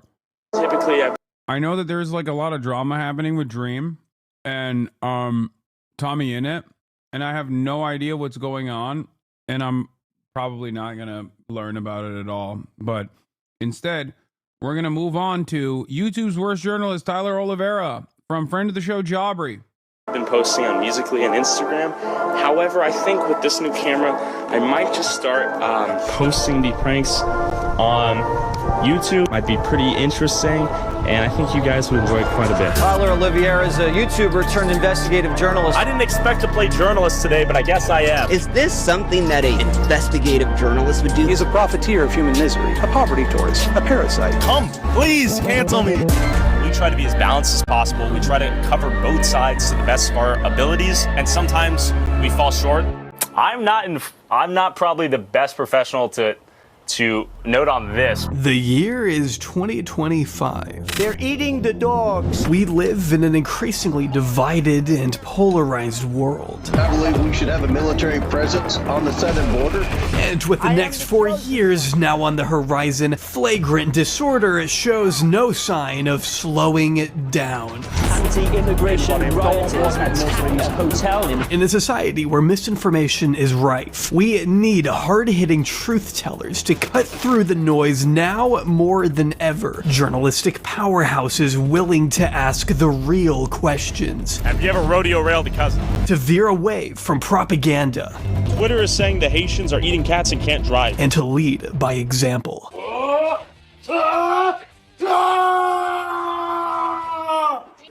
This is Tyler Oliveira, the man who claims to offer journalism that covers cultural decay with the incisive honesty so desperately needed right now. But is he really offering an accurate picture of today's landscape, or do his formulated narratives cause more harm than they do good? Let's find out. A news station cannot make 10 million people care or watch an opioid crisis and be aware of it at a broader scale. We can. Every YouTuber I know has stumbled upon the skill set to get attention at scale. That attention is used for meaningless, mindless, dumb things. What if you could combine the attention gathering skills of YouTubers and attach them to anything that meant anything? Why not try to make it mean something? Because we're all gonna die so quickly. I feel like I'm on the verge of death. We're gonna die, Tyler. I don't even know where I'm going with this. Tyler Oliveira's story begins the same way many other budding influencers do. Rejection. Today, guys, we're gonna take a little look as to why I think I got rejected from every IB I applied to. Launching his channel in 2018, Tyler mostly focused on assisting hopeful undergraduates in their college applications. However, rather than showing them what to do, he reviews his failed applications and explains where he may have gone wrong. Related to your competitive advantage, your niche. His first few videos cover the subjects of how to perform well, even if you're not particularly smart. His simple advice: sell yourself as the person they want you to be. You need to sell yourself as that person to that college. But this endeavor onto YouTube wasn't his first. In fact, earlier that year, Tyler had started a channel that focused on informing people how to make large amounts of money. This tweet indicates he was doing such a good job that the Federal Reserve called and was really pissed about his channel giving away all these lucrative secrets about money. We won't ever know these secrets, unfortunately, as the channel has been removed for violating community guidelines. So I guess the feds really meant business. Today, I'm gonna be asking moms if they'll let me date their daughter. And she's like, okay, she's like 21 years old, let's say, right? And she met a young man who's addicted to eating Tide Pods. Like, what the fuck? When he wasn't disclosing exclusive trade secrets into financial management, Tyler Oliveira could be found writing books that get 2 stars on Amazon. This man tried, oh my God. He tried everything. I didn't realize he was like a, initially I thought he was just like a Mr. Beast clone that turned into this guy. I didn't realize he was doing a how-to self-help shit before then. This makes so much more sense now. And making Musical.lys or Twitter videos, going Super Saiyan in a supermarket. Or playing donation roulette with a homeless person. Today, I'm going to be offering a homeless person food, money, condoms. Which one would you like? That's fair. Okay, sure. Good? Yes, thank you. As you can see, Tyler's talents knew no bounds, and clearly aware of his limitless potential, he decided he was going to take on the content creator. That's literally Squid Games, by the way. What he did there is straight up in the 2nd season of Squid Games. grind with a passion and one dream: online superstardom. I'll not be attending Pomona College. I'll be attending the University of Southern California. Heck, folks, I won't be attending any college. Major in making cap money and a minor in stealing your girl. There was no genre Tyler Oliveira wouldn't try, no matter how shameful or embarrassing. Hell, in 2018, as his channel was just starting up, he even stooped to the lows of commentary content. God, can you imagine doing that? Which I think gained him around 130,000 plus subscribers, almost the same number of people that die each and every day. Ironic, isn't it? Granted, it was pretty atrocious commentary, but I think these eclectic attempts at creating content, from vlogs to pranks to ripping off Michael McCrudden of all people, to just flat out embarrassing himself, showed that there was nothing that Tyler wasn't willing to do for attention. And naturally, it wasn't long until someone took the low-hanging fruit. I love you so much, it hurts. You make me so happy. You are absolutely... Although now known for an altogether different genre of content, in 2018, Ryan Trahan was an up-and-coming commentator on the platform. He made videos covering a wide variety of people, who you probably don't remember now, providing commentary and opinion-infused narratives about what certain influencers were up to. His style clearly inspired one Tyler Oliveira, who made a video titled "Ryan Trahan is Lying Proof," where he employs the old trick of name-dropping large creator to garner response. Of course, the video itself does not definitively prove anything that its title promises, more just serving as a showcase for Oliveira's complete... Oh my God. It's so wild that these guys try like everything. It's always shocking to me. Complete ineptitude in creating original, meaningful commentary. The video that launched him into fame was titled "Lauren Gray is Lying Proof," which inspired the title of this video and more or less the content. And the entire video revolves around Mr. Trahan comedically critiquing Lauren Gray and her flaws. Oliveira merely seems to be mirroring other commentators. Here, ironically, he's most similar to Trahan himself, but he seems to have no grasp on the actual groundwork. So what you see is fundamentally pretty shallow. But then again, he doesn't need to say anything if his goal is just to bait a response, which in the end is exactly what ended up happening. Tyler Oliveira, the man of the hour. I watched just one of his videos, one of them, and I got hooked. Just check this out. On July 2nd, 2018, Ryan Trahan released the video "Why Ben Phillips Belongs in Jail," a video on the controversial British YouTuber known for his extreme stunts and pranks. However, the first 7 minutes of this video are dedicated to someone else, someone much closer to home. You know your boy's on pussy patrol. You can see some fresh pussy in the vehicle. This dude's definitely never seen a boob in real life. It seems Tyler had spammed Trahan to the point where morbid curiosity overcame him, and he got to experience what... So Ryan Trahan is responsible for this demon? This is why I have a no free clout policy. A lesson that it took far too long for me to learn. We all unfortunately experienced a few minutes ago. Trahan does observe the obvious too, that Oliveira is obviously just desperate for views. He's collecting a paycheck. Well, he's burning it after he gets it, but we're just gonna let him do his thing. Be that as it may, Trahan did give Tyler the view baiter exactly what he wanted, but he probably didn't care. After all, most internet gremlins the creators shine lights on don't exactly ever make it out of their weird little niches. Unsurprisingly, Oliveira made another response farming this interaction, offering insight that I'll summarize for you in one sentence.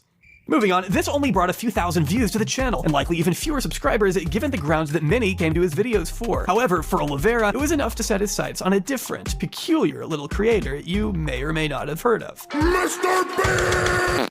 I don't have to tell you that Mr. Beast is someone who has drawn a lot of controversy as of late. However, few are really brave enough to acknowledge perhaps the worst thing he's ever done: jumpstart Tyler Oliveira's career. In 2018, Jimmy was still in the early stages of building his YouTube empire, sitting at a meager few million subscribers. Imagine, right? Pathetic. Yeah. This was at a time when he was still in touch with a lot of the YouTube community, one of his adoring fans being Tyler. It's not hard to see why our man would idolize someone like Mr. Beast so much. After all, he had always been the master of exciting premises and clickbait, and was finally garnering a lot of attention for it. Tyler was likely aware that Mr. Beast regularly did giveaways and fan interactions with the intent of promoting his down-to-earth image, and had been releasing videos where he awarded one lucky landmark subscriber the number equivalent in miscellaneous items. This in the past had been pennies, cookies, and popcorn, and who knows what could have been next. With this in mind, Oliveira hatched a genius plan, deciding that he would become one of Mr. Beast's landmark subscribers and use the attention to promote his own channel. But don't take my word for it, he literally says it himself. I can be his 6 million subscriber.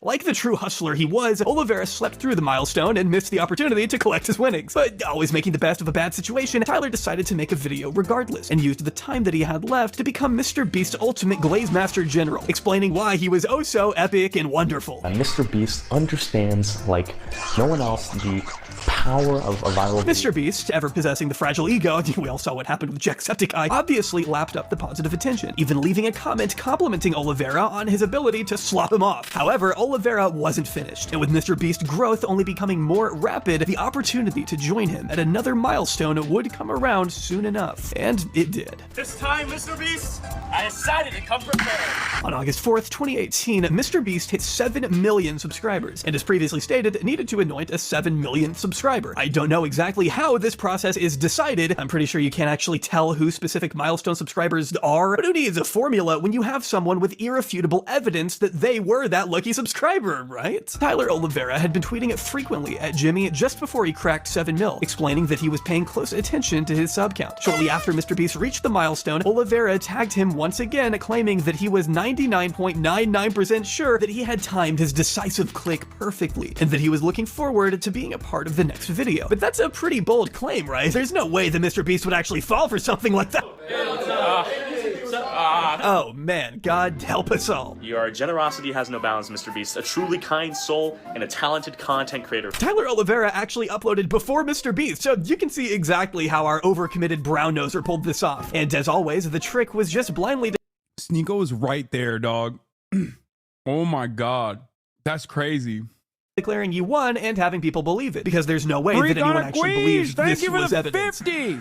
Okay, well, hopefully I got it there. The dude clearly subscribes after Jimmy passes 7 million. And look, this is trivial, okay? I know. There's no way it was ever accurate, but anyone who announces they look forward to being on my next video before it's confirmed would never even be allowed within a mile of my next video. I can tell you that. Tyler Oliveira is standing there screaming, "I won the lottery," holding up a ticket that has the wrong numbers on it. Like, I'm sorry, Mr. Beast. You should have given this guy 7 million restraining orders instead. You know what? Actually, I'm sorry. Fuck you, Jimmy. Look at what you unleashed. 7 million sheets of toilet paper. Yay! I'm having the runs lately, so this should work. So as the story goes, Jimmy flew Tyler out. He was given a toilet roll. Tyler did challenges, yada, yada, yada. I couldn't give less of a shit. Let me tell you, we don't care. But unlike other Mr. Beast milestone videos, Tyler Oliveira claimed the rights to the title on his own channel, while Jimmy went for something else entirely. Although Tyler's video didn't draw the same number of views that Mr. Beast would, he pulled enough of a viewership to actually have an audience. And unlike Tyler's previous exchange with Ryan Trahan, many audience members came across from Jimmy's channel with a positive impression of Mr. Oliveira. So now he was picking up a few more subscribers. This was exactly what Tyler Oliveira had wanted, and now with the help of some attention brought over from larger creators, he finally had the proper platform to unleash his coveted brand of content out into the world. Oh, Jimmy, what have you done? With some of Mr. Beast's viewers invested in his content, Tyler Oliveira had exactly the kind of audience he wanted, and soon enough, he'd begin working on the content he knew they would enjoy. And as the loyal subscriber that I am, I decided to take matters into my own hands and help Mr. Beast surpass T-Series, allowing him and PewDiePie to end the war once and for all. Setting aside the Mr. Beast entitled videos, Oliveira's content often worked off a simple formula. He would test out a few different genres, and then when he had a hit, he'd milk it, and milk it, and milk it, and milk it until the cow had practically dried up and withered away. In that time, he'd also experiment with a few other types of content. Mr. Beast is the Oprah of the internet. If instead of you getting a car, you get another freak. Another freakish right-wing YouTuber. Like, I'm not saying he's doing it deliberately. Make no mistake. I'm not saying that at all. But oh my God, the amount of people. It's like between him and the Young Turks, who is responsible for more, I would say more impactful right-wingers? Probably the Beast himself. I guess Oprah did give us Dr. Phil, so there is that. Yeah. Content that he could transition into once the subject had overstayed its welcome. Examples of this could be his selling to GameStop videos, training like other people for X amount of days, spending 24 hours, Tesla challenges, and what I like to call the implausible challenge content, such as swimming across the entire Pacific Ocean, which he gives up pretty fast, the running for 24 hours straight, of which he spends most of his time walking, and my personal favorite, the digging a hole all the way to China video, which I'm sorry, but it's so funny to imagine 11 million people seeing this thumbnail and thinking, well, maybe. You think that perhaps with the help of machinery, we'll be able to reach China? I think we're almost there. I can see it. I can smell it. We'll be there tomorrow. Tomorrow? maybe a week. And look, as much as it pains me to hand it to Tyler Oliveira, in these early videos, there is some kind of entertainment value, particularly through a narrative that paces videos with a degree of poeticism, and that at least presents the guise of a personality for the man, and maybe, dare I say, a degree of respectability? It wasn't an uncommon style, but I guess you need to give him some credit for making it seem like real content. Amidst my unexpected psychosis mid-swim, I wanted other people to experience the fear I had endured, so I decided to simulate a shark attack on my cameraman, Josh. And of course, with my luck, I soon encountered a flock of tempestuous whales. The truth was that YouTube was absolutely infested with this type of content by the end of the decade. Mr. Beast clones and countless other variants seeing if they could build the Taj Mahal out of toothpicks. It was all worthless, but seemingly inoffensive. However, even with content that appears to not serve a great purpose, there is such a thing as too far. And this often separates the sincere content creators from the fraudulent interlopers, the people who can read a room and tell when a video probably shouldn't be uploaded, and those who can't. You can guess which one Tyler fell into.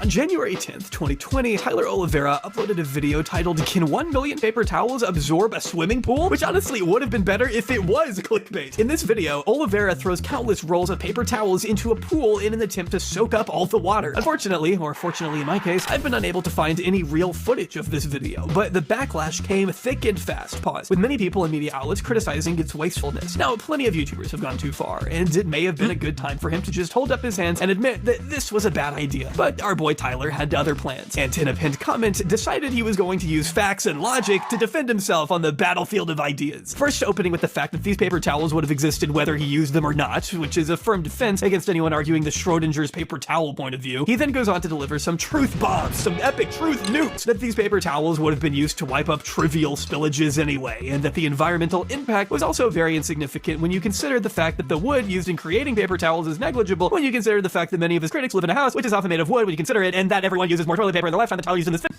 Dude, one thing that is like struck me about Tyler Oliveira is that he is legitimately stupid. Like he tries to masquerade as a much more intelligent person than he actually is, but he fails spectacularly at it.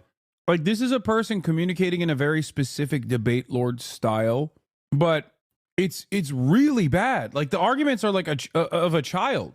He said, "Oh, you're criticizing my waist for a YouTube video? Well, you live in a house."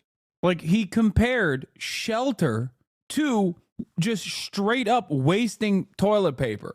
Like, that argument, I feel like a child would probably go, "That's too childish for me. What are we, Google Gaga level? Like, what's going on? Are you in 4th grade? I'm already in 6th grade. This doesn't work on me." You know what I mean? Video, and that none of these people are actually doing anything for the sake of environment, and although the video may be bad, most people criticizing it are probably also bad, so I guess two wrongs make a right.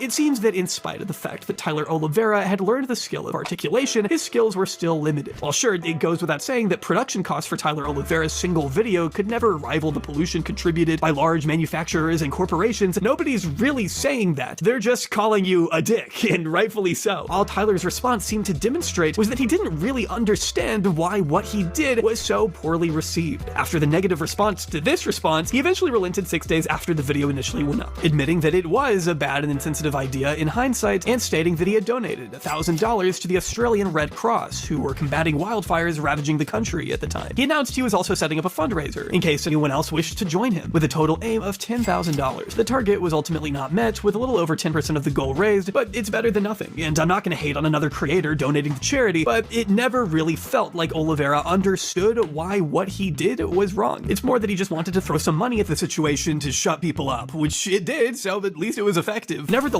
the timely backlash was a sign that the tides were turning on YouTube culturally, particularly with regard to the many humanitarian disasters that would soon follow. First with the COVID pandemic, and then with subsequent military conflicts that many companies used as an excuse to price gouge. That contributed towards a cost of living crisis. 1/3 of these children live in poverty. That equates to 1.3 million under fives. They say that more than 70 people have been killed and a further 138 injured in this latest series of airstrikes. Started before dawn. Ukraine woke to explosions around the capital, Kiev. live. Suddenly, people were being told that we needed to be mindful of resources, as we weren't sure how they were going to be affected by a worldwide pandemic and everything that followed. Although Oliveira performed better than many other creators in this time, by the end of 2021, he was losing momentum, and by the end of 2022, his channel had effectively ground to a halt. Although the numbers may not look bad, by Tyler's standards, these were catastrophic, as he operated on a high-risk, high-reward model that required hefty returns on investment. For someone as performance-oriented as Tyler, it was a sign that he needed to change. Maybe he just needed a little help.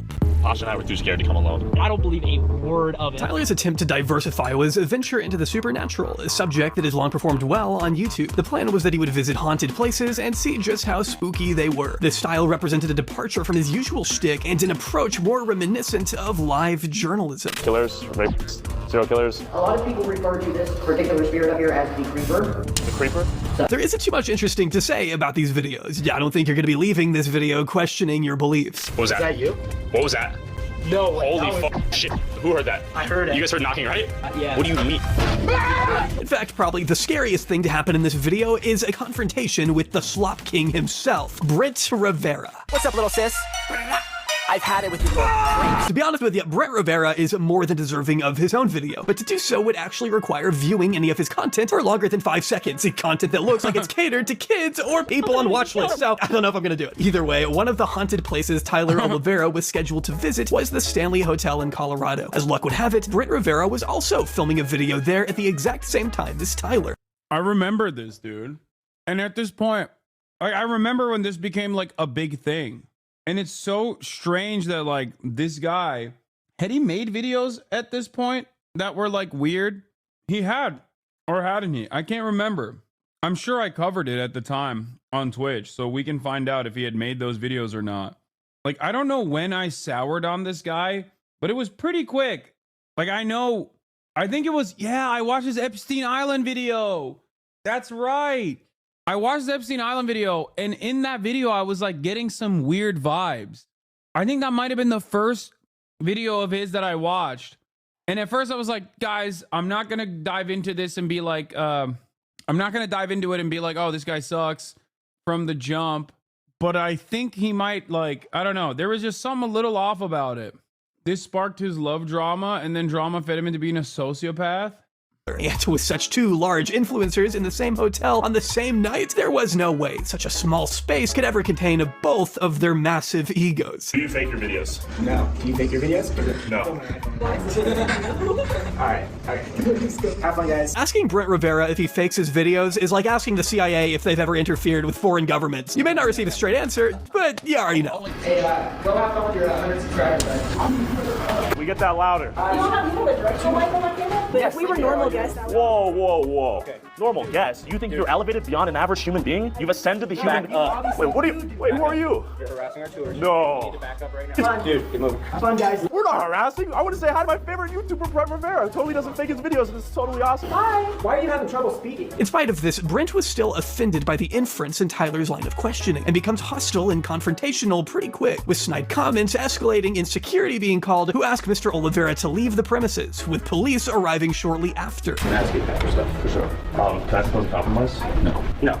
Estes PD's on the way, so you haven't totally get here. For sure. Unfortunate. The footage shown by Tyler obviously makes Brent look like an insecure jackass, and Tyler makes the most of this idiocy by uploading the video and presenting the narrative in its entirety. This was then reported on by large YouTubers who provided their takes on the situation, mostly siding against Brent. Brent Rivera got confronted in the real world, and I'm using that word loosely because it wasn't really confronting. He got trolled in real life, and just for some reason acted far stronger and more badass than he is. Like, bro, you make videos eating gum off of a child's shoe. Like, why are you going to try and pretend to be like this fucking man's man when met with controversy or when met with conflict in the real world? With the coverage the clips were receiving and the mounting pressure on him, Brent decided to take to TikTok to post his response. If you recently saw a viral video of two YouTubers arguing in a hotel hallway, well, one of those YouTubers was me. Things quickly get taken out of context, so here's the full picture. Also, this isn't me defending the things that I said, but more so giving you guys my perspective of what happened that night. In this video, Brent apologizes for any insensitive comments, but affirms that Tyler was attempting to provoke them by making inflammatory comments of his own, following and harassing them, not vice versa. As the night went on, he continued to approach us with his camera, saying awful things about me, my friends, and my sister to try and get a rise out of me for his video. At a certain point, it bubbled up so much that I did what he wanted. I stooped down to his level and I said something that I should not have said. Later on, he came up and started filming again, this time while we were on a tour. His actions toward us and other guests on the tour caused the hotel staff, not me, to call security. And after several warnings, the hotel chose to call the police to get him escorted from the hotel. This response wasn't well received at the time, especially with the footage available, which clearly showed Brent acting in a more hostile capacity in front. I can't believe in a situation involving Brent Rivera, he was actually not the worst person involved. That's truly shocking. Front of Tyler and making more than just one antagonistic comment. There's little doubt that Brent downplays his role in this confrontation, but I do think people tended to overlook the fact that Tyler was clearly looking to get a rise out of him. We know by now that Tyler Oliveira does have a talent for poking the bear, and we don't know how much content he cut out of that interaction to present an image that was more favorable towards him. I could imagine being annoyed if someone kept coming up to me in a hotel, pointing a camera in my face, and asking me provocative questions, even if I did make bottom of the barrel slop content, but we all know better than Brent Rivera why Tyler did that. If it's something worth talking about, people will give it attention. And although the views garnered from this coverage of the situation didn't quite galvanize his channel in the way he may have hoped, it did seem to put a light bulb in his head that he could scale up his investigative efforts from here. But first, it's a new year. That means new horizons, new opportunities, new habits. Whether those habits are good or bad is really up to you to decide, but I'm here to tell you how you can break bad habits and start 2025 off on the right foot. All thanks to a personalized debt solution from today's sponsor at PDS Debt. With an A+ rating from the Better Business Bureau, PDS Debt strives to understand your specific scenario and can help provide alternative solutions to becoming debt-free. If you feel like you've been throwing endless amounts of money at your debt every single month and aren't seeing the balance go down, it might be time to contact PDS Debt. PDS Debt has customized options for anyone struggling with credit cards, personalized loans, collections, or medical bills. In fact, everyone with $10,000 or more in eligible debt qualifies, and there is no minimum credit score required. Make this the year. Look, we're doing ethical reacts, all right? Shouts out to Jabri. I love Jabri. I love his content. He put a lot of thought and effort into us, so we're just going to keep watching the ethical debt react.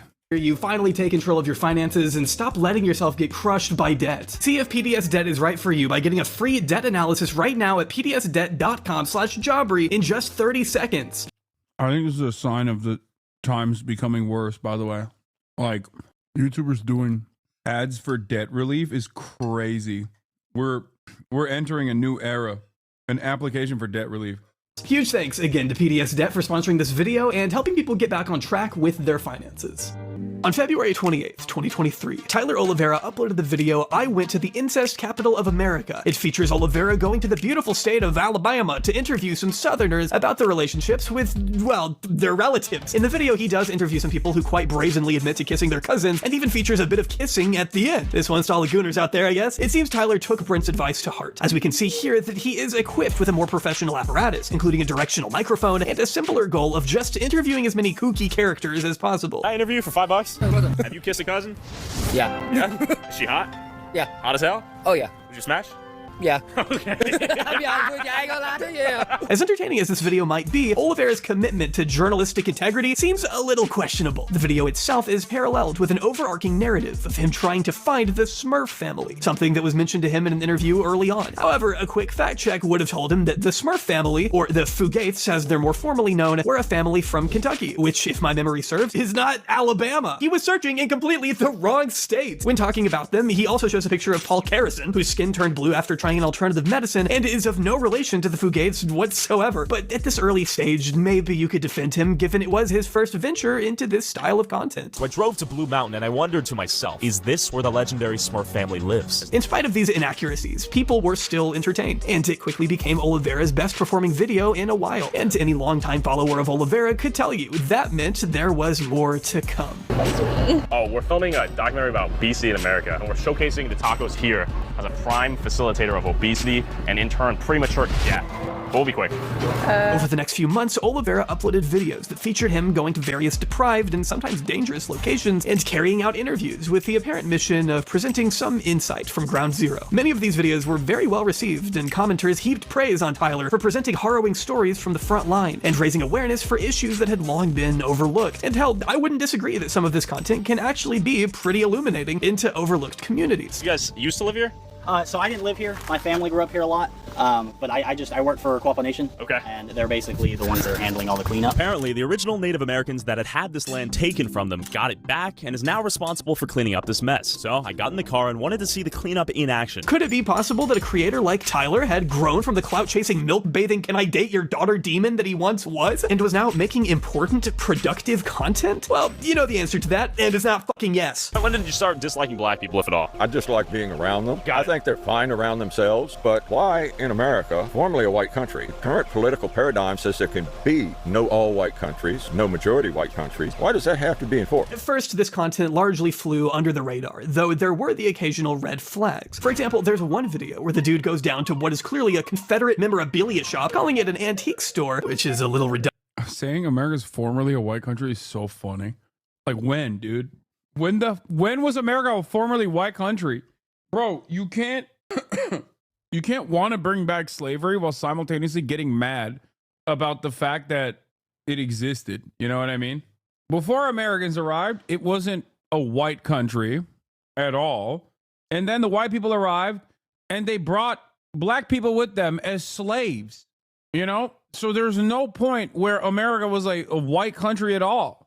Productive then gifts one of the items he buys there to a notoriously racist man who has appeared in other videos, with YouTuber Vince Vintage doing some digging of his own into this particular store and finding a barrage of other heinous items they had on display, uncovering how the local population has tried to get it shut down for years. The store, Wildman Civil War Surplus, is described in one 2015 article as containing shrines to the Klan, to white power, but Tyler seems to leave out that context, instead giving viewers the impression that this was just a normal southern antique store, apparently worthy of his hard-earned money. According to him, it's basically the same as going to a Civil War museum. This is a Civil War antique store that sells all sorts of artifacts and memorabilia from the Civil War time period. It's literally an antique store with a Civil War theming in the deep south of Georgia. I bought rocks, a piece of paper, and a plate with guns on it. It's almost like saying if you pay admission to go to a Civil War museum, you're somehow supporting slavery. You know, this... Wait, what? No, it's not like that at all. No, you didn't go to a civil... It's like going to a Klan rally and being like, excuse me, this rally also features anti-racists. Oh, I'm sorry. I went to a BLM rally before and nobody got mad. And then I went to a Klan rally and everyone got mad. It's just a racialized rally. It's a racial gathering. What is happening? Civil War museum filled with swastikas, a famous symbol of the Civil War. One glance at the reviews will tell you it's not so much the historical institute its owners may want you to think it is. It's caused so much controversy over the years that it's pushed neighboring businesses to relocate and prompted city council members to resign in protest of its license being reinstated. As I've often found to be the case with Tyler, sometimes the narrative lies in what he doesn't let on. People weren't given any of this context about the store, so they didn't think anything of it. They didn't care, just as they didn't seem to notice he was ripping off better creators like Nico Omalana, but soon that would begin to change. How easy would it be for us to get like fentanyl right now? Yeah, but keep walking by. Next person? Yeah. How long have you been out here, sir? I've been here about 4 years. On November 2nd, 2023, like, think about the way I covered Skid Row when I went down there and what I did down there, and then think about what Tyler Oliveira's slop is. Like, part of my goals this year is to be like the reverse of what he's doing, basically. Of course, his style of content is endlessly more popular, especially on YouTube, because it's so slop focused, where he's not above faking stuff as well. Like, he just fakes shit all the time. But my goal is to humanize these people, not put a microphone in their face and just like exploit them and make fun of them and undermine them, you know?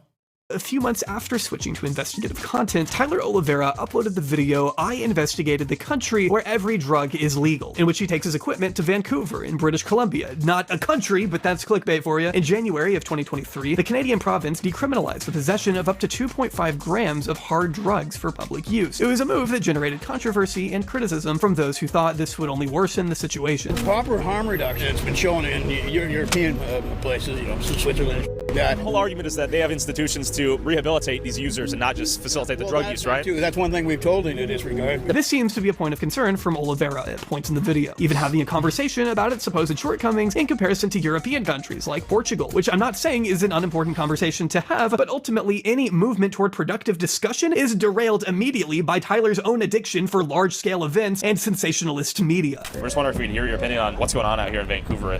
This very second is not a great time. Okay, got it. Should we get out of here? No, it's just I've got somebody who's just OD'd outside. For this video, Tyler brings along independent journalist and self-proclaimed Portland homelessness czar Kevin Dahlgren, who had already appeared in past videos featuring people living rough.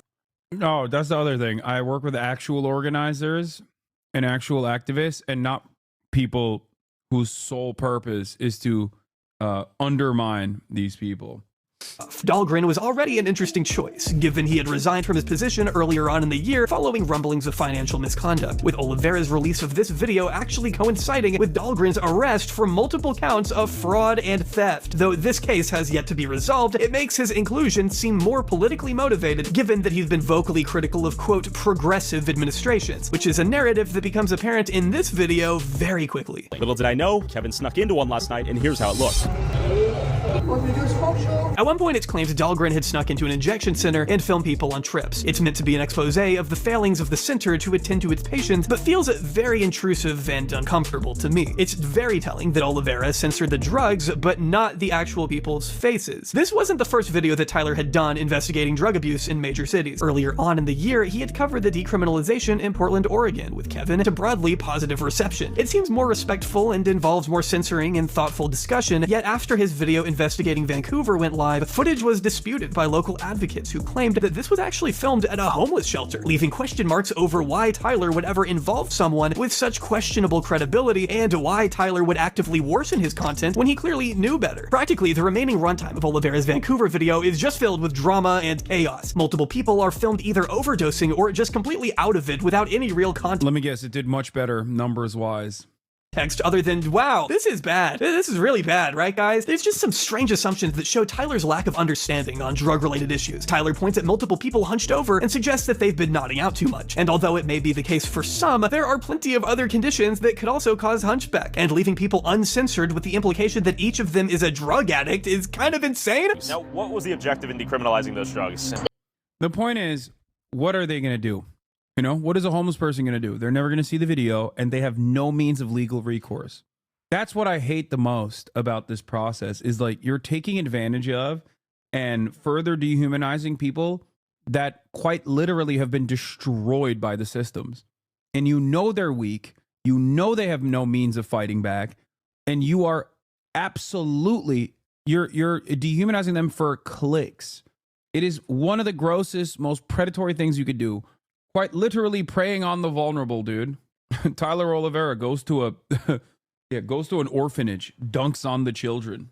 That their idea was that this would reduce stigma. They cite other countries in the world that have had some success with decriminalization. They talk about Portugal, Uruguay, Germany, but there's a huge difference between. By the way, the Tyler Oliveira method, Tyler Hitler-Vera method, go with a quote-unquote local activist that's like a right-wing charlatan, okay, a disgraced person who on paper deals with these issues, but deals with it from a right-wing perspective, and then talk to a right-wing politician to further solidify the narrative that it's like, yeah, homeless people actually are bad across the board. And yes, financialize the misery in the process. It's really, really bad. Between what they're doing and what's being done here. Fortunately, the government is only telling half the story and they've only put half the work in. The only attempt at any further depth is an interview at the end with Vancouver-based politician Eleanor Sturko, who again makes some points regarding the implementation of the program. Yet after the video, she also denounced Oliveira, said that she never consented to being recorded and that her comments were taken out of context. Oh my God. No way. Nah, I bet she was doing ass covering. Sturko has also received criticism for her handling of this. matter, and as a professional politician, she should probably know that some people will tape her statements whether on or off the record. However, the fact that Oliveira didn't ask for her consent is also telling, that maybe if she knew what the video was saying or what it was about, she wouldn't be happy participating in it. This didn't stop Oliveira from responding, calling her spineless, which I assume is Tyler's way of continuing the conversation. Not too soon after another person who was featured in the video spoke out about it, a man who was filmed overdosing on the street claimed there were some ethical boundaries Oliveira should have at least considered. It's terrible to think that someone in distress who was having a difficult time was being filmed and put on the internet for likes and clicks. And it's disgusting that people think they can come down here and Like, think about the impact that we had. We interviewed incarcerated firefighters. How did I do this? I did this by, one, going to a local community organizer, Scott Budnick, and working with his organization, ARC, Anti-Recidivism Coalition. Okay? We got unlimited access in the process. We got prior consent and prior authorization from literally the governor's office and the officers there. Okay? And in the process, we highlighted the plight that incarcerated firefighters go through. We talked about their conditions. We talked about some of the benefits of the program, some of the positives of the program, a broader point about America's carceral state. And simultaneously, in the aftermath, we've fundraised thousands of dollars. Not sure what the exact number is. Okay. But also, we ended up sending too many video games. One of the things that one of the prisoners asked for was video games to be sent. I talked to a lieutenant who's a CO tasked with the program right then and there during the process. It was filmed live, so there's no like editing trickery going on either. And then we sent so many video games to one of the facilities that was mentioned that they literally were like, we have too many video games. Like think about the impact of this community and think about the direction of the content, think about the purpose of the content versus what Tyler Oliveira does. Yeah, same with Skid Row. With Skid Row, worked with a local organizer, got prior consent, prior authorization, went and got much needed items, purchased them, offered them, didn't show anyone's face if we didn't ask for express consent ahead of time. And in the process, raised $20,000 for Water Drop LA, a fantastic organization.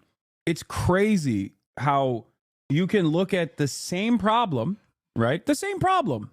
Because like I went to Skid Row. I'm sure he's gone to Skid Row, or at least he went to Vancouver's very own version of Skid Row. It's the same exact issue. Look at his coverage over it. Look at the popularity that kind of coverage gets, by the way, as well. And look at the framing of this issue versus the ethical way to do this. It's very, very frustrating. And I hope people can understand it's not the same when you know, there's a difference between sticking a camera in the face of like someone very clearly overdosing and then being like, oh yeah, this guy's overdosing. Yeah, concerned trolls when Hitler Vera, I sleep. Concerned trolls with LSF and Hassan. Yeah, exactly. film people when they're having a difficult time in the downtown east side. They have family members. They have names. They're people. They're not just throwaways of society. They obviously caught me at my worst, and yeah, I wouldn't want that to happen to other people. There should be some type of, I know it's legal to kill people out in public, but at the same time, there's got to be some ethical boundaries. Oliveira responded to this with his textbook empathy. Wait, this guy who is overdosing on meth on a public sidewalk works in or at the Overdose Prevention Society? Yeah, wow, sicko and Tyler. This guy with a drug addiction problem is volunteering to help other people with drug addictions? Wow, yeah, talk about a conflict of interest. High fives all around for Tyler and his bros. Tyler Oliveira's video is the perfect representation of Tyler's like, not me. I would never do that. I would never volunteer at an overdose prevention society. I would never do that. I would instead come in and find you at your weakest moment and put a camera in your face. Observing society's problems, but not actually suggesting we do anything about it. The title of the video implies that Tyler is criticizing decriminalization, but even his video seems to acknowledge that British Columbia already had a problem, and other countries have successfully implemented similar programs with the right infrastructure. Yet, rather than actually exploring why it may be falling short here, Tyler just gawks at people with serious problems and profits from filming their struggle, because he has nothing of actual substance to say, and relies on other people to make those points for him. I think the video and his subsequent responses paint a pretty clear picture that when the narrative serves it, Tyler is all about helping people, but as soon as someone provides even the mildest critique of his content, he goes right back to being that same old petty, egotistical. Could you please maybe not film people overdosing without consent, please? Wait, this guy who was overdosing on meth on a public sidewalk in and at the Overdose Prevention Society? I am very smart. Tyler Oliveira that we've always seen. It shows that this transition isn't really growth, it's just a move of convenience, and that when it's no longer convenient to him, he'll throw all these people that he claims to care about under the bus for his own personal gain. In spite of the criticism that Oliveira faced for this video from people within these communities, the upload became one of his best performing on YouTube, netting nearly 20 million views. It sent Tyler a clear message that people wanted more drama, more politically charged narratives, and most importantly, more chaos. So what was Tyler right-wing chaos too? They're gonna do? Respond to those who said he was sensationalizing homelessness and start treating journalism with the respectability it deserves? Don't be silly. Tyler was much more interested in turning public anger back at the people who question. Why is this content allowed on YouTube at all? What are you talking about? YouTube is infested with this. Tyler Oliveira, at this stage in his career, not where it is now, but at this stage in his career, was far from the most right-wing content creator. You understand? His methods. It was like yesterday, man, where you had protesters, literally up against the faces of police officers as they formed a human wall trying to protect East Precinct. But we all know the story. This guy's another right-wing grifter that he linked up with. It's always a guy like that. It's always like the Andy Ngo's of the world. You know what I mean? I'm only using Andy Ngo as a substitute here because he's a very notable figure in Portland for basically doing this for years and years and years and becoming like a famous right-wing grifter.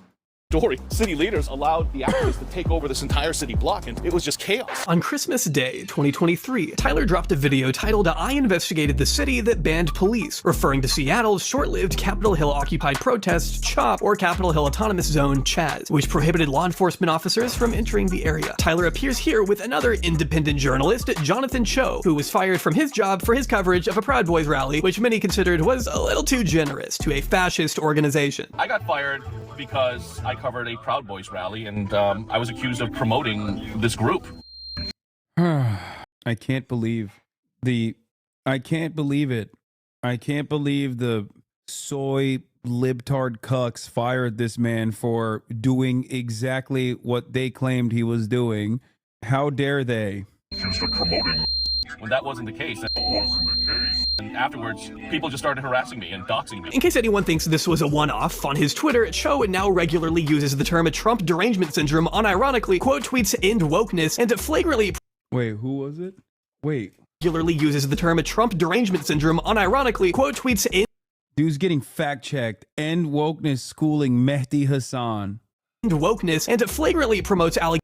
The elections are rigged in Arizona. Does anyone care to do something about this? How is this being allowed? Allegations of election fraud. So you know you're in for a real thick slice of... Oh my God. Oh, I hate the right-wing network. I hate the right-wing media ecosystem so much. They will literally elevate the grossest losers to the top of the pile.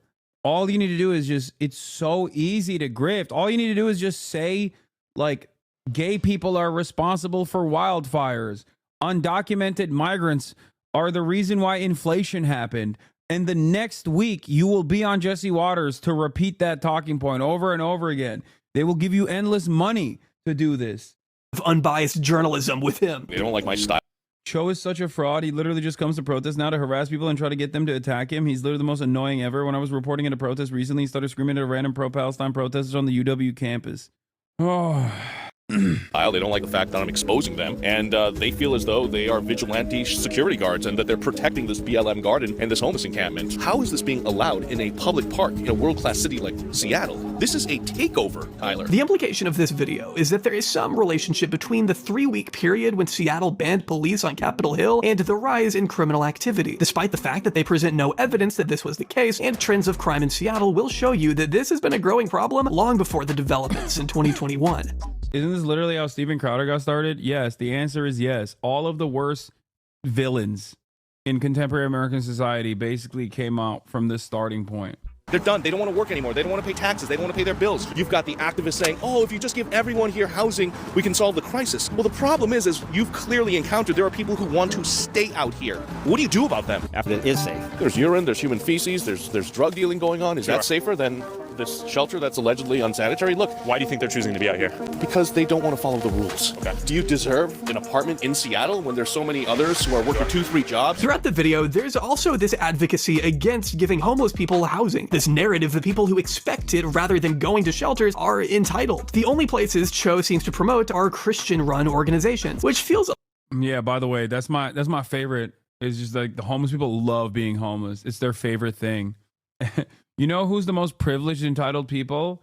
Not the YouTuber exploiting homeless people, but like the homeless people themselves. Those are the real. They're exploiting the earth, dude. It's really messed up. a little bit loaded in itself. There are also strays of people advocating for the homeless, most notably Mark Horvath, head of the nonprofit Invisible People, who criticized Oliveira just 20 days before, in case it was unclear how petty our man is prepared to be. Directly in front of a criminal network, a criminal town. Talk to me.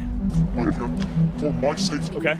You're in front of the camel tent that's in drug ring. At one point, Cho and Oliveira are met by a woman who claims that a drug tent is a criminal syndicate's headquarters, and they take her completely seriously, despite the fact that she reveals herself to have no knowledge of it whatsoever, and just wanted an opportunity to complain about the homeless situation again. There's unmitigated shoplifting. The laws have to be changed because they're actually, the police hands are tied. We're spending vast amounts on Narcan. The firemen are coming out all the time. Overdoses. I'm sorry, if you're not a teenager, you don't get Narcan. You don't get a sedative. I am not some crazy conservative, but things cannot end unless there are laws. Where'd you get us? Yeah, what? Because if I was going to have some idiotic progressive thing like, oh, these poor homeless, poor people, you know, they're the poor entitled. This video is particularly funny because Tyler offers so little substance that it just devolves into Cho's personal vendetta at the liberals for having him fired from a job where he tagged his news corporation and said that the Proud Boys would be around to answer questions on their cause and mission. Yeah, I wonder what that mission could be. I'm asking if you're doing fentanyl in there because bathrooms are being used for drug use. That's everywhere in the United States. Is that a yes or no?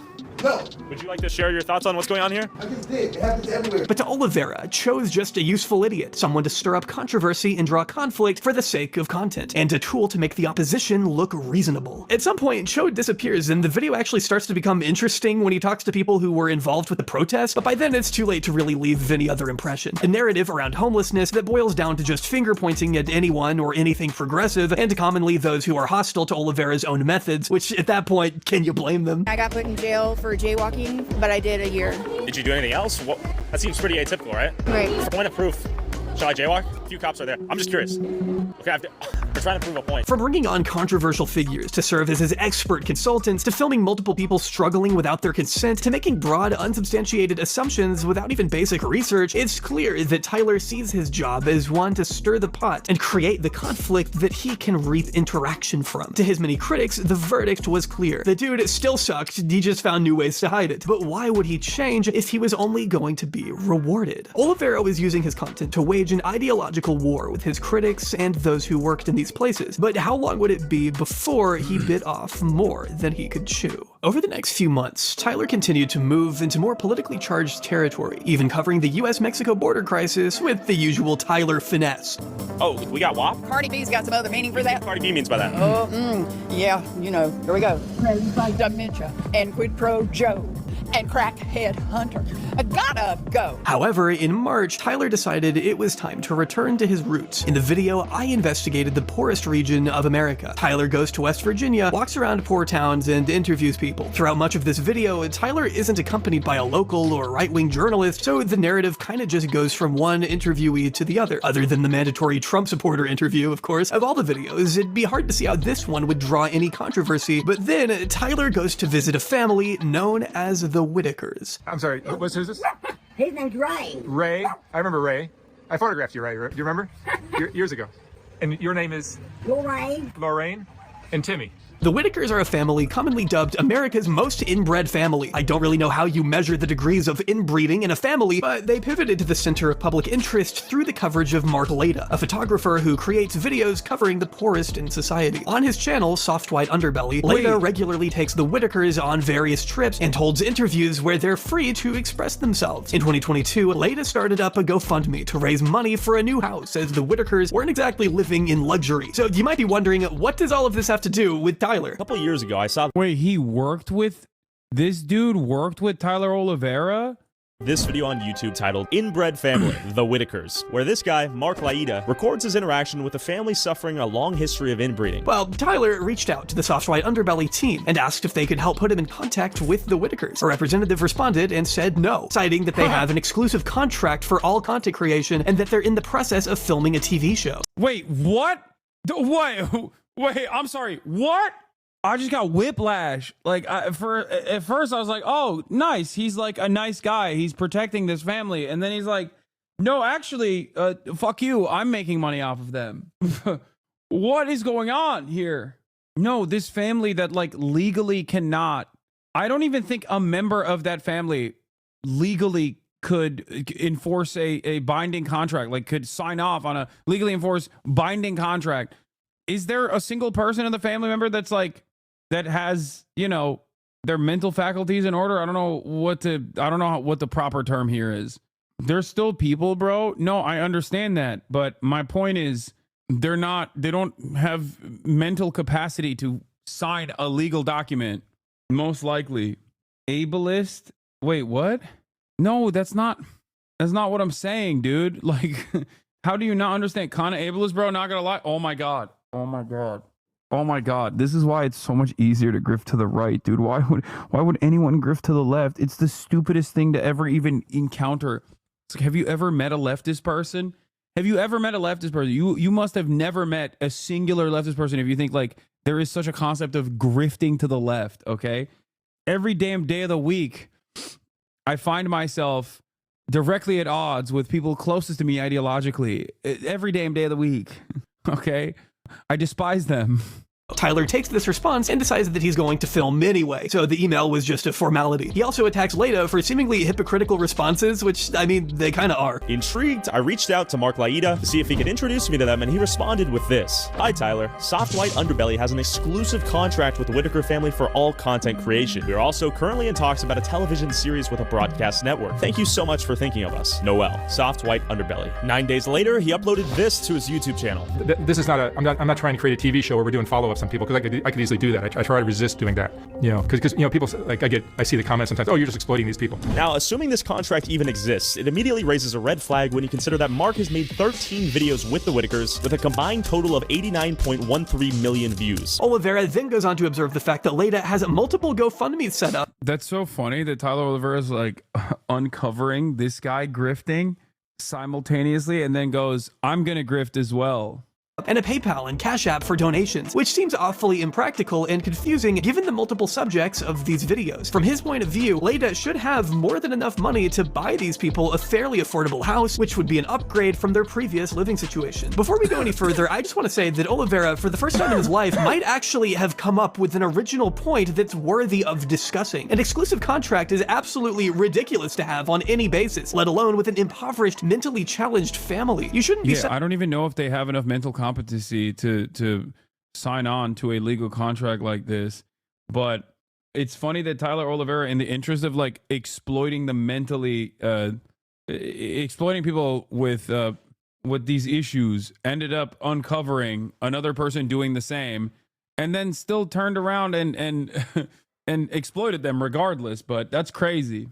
Setting up GoFundMes for any of your channels. If you feel that indebted to these people, just pay them. And it definitely is weird that you claim not to be trying to make a TV series a week after saying you were working on a TV series. However, observing a problem was probably what Tyler was always best at. Can he actually draw a productive conclusion? The minimum of $77K raised directly for the house, in addition to however much was sent to Mark directly via Cash App and PayPal, and however much money generated from, let's say, just the first video he made with the Whitakers, an extremely conservative estimate of $82,000, assuming a $2 RPM, we have a minimum of $159,000 in the home fund here. And there just so happens to be a house for sale right now in Odd, West Virginia, where they live, currently listed for $139,000. So why don't they have a new house? Rather than talk about the potential exploitation within this sort of content, which would obviously bring into contention many of his own videos, Tyler instead chooses to focus on the implication that Laida is defrauding the Whitakers, using one of the family members, Betty's, words against him. What else? How's the house coming along?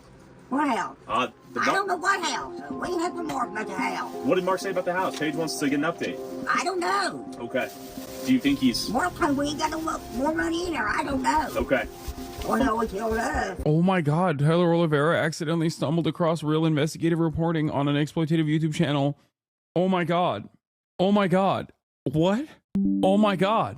In the process of being a dickhead, he accidentally did good journalism. That is so crazy. From my understanding, there's like, I don't know, $50,000 or $60,000 in there. Has Mark given you guys an update? No. Okay. When's the last time you guys talked to Mark?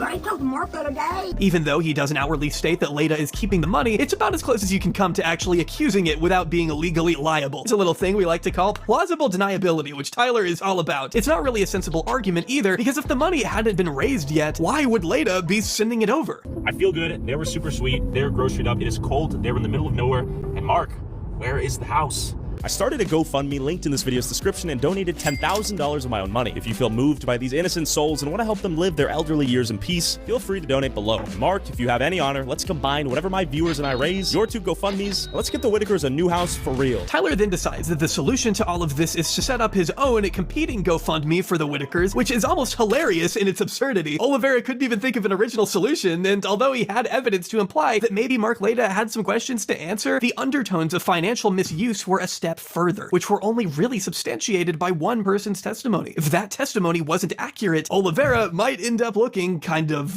bad. Hey everybody, this is Mark. I thought I'd address something that a lot of people are have questions about. This GoFundMe that I've had for years, since I've been interviewing the family, has generated a lot of money for the family. It was always designed to help them with their living expenses, and then like end of last year, we changed it to... Are they doing, instead of going band for band, they're going griff for griff? Is that what's going on right now? We started a new GoFundMe, and I tried to start a new one so it would look like this is how much. Thanks for this how-to video. I'm off to just start my own YouTube channel. Stop it. Don't do it. Okay? Please don't do it. Please. It's already a saturated market. I promise you will not be successful if you go right wing. Please. Please grift to the left. Look at how successful I am. Please. I'm a grifter. I hate the left. I'm a capitalist and I love exploitation. And look at how successful I am. You can be successful too. Please start grifting to the left. Please, please don't grift to the right. It is an endlessly fortuitous enterprise. I promise. I promise you, they will love you. Please just make left-wing content. It'll be so successful financially for you. Oh no. Just interviewed a homeless person. They said they wanted to be homeless and we should actually eliminate homeless people. Not political, by the way, just doing independent journalism. This is real. But grifting to the right gets you free guns? No, dude, no, I promise. Okay, now you're finally spreading real misinformation. Please grift to the left. If you just grift to the left, guys, come on. What can you lose? Bro, if I grifted, I'd be so rich. Middle Eastern, Muslim, Kurdish, perfect for the grift sphere. Yeah. I mean, if you're Muslim, like the only thing you need to do is just cut like anti-Muslim content. Just say the most Why am I giving you the tools? Okay, I'm going to stop saying these things now because there's already enough of these guys out there. Money we're going to get for the house. The day after, Mark Leda uploaded a video titled Whitaker's GoFundMe, the problem with social media. In the 17-minute... I thought Software Underbelly was like, all right, you know? What is this? This is a collection of short clips of people who I've interviewed who have passed away since Software Underbelly started in April 2019. It's difficult to keep track of the 8,000 people, so I'm certain there are some that I've missed. The causes of death include fentanyl overdoses, automobile accidents, being chopped up and put in garbage bags, being shot and thrown into a dumpster, and suicide. RIP to all. You literally said White Soft Underbelly was your favorite YouTube channel. I didn't say it's my favorite YouTube channel, but I said it was a good YouTube channel because I thought it was a good YouTube channel that like worked. I didn't know all this. What the hell? I've watched like 10 videos 5-6 years ago. Or not 5 years ago, 6 years ago, like 4 years ago. Because it makes fun of dumb whites. What? Dumb whites? Do you think Soft White Underbelly only features white people? Some of his interviews of victims of incest are a bit gross. Sometimes he discusses it as if it's consensual. Always gives me the ick. Oh my god. More collabs incoming? Oh, with Todek? Nah, he's not gonna live with me, dude. I wish he would. SWU is not even as bad as it looks. Finish the video and it'll probably Leda explains that although the GoFundMe was set up with the intent to help buy the Whitakers a house, he would constantly be contacted by the family asking for financial support from the GoFundMe, of which he feels he has to oblige. He provides receipts showing many of these transfers and stating that he has also been paying them out of his own pocket. But the problem has been that Betty and Larry will call me every 2 weeks, every 3 weeks, and say, hey, we need money for a car. Larry wrecked his car. We need a new car. We need food. We need this. We need that. It's always an emergency, and they need money. And it is their money. But this money is, all these donations are for the Whitakers. And when they tell me they need money, what am I going to say? No, you can't have it. We're saving it for a house. So I give them the money.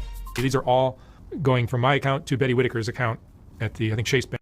Dude, I thought that, bro, I'm not gonna lie. I thought that these guys, Soft White Underbelly, was like doing a decent job humanizing some people that like literally never get heard. You know what I mean?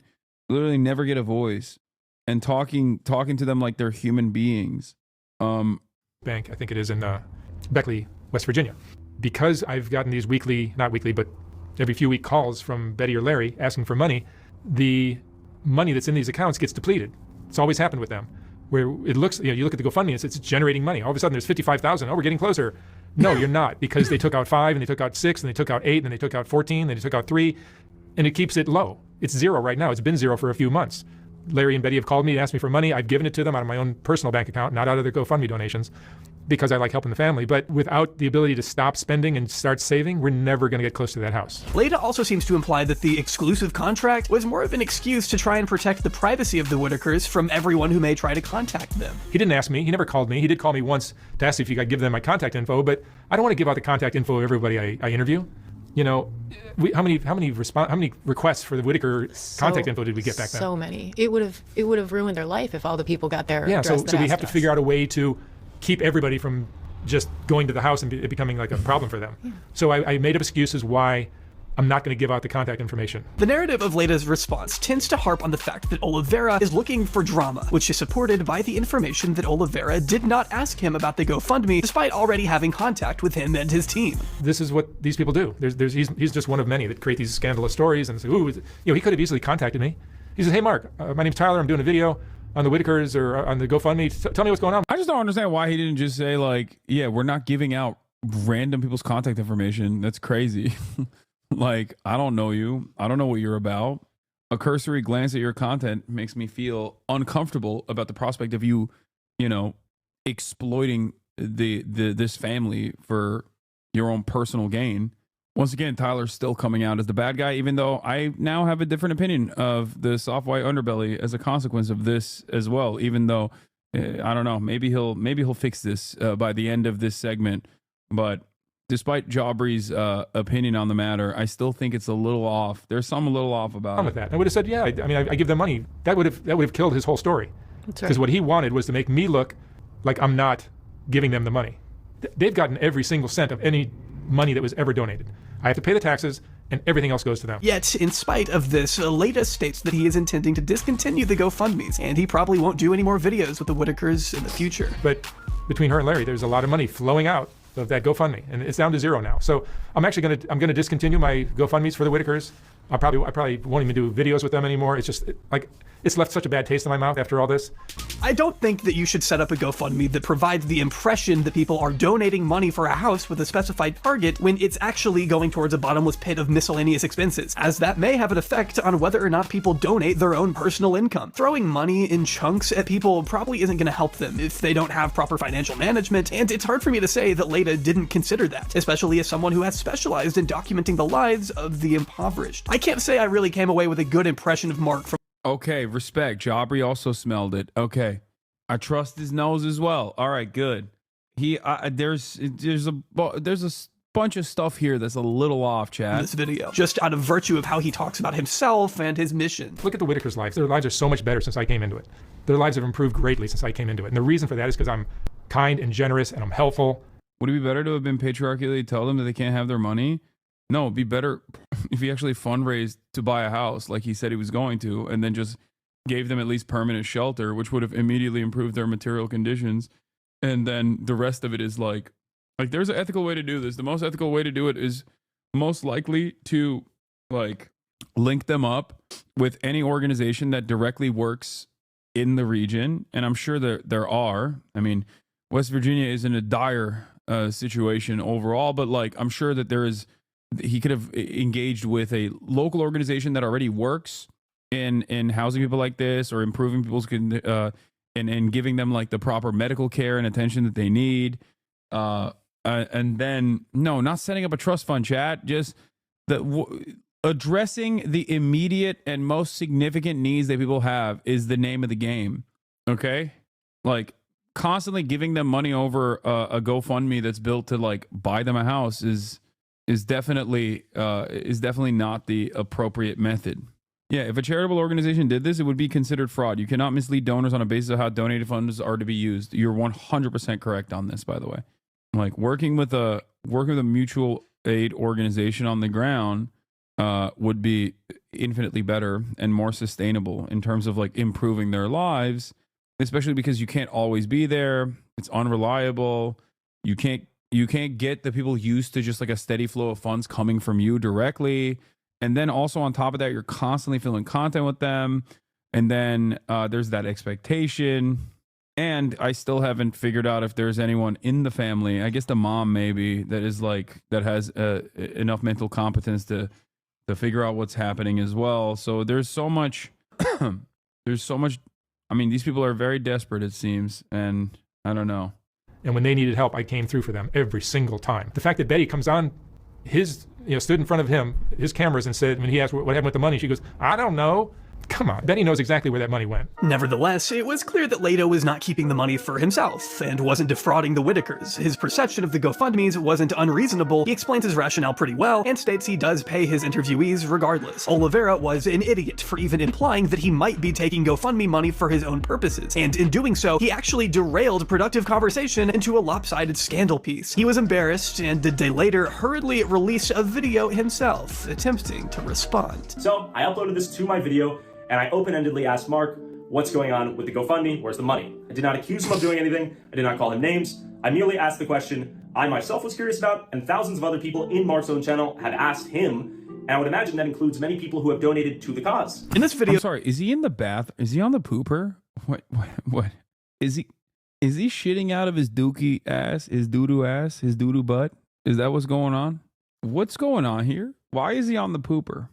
Tyler states that he was just asking questions. Sure, man. And OJ was just taking the Bronco for a leisurely drive. Any donor sending money to that GoFundMe is under the impression it is going towards the larger purchase of a home, not for random living expenses that Mark will send their way in the chunks of $4,000 to $5,000 every two weeks to a month.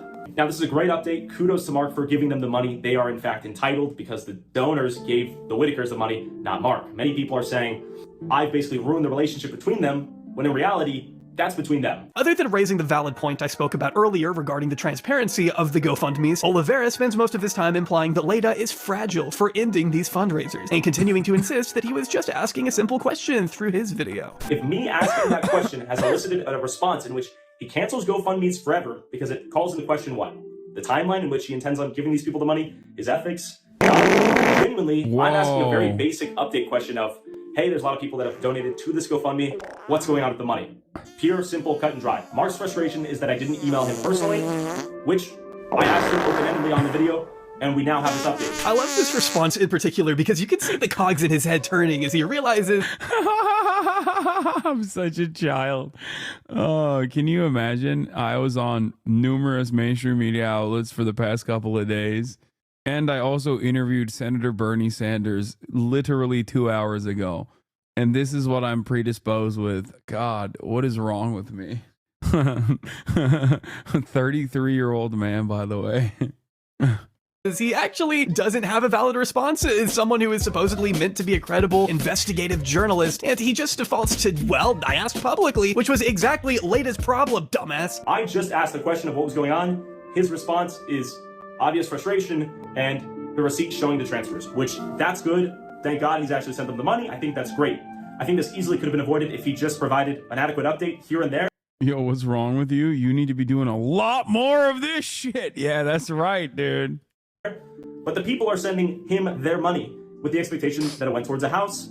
They were in the dark. No one knew how this was being allocated until I asked this question. Though probably the funniest thing about this was Tyler's commitment to continue his own GoFundMe that he pledges will actually go to a house for the Whitakers. With that being said, I currently have a GoFundMe in the link in the description of the West Virginia video. They don't call him Tyler Shitler Vera for no reason. Oh my God, we won't move from Hitler Vera to Shitler Vera. I donated $10,000 of my money personally. There's also a couple $1,000s in there currently raised for the Whitakers.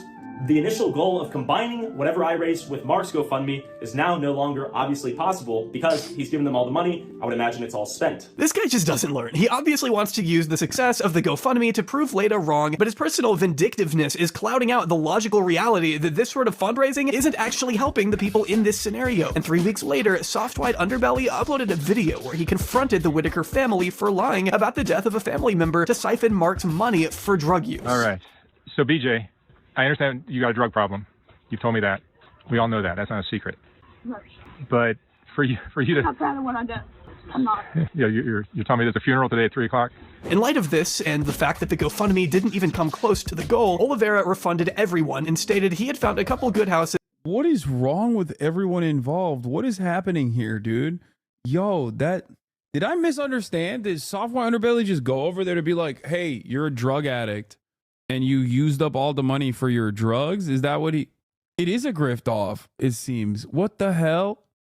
But the companies just weren't interested in working with him, still desperately trying to twist the knife into Leda and prove it wasn't that hard to find a good place. All the same, he then states that both he and Leda were lied to, and expresses that he has donated his $10,000 to Coalfield Development, an organization that helps build Appalachian infrastructure. It's a good thing that he decided to actually donate that money to a worthy cause, but it also came at the expense of his credibility on the matter. This isn't the first time he's donated money to charity to deflect from his own ineptitude at handling his poorly thought out decisions. It seems his inability to separate his personal sentiments were interfering more and more in his ability to carry out fair coverage of these social issues, costing him even more credibility. And like many who lose credibility, the only solution is to go further into fanaticism. Throughout this video, we've touched upon Tyler's nature to respond to criticism with a distinct lack of grace, particularly when it came to the Soft White Underbelly saga. But little can really emphasize how Tyler's journalistic mask slips when he's called out for what is often valid criticism. Well, little other than a well-placed feature from another creator. I think this is the perfect time to introduce my first guest for today. Allow me to call on the very talented and entertaining Ghost Gum to illuminate just how tragic Tyler's handling of even the most mildest backlash has been and what it may say about his character. The floor is yours, my friend. You know, if you're gonna be You went to confront them about lying about a funeral / money for the funeral when it was used for drugs. I mean, that also is like still kind of wild. Like, it's wild to film. It's not wild to get disclosure from them or something, but just like it's wild to film and then post on your, I don't know. Maybe am I too woke? Maybe like publicly shaming literally a family that is designated the most inbred family in America, living in squalor in West Virginia. Like, I don't know, maybe I'm being too woke.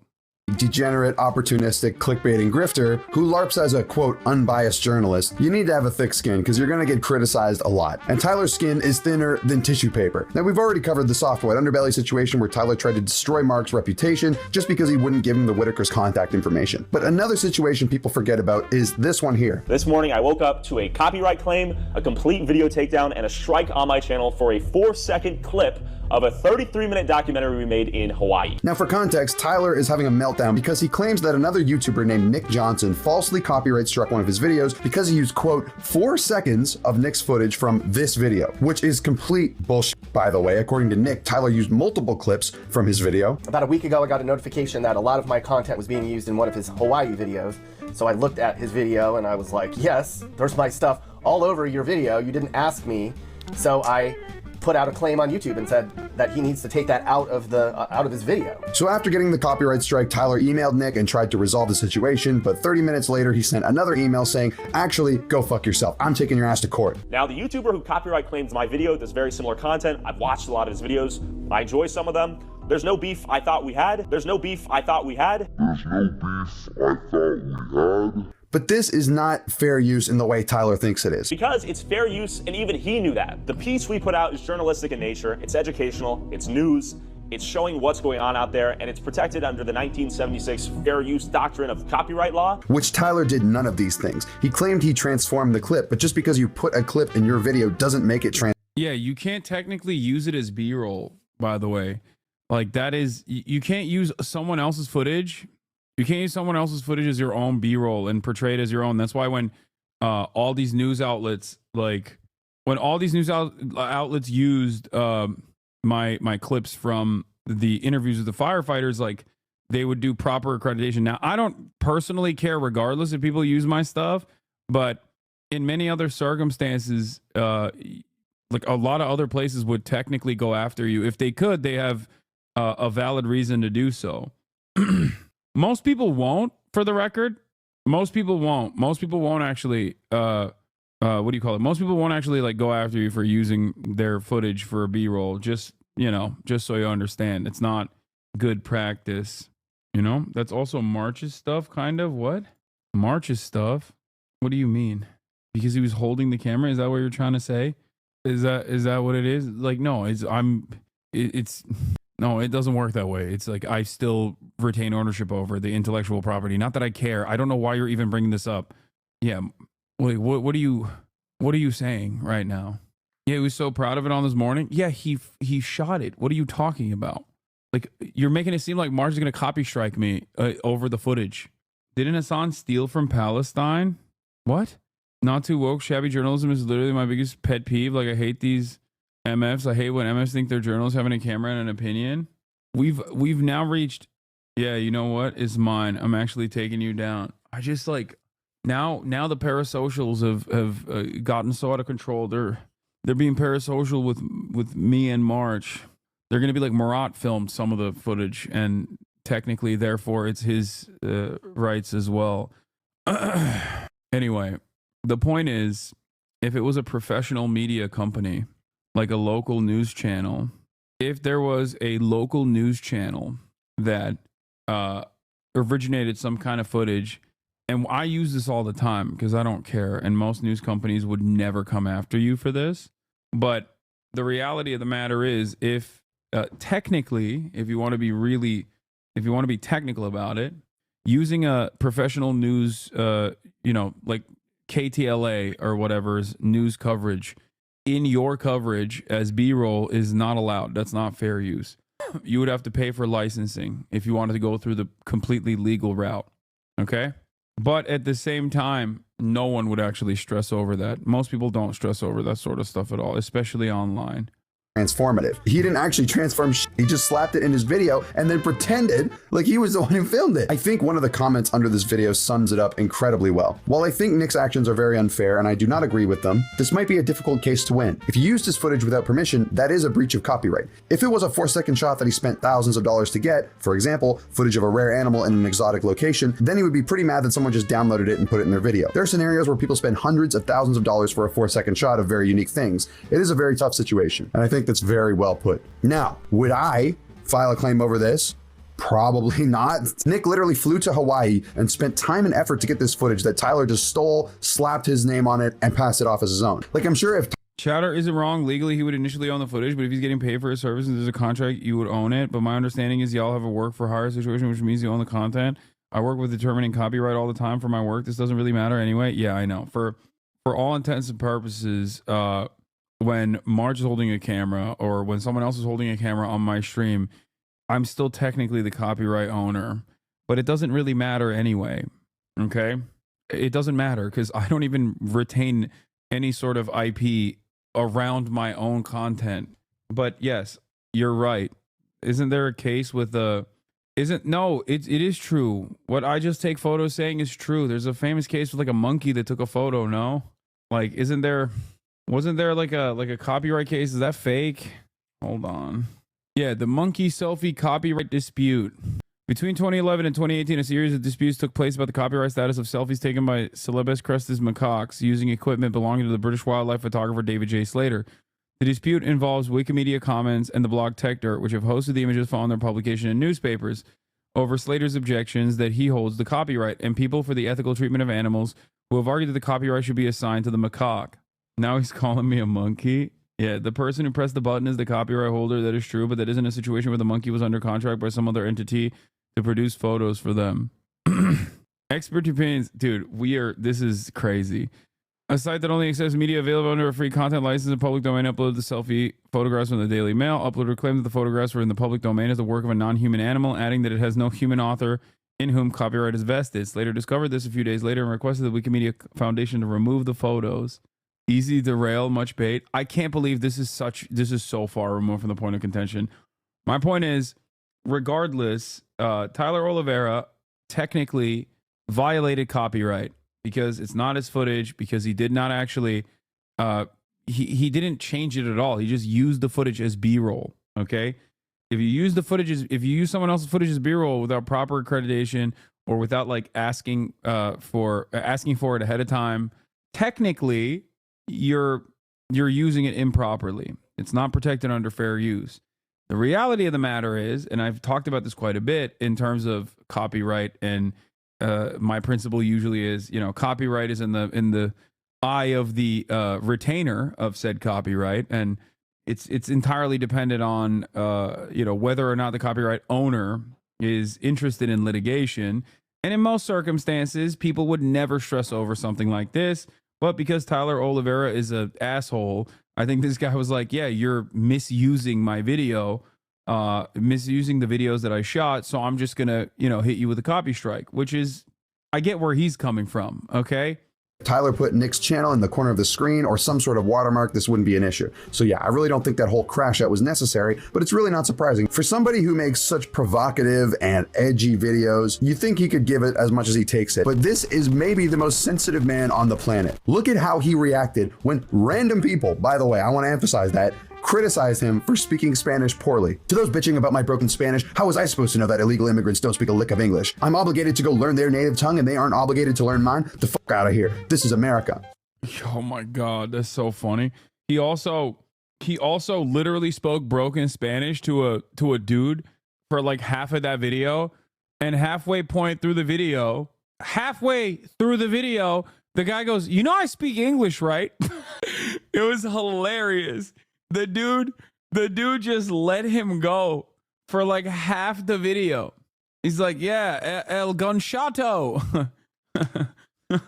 Like, dude, these are just random commenters. I don't know why you're getting so mad. And this is far from the only example. I think this video has made it abundantly clear that Tyler is a shitty journalist. So naturally, he gets criticized a lot on Twitter for being a shitty journalist. And whenever someone criticizes him, Tyler uses this classic line or something similar to it. Actually, I go out and talk with people while you sit at home, which is just such Socratic logic. I don't even know if I should attempt to engage with this argument because it's so bulletproof. This is a tweet from the YouTuber Mr. Beat, who I think summed up Tyler's shtick pretty well. Based on all the videos of his I've watched, Tyler doesn't seem to care about finding out the truth. He's not even trying to find out the story. The story is... Great take. I mean, straight up. Yeah, he goes in with a preconceived bias.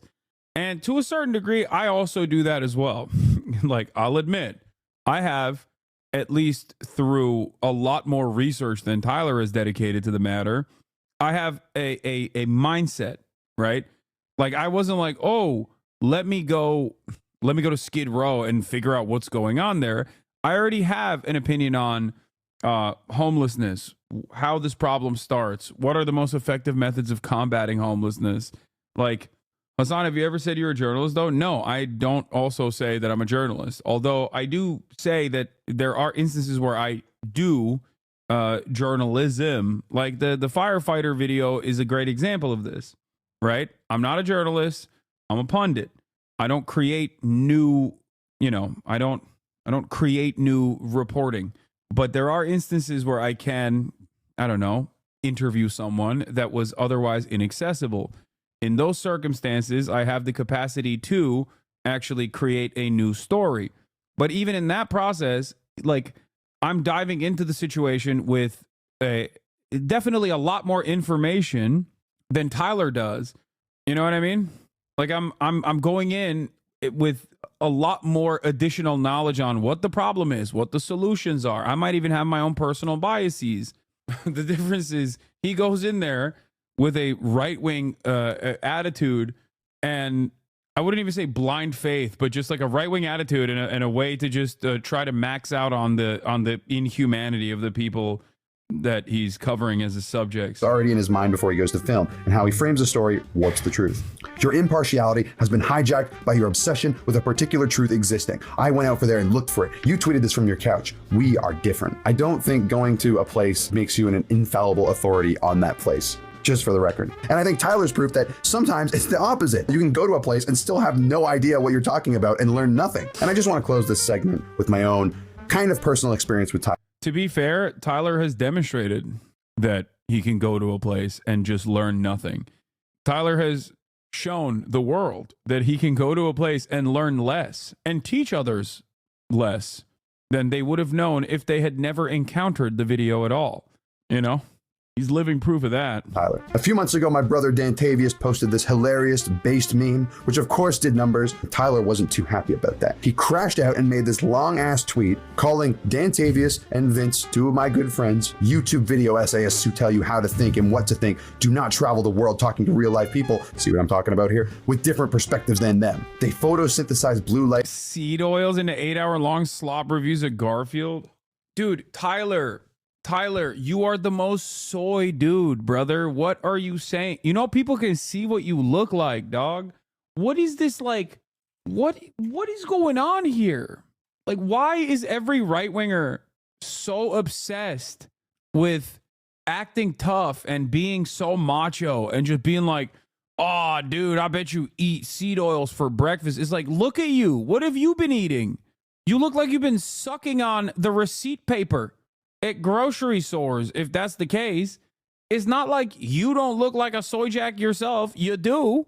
Like, it's so strange to me. I don't understand when right wingers have this like weird thing where they go like, I'm right wing now, so that means like everyone else is soy. I, on the other hand, am macho and masculine. I'm the most masked guy you've ever seen. And it's like, dude, you own a mirror. What the hell? The beacon of alpha dog masculinity, dude. Look at this man. Like, you're a YouTuber as well. I don't know why. Like, it's so funny when YouTube slop content creators will yell at other YouTube content creators for making slop as though your version of slop is better. Like, people say this to me all the time, right? Other YouTubers and other like Twitter accounts will say this. They'll be like, all Hasan does is sit at his home and yap, yap, yap. It's like, but so are you. That's what you do. We both are doing that. Like, what do you mean? I'm yapping. You're yapping about my yapping. You're not even yapping originally. You are yapping over my yap. You're doing the same thing, to be fair. Yes, I am. But there's a difference. I recognize what I'm doing. What? That's my point. My point is we're having a yap off. You are not yapping in a superior fashion here. Okay? Also, I don't look like Tyler Oliveira. And I often will never point this out unless it's like someone who's like, I'm a alpha dog, dude. I'll destroy you. You know what I mean? While also not fitting that profile, despite having no emphasis placed on being that way anyway. It's stupid. And seed oils into 8-hour-long slot reviews of Garfield. They are the latest step in human evolution. Yeah, if your job is posting, you're gay. As you guys know, I famously said this. If your job is posting, you're gay. I don't make the rules except for that rule. I made that rule up. You're gay. You're super gay. Okay? And yes, this means myself as well. And I have no issue with this, but you seem to have a chip on your shoulder about this. Evolution, a humanoid mass born out of the hive mind of Twitter that echoes what they think their audience wants to hear. That is the most faux deep nonsense thing I've ever read. You think by phrasing it like this, you're saying a lot, but he's actually just saying nothing here. Thank you, Ghost Gum. I'll leave his channel in the description below and would encourage you to check him out. He's an incredibly entertaining creator who always has something of value to say. Putin's monkeys, yo, he better not have disparaged my boy Steven Seagal. He better not have disparaged my boy Steven Seagal. Bro, that is the national treasure that we lost to Russia. Okay? Do you understand? That's Mr. Steven Seagal to you. Multiple time award recipient Steven Seagal. That is a man who has invented his own version of fighting. That is a man who knows how to run very well, and his arms don't flap like a wacky inflatable arm man when he runs. That's all AI. The footage that you see of Steven Seagal running where his arms flap in the wind, that's all AI footage. It's a lie created by the CIA to disparage him because he is now a Russian asset. That's Mr. Deputy Sheriff of 35 years. That's Mr. Aikido Vision. Okay? Did you mean Sensei? Yes. That's Sensei. That's famous musician.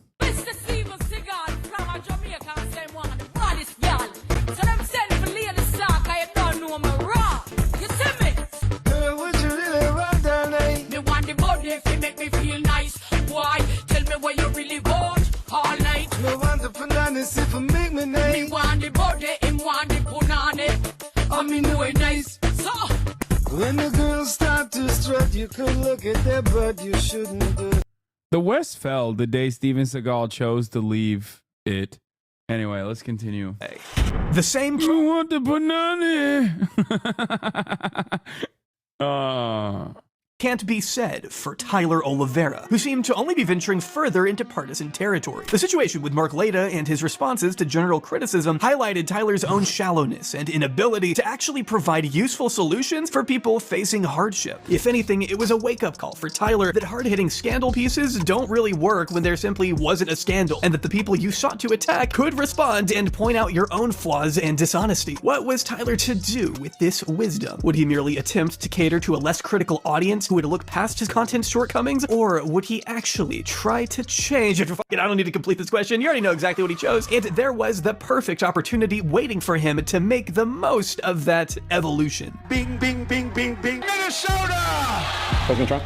I really don't know what he said at the end of that sentence. The quadrennial U.S. presidential election is probably one of the most widely covered recurring events in international media, and probably the most covered event in America. And why wouldn't it be? It's only maybe the most influential job in the world. The last U.S. president to not win Time Person of the Year was Gerald Ford in the 1970s, and his bitch ass didn't even win an election. With so much at stake every 4 years, journalistic integrity is at the heart of the coverage of these elections. Given the increasing distrust in mainstream media and pervasive narratives of fake news and election interference, You are fake news. having reporters on the front line and not afraid to confront these matters is more necessary now than ever. And with the recent scandals and criticisms behind him, Tyler Oliveira was ready to be that frontline journalist. But how did he perform? Who are you voting for? Suck my balls!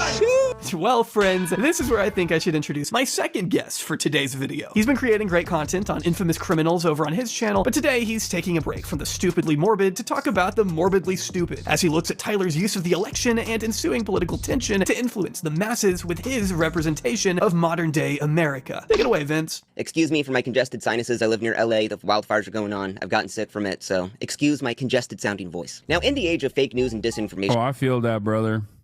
Tyler Oliveira has taken the chalice to be the purveyor of truth in a world rampant with fake news and misinformation. Now, as a real journalist documentarian, you would expect Tyler to at least get the facts right. I mean, hell, that's the bare minimum of journalism, right? I mean, Tyler would never publish a story that he hadn't even done the most basic fact-checking on. Right? Now, in Tyler's investigative reports documenting the decay within these cities, oftentimes in the cities he visits, it's not as crazy as he would like it to be. While the crime does happen and sometimes they're not good places to live, when Tyler holds up that camera and films around, he doesn't see the violence and crime. So to amplify his videos and justify the claims made in them, Tyler will show news clips from that city to inform the viewer of the reality of this town. That's me in the trenches of St. Louis, the most dangerous city in America. And these news clips are always from that city, right? I mean, hell, if he couldn't even get the facts right just on that, I mean, could you really trust anything the guy's saying when fake news is running rampant? Now, in Tyler's video, I investigated the most dangerous city in America, St. Louis, Missouri. Now, Tyler's talking to a local and he's saying how many fights break out and how there's some real bad people on the St. Louis Metrolink. You feel safe out here? You can't even ride the Metrolink direct. You can't ride the Metro? No, there's always trouble. Always they rolling weed, smoking and drinking, and there's some bad Metrolink. So then Tyler shows this clip of a violent robbery going down in the St. Louis Metro. But this clip isn't of a Metrolink. Hell, it's not even from St. Louis, Missouri. It's from Brooklyn, New York, 3 years ago. But maybe this is just a mistake. I mean, in the original video, Tyler clearly doctored the footage to hide the Manhattan sign right there. I mean, that has to be just a mistake, right? Totally not intentional. But let's just go later on in this video. Now, Tyler's talking to a local and he states how he has been robbed 2 times in the St. Louis Metrolink. Tyler then shows this clip of a guy with a gun getting robbed in the middle of a Metrolink. But this clip isn't even of a Metrolink. Hell, it's not even from St. Louis. It's from Chicago 5 years ago.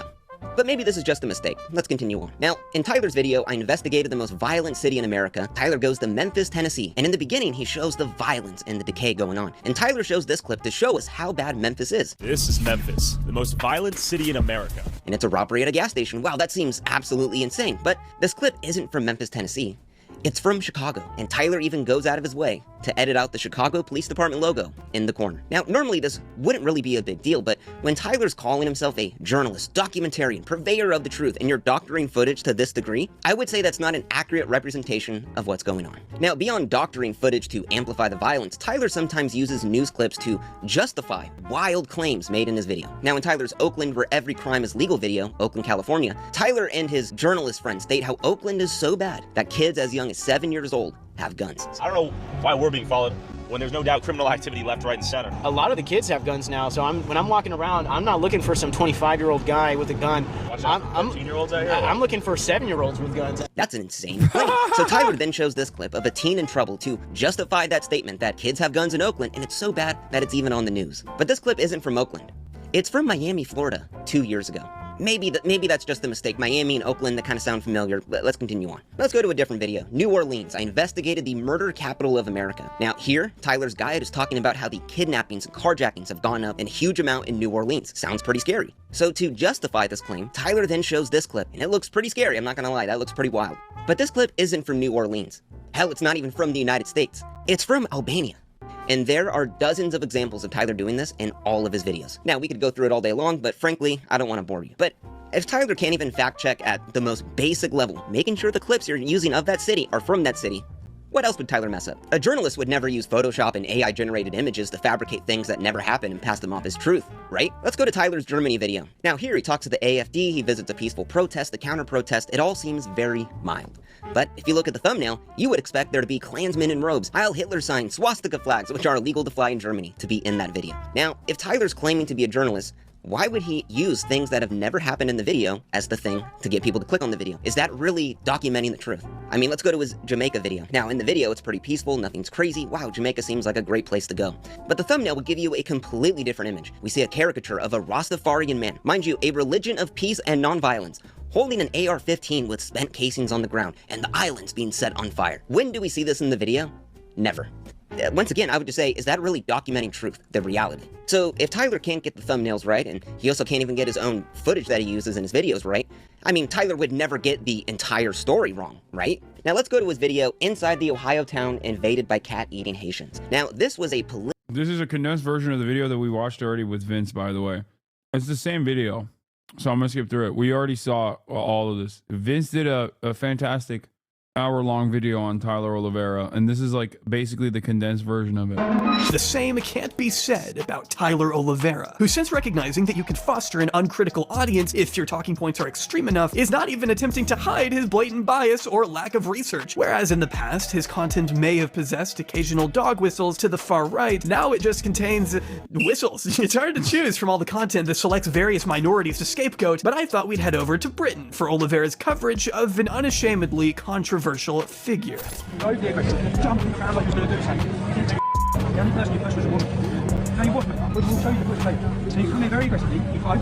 This is Tommy Robinson, a dude so far right that notoriously right-wing politician Nigel Farage once called him a thug. Robinson has incited— Like, that's literally a fascist. Calling another fascist a bridge too far. Okay? Nigel Farage and the Reform Party are the modern version of British fascism right now. Okay? And even those guys are like, Tommy Robinson is so far out there that like our politically viable fascist party will look bad if we align with him. Multiple incidents of violence, some against children, and rioting through the misinformation that he's spread, which isn't even covered under free speech in America. He's also stalked multiple people and literally turned up at their houses, just full-on sniper wolf style, and that is only scratching at the surface. Is Tommy Robinson a far-right Islamophobic racist? Or is he a brave journalist speaking up on real issues the mainstream media refuses to acknowledge? At the time that Oliveira uploaded this video, Robinson was in jail again for repeating provable false allegations he already admitted to, including a fake photograph against a 15-year-old refugee who faced vicious harassment following Robinson's libel. The far-right activist was supposed to be at the High Court this morning, but failed to turn up. And now the government says he's left Britain altogether. The case involves a Syrian child refugee. Yes, this is the guy that Elon Musk likes. Not likes, loves, as a matter of fact. Oh, God, it's so freakish. It's so bad. Refugee Jamal Hijazi, who went viral in 2018 after being attacked at his Huddersfield school. Hijazi sued Robinson 3 years later for falsely claiming he'd attacked 2 girls. Hijazi won the case and the court banned Tommy Robinson from repeating the allegations. But last year, Robinson released a film called Silence and gave 3 interviews in which it's been alleged that he repeated the same false claims. However, in the recent video, England, where free speech is illegal, Oliveira attempts to evangelize Robinson and his alleged struggles against the state, referring to a recent situation involving the tragic murder of 3 young girls and the following rioting that took place. This video features basically a great replacement narrative and the idea that Tommy Robinson was a pioneer in speaking out against the evils of Islam and what he believed to be their grooming gangs. The whole image of Robinson is absurdly misguided and only seeks to satisfy the warped perceptions of his own followers. Tommy is referring to the now infamous grooming gangs, where thousands of non-Muslim girls across England every year are targeted on the basis of being white, referred to as easy meat by mostly Pakistani men who would get them hooked onto drugs and then sex traffic them. Tommy's cut. Literally every part of what he just said is a lie. That's so crazy. We looked at the statistics. Like, that's so insane, man. The only group that's overrepresented in the statistics for doing sex crimes is white British people. He's literally you? What is this? Cousin was a victim of these gangs. The British police didn't do anything despite knowing about the rapes, and the media would not acknowledge or report on the story out of fear that they would be called racist or Islamophobic. Tommy was, in essence, the first person to vocally speak up against these gangs. This would be true if you just ignored the many people, organizations, and charities who did actually speak out about them before Robinson came along. People who did research brought light to these issues, and in many cases it provided the building blocks for convictions that came after. Robinson didn't even speak out about. How was the Bernie interview? Just got here. Ladies and gentlemen, boys, girls, and MBs, we have Senator Bernie. This is out 1 minute ago. I fell off. No views 1 minute ago.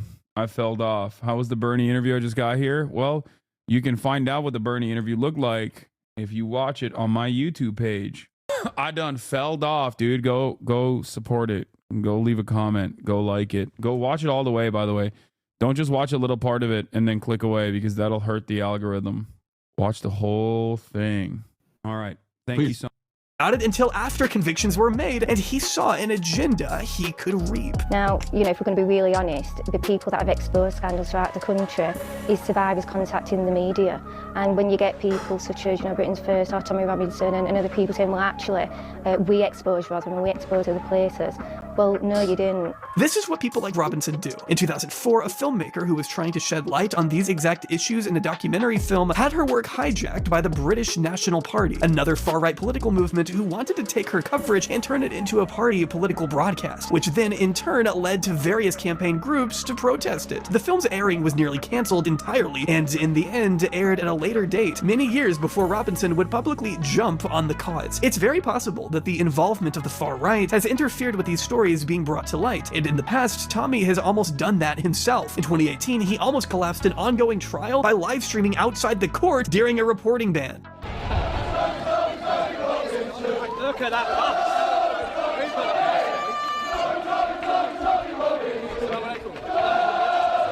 His supporters were mad that. Can you go over the pirate software shitstorm that's happening right now? Dude, I can't, there's two things that are happening in our sphere currently that I have observed from afar, super far away. And I have no idea what it's about. Okay. I think one is Tommy Innit said Miskiff had bad vibes, and then XQC said Tommy Innit is lame. Okay. And then all hell broke loose. Somehow Dream, everyone's yelling at Dream, and Dream is doing a video exposing, but it then ends up exposing nothing. I don't know what's happening there. And then also on the other hand, from afar, as a 33-year-old man who's a political commentator who does not care about any of these things, the other issue is Pirate Software. They're playing World of Warcraft, and I think Pirate Software left the raid, even though he's a high-powered mage, and everyone's yelling at him, and what is it? What people are yelling at Pirate Software for being a mage and leaving a raid and leaving behind 2 people in the guild to die, I think. And it's a real tricky situation. People are analyzing why he left and how messed up that was and how unacceptable that was. But I think it was acceptable, or is it acceptable? I don't know. I don't care. One is about a video game. The other one is about a content creator that I don't care about either of these things. I'm sorry. I think it'll be okay. Also, think about what we learned from the Brent Rivera versus Tyler Oliveira situation. You never know who's the wrong party and who is the wronged party in these circumstances until years later when one of them becomes a massive right-wing charlatan YouTuber. Okay? So I'm not touching drama like that with a 10-foot pole. What the fuck are you on about? I don't know. These are massively consequential stories that are all over the place, and I have seemingly evaded learning any details about any of these things, okay? And I don't care. I genuinely don't care. I'm sorry. It's none of my business, okay? It's none of my business. Everything I've seen about these quote-unquote massively consequential issues is coming at me at an alarming rate without my consent. It's just like being blasted in my face, and I just usually never see it. And this is the part of the broadcast where chat will then try to condense what either of these issues are into a chat format where they'll go TLDR and then they'll write like a paragraph. Half of the chatters will go over the word limit and get banned in the process or suspended in the process for a second, only to turn around and do it again. And I don't know. I don't know anything. I don't want to know, really. Let's continue. That he was being punished for speaking out, not recognizing that you can't sequester juries in the UK, and therefore a defense could use any interference to let potential child rapists walk free. The reporting ban was raised after the jury reached their verdicts. If Tommy had just waited, then he would have been able to rant all he wanted after the trial. Of course, if criminals had walked free, then Tommy would have had even more to be mad about, and more to tweet to his followers, and all the more reason to court their funds. I see what these are. You obviously understand what these are. What are these? Diversity barriers. These? Well, they're to stop terrorist attacks. It's real? I'm not joking. They're diversity barriers. This will go straight back up now, and these are to stop cars coming through and mowing everyone down. Okay. And we have these in every town centre. You know our Christmas markets? Our Christmas markets now are literally just entire things like this, fortified to get anywhere near the Christmas market because they expect cars to come flying into them. There's a traffic calming measure for pedestrianized areas, Tommy. Like the bollards allow freight and bulk goods to come in and out, but also... This guy just screams white nationalist. No, he is. I mean, he literally is. Okay, Tommy Robinson is just straightforwardly a white nationalist. Like, okay, let's get back to issues that I do know a lot about, okay? That man is a neo-Nazi, okay? He's also pro-Israel, but, you know, that just means he's doubly invested in fascism. He's fascism overseas, fascism in England. Major Islamophobe, in and out of legal trouble routinely, straight up a white nationalist. Like I said, unironically too far for Nigel Farage. That's all you need to know. Also allow for the area to be predominantly walkable? Come on, guys, you have to know this. Is that road we just drove down? Yeah. Walk through there, and that is a microcosm of the future of Great Britain. Yeah? It's Islamic. I'm just here to explain to you as an American, these centres are opened in every one of our towns, and the purpose of these centres, which are funded by our local Labour councils, is to convert the town to Islam. So the local Labour political party, which is your... The Labour Party is creating Islamic centers to convert Christian Britons into Islam, paid for by the Labour Party. Tommy Robinson is a neo-Nazi, but the EDL tried to claim he wasn't, probably because their members can't say neo-Nazi because their teeth fell out. To be fair, they can't say many things. Remember, Islamic Reagans. That's the EDL, also known as the English Defence League, lads.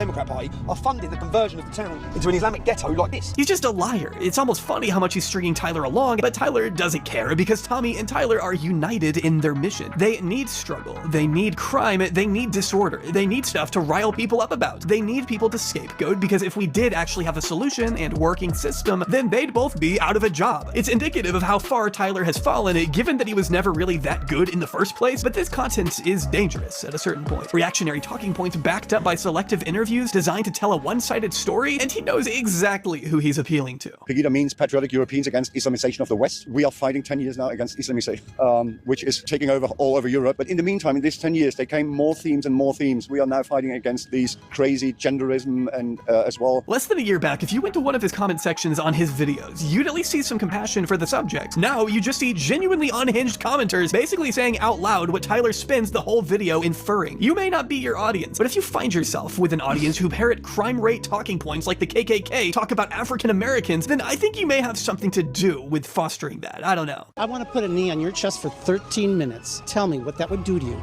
without a thing in your system. Tell me.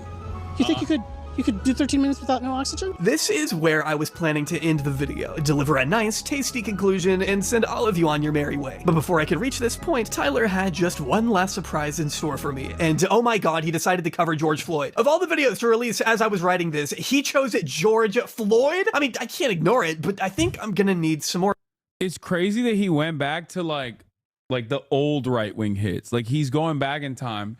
It's like when someone wants to do like a Hassan is bad video and they start talking about how I own a house after they run out of other stuff. You know what I mean? Socialism means you're supposed to be poor.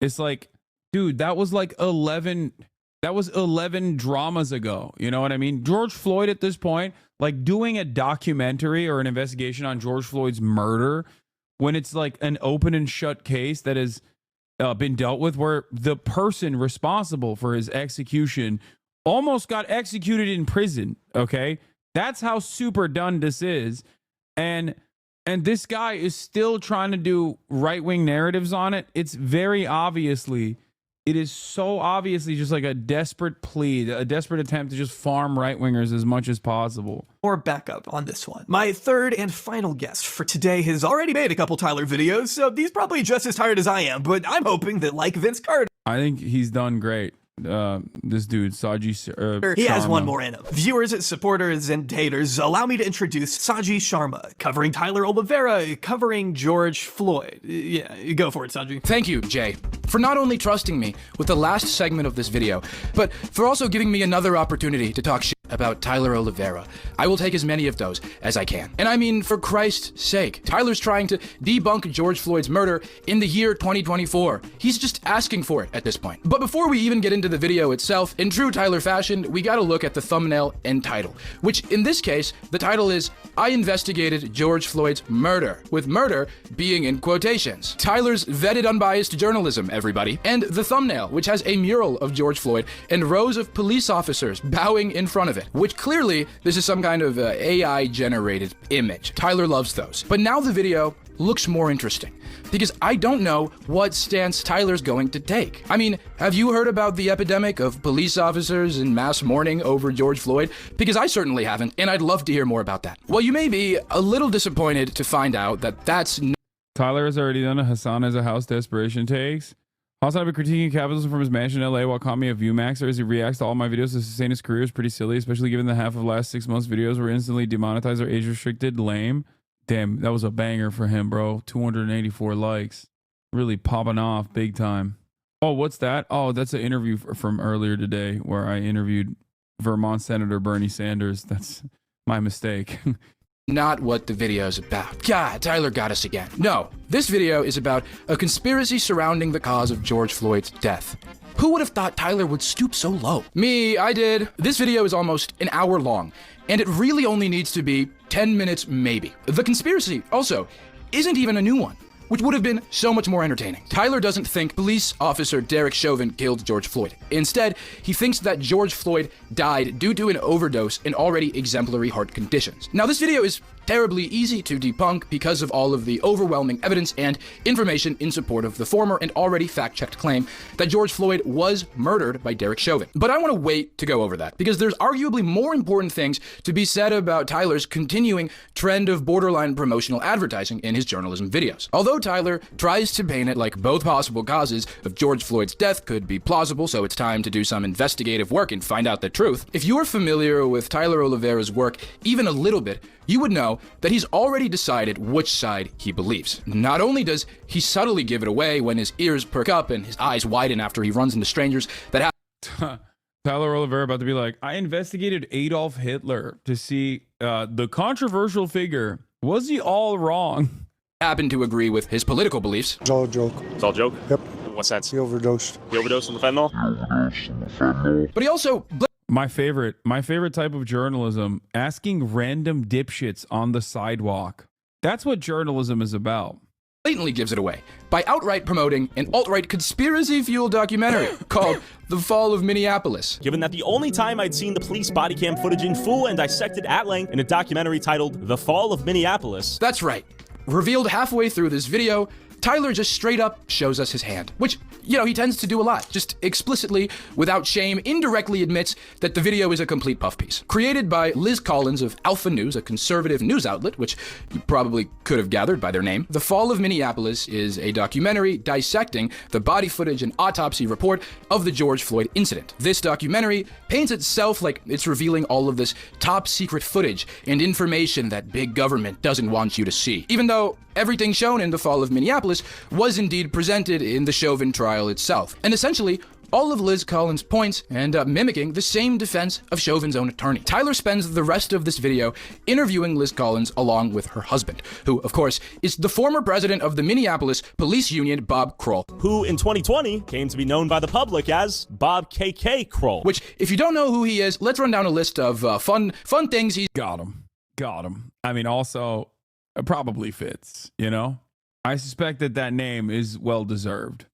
He's done in his career, which includes, but is not limited to, the fact that he engaged in excessive force against community members and was named in a number of civil suits, was reported by his own fellow officers for calling U.S. Representative Keith Ellison, the first Muslim in Congress, a terrorist. In 2007, he was sued for racial discrimination by 5 black officers, one of whom later became the police chief, and a year later, in 2008, he was suspended along with a fellow officer for beating a man in the street and then having him arrested on false charges, all while out of uniform and without identifying themselves as police. I could keep going, but I think I've proven my point here. The nickname Bob KKK Kroll is beyond fitting, and in fact, I think it's tame. Now, the main claims that are made in this video are shared with the documentary, in that we're basically watching an advertisement for the documentary. Nothing about the original talking points are altered or challenged really at all. Tyler is a puppet transfixed by enlightenment and is blindly regurgitating skewed and incorrect talking points. Liz Collins' main argument is that George Floyd overdosed and that he had pre-existing health complications. 3 times the lethal limit of fentanyl in his system, methamphetamine. He has very large organs, blockage in his heart. He has a paraganglioma, which is a tumor in his hip. He's been described to me as, sadly, kind of a ticking time bomb. Right, yeah, okay, so he was just gonna die anyway? The point here that they're trying to make is that these causes are completely separate and independent from anything Derek Chauvin did. But there is really no evidence that... Everybody knows when you get shot in the chest, for example, not in the George Floyd case, but everybody knows that if you get shot in the chest, it's not actually the person who shot you in the chest that's what killed you. It's the medical complications that you had ahead of time. That is the responsible... That is actually what ended up killing you, not the person who shot you in the heart. Okay, your heart was slated to stop. Everybody knows. Drug use or health complications were the main factors in George Floyd's death. Liz here, and subsequently Tyler as well, really highlight the fact that George had drugs in his system, emphasizing that there were lethal amounts of fentanyl and methamphetamine found in his toxicology report. However, Liz used the term lethal in a very objective manner. 3 times the lethal limit of fentanyl in his system, methamphetamine. He has... When how lethal a substance is varies entirely from person to person. In a Reuters article fact-checking the evidence for drug overdose in the cause of George Floyd's death, Peter T. Lynn, a forensic and general autopsy pathologist who co-authored a study on the reliability of post-mortem fentanyl levels when determining the cause of death, says that there is no such thing as a fatal drug concentration, because many other factors must be considered beyond the post-mortem drug concentration, Lynn said. An important concept in cause of death determination is that multiple potential causes may be present, and it is the job of the certifying medical examiner to sort through those potential causes and choose a primary cause and or multiple contributory causes. In support of their own claim, Liz Collins references Dr. Andrew Baker, a pathologist brought to testify during the trial, who stated that George Floyd had severe underlying heart disease, which therefore affected his death. But even in the clip that Tyler uses in his video, Dr. Baker clarifies that even still, the law enforcement's subdual of George Floyd was the initial catalyst. Now, in the context of an altercation with other people that involves things like physical restraint, that involves things like being held to the ground, that involves things like the pain that you would incur from having your cheek up against the asphalt felt an abrasion on your shoulder, those events are going to cause stress hormones to pour out into your body, specifically things like adrenaline. And what that adrenaline is going to do is it's going to ask your heart to beat faster. It's going to ask your body for more oxygen so that you can get through that altercation. And in my opinion, the law enforcement subdual restraint and the neck compression was just more than Mr. Floyd could take by virtue of those heart conditions. He even states in the same trial, in a clip that Tyler decided to leave out of the video entirely, that his heart disease did not cause the subdual or the neck restraint. Mr. Floyd's use of fentanyl did not cause the subdual or neck restraint. His heart disease did not cause the subdual or the neck restraint. Without those two things done by Derek Chauvin and the other officers, Mr. Floyd would not have died, he testified. But of course, these people think that Chauvin's neck restraint was actually the correct thing to do. In fact, Liz Collin believes that Chauvin did nothing wrong and actually used the proper police technique to hold and pin down George Floyd, called the maximal restraint technique. And Liz tries to paint it like no one's heard about this or known of its existence because 2 pages were mysteriously missing from the Minnesota handbook. Not only that, but it's very early, within the first couple of days, that I noticed that there are 2 pages that are mysteriously missing from the police training manual. Which I don't know how you would prove that. This is an online PDF manual anyone can download and access at any time. And how did you know 2 of the 700 pages were missing? As much as she's trying to make it seem, Liz Collin was not the first person to uncover the secret, hidden Minneapolis Police Department training manual. The proper technique use was actually a big point of contention during the trial. And on top of that, the manual itself specifies the maximal restraint technique shall only be used in situations where handcuffed subjects are combative and still pose a threat to themselves, officers, or others, or could cause significant damage property if not properly restrained. There is even direct instruction to place the subject in the recovery position to alleviate positional asphyxia. Dr. Martin Tobin, a pulmonologist that testified during the trial, stated that George Floyd died of asphyxia. The same asphyxia the manual directly instructs on how to avoid. If you're interested in uncovering more of the BS Liz Collin and Alpha News spew in their documentary, because there is a lot, I recommend checking out Dina Winter's thorough review. She does a great job fact-checking and uncovering all of the manipulative points and false claims made. I'll let Jay know to leave it in the description for you. So, okay, Derek Chauvin incorrectly executed an unnecessary training technique, which factually overshadows any and every other nitpick these morons have of a dead man. And guess what? Guess what?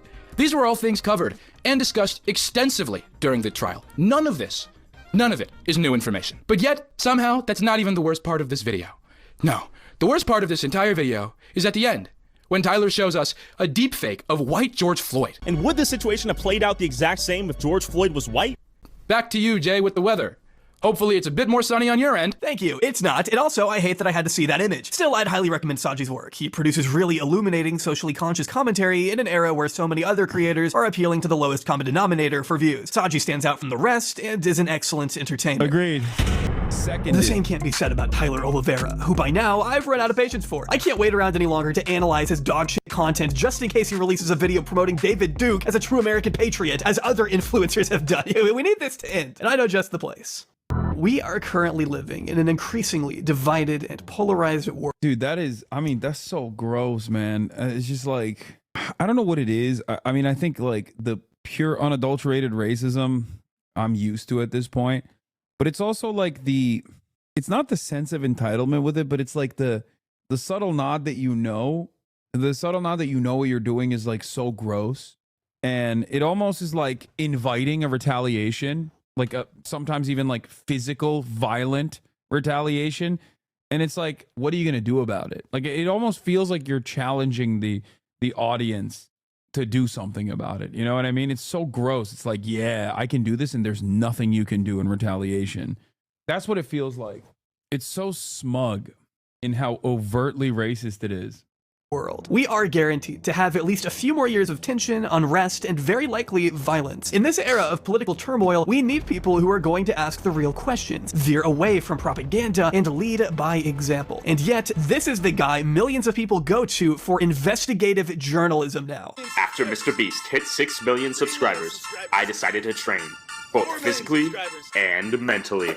And before I knew it, I had my chance to face the Beast. Yeah. It is like Doherty. Tyler Oliveira is the Jack Doherty of right-wing slop, right-wing street journalism in air quotes. Great take, chatter. again. Tyler Oliveira has evolved in the time that he's been on YouTube, but his core mission has never changed: to win influence and attention at all costs. At the start of this video, I noted a simple piece of advice that Tyler gave his audience shortly after launching his channel. Sell yourself as the person they want you to be. And sure enough, that is the precise code Tyler has lived and still lives by. It started with him embarrassing himself to draw attention, leeching off larger YouTubers, and copying their styles and formats to possess even a fraction of their clout. He went through the motions of content creation and developed a formula that would keep him successful. Then, as people's tastes evolved, he found himself directed towards investigative content, often showing other people in harrowing or compromising situations. However, without the necessary nuance, and with Tyler often emphasizing scandal and shock value over productive conversation, never really straying too far from his rather tabloid roots, it really just became glorified poverty porn, which in turn drew criticism from those he portrayed or interviewed. Going out on a limb here, but I don't think Tyler ever understood the plights of the destitute. After all, we're talking about a guy who tried to soak up a swimming pool with paper towels, but over time, he decided that rather than tap into the inherent— He used to do unboxing videos. He did everything. He did everything. He did self-help guru stuff too. He literally has done everything. There's a lot of stuff in this video that Jabri put out that I didn't know about Tyler Oliveira as well. Human pity people may feel. You say, I've never even heard of this Tyler guy, but if you go look at his view counts, you will understand how devastating it is. This is not just about Tyler Oliveira. This is like, oh, it's so much worse. It's, oh, Jesus Christ. It's about where YouTube slop is going. On Christmas Eve, like where YouTube slop is going is so devastating.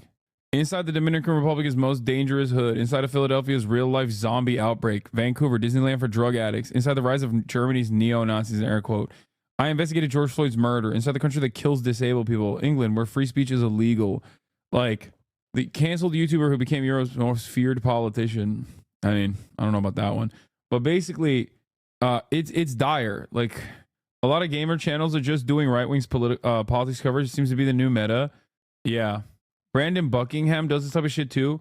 I'm not gonna lie, and I've said this before already, but like, as much as Brandon Fuckingham loves the pedophile neo-Nazi Sam Hyde, even he does like from the clips that I have seen and the subject matter that he covers, he actually does a better job than Tyler Oliveira on a lot of the issues that he quote unquote investigates. It's not my cup of tea, and I certainly am not a fan of the guy, but you know, Tyler Oliveira is so obviously tilted his content in this like slop. I do not know why he hates you. What do you mean? Of course you don't know why he hates me. What do you mean? He's a fan of a pedophile neo-Nazi by the name of Sam Hyde. Tommy G is turning right-wing.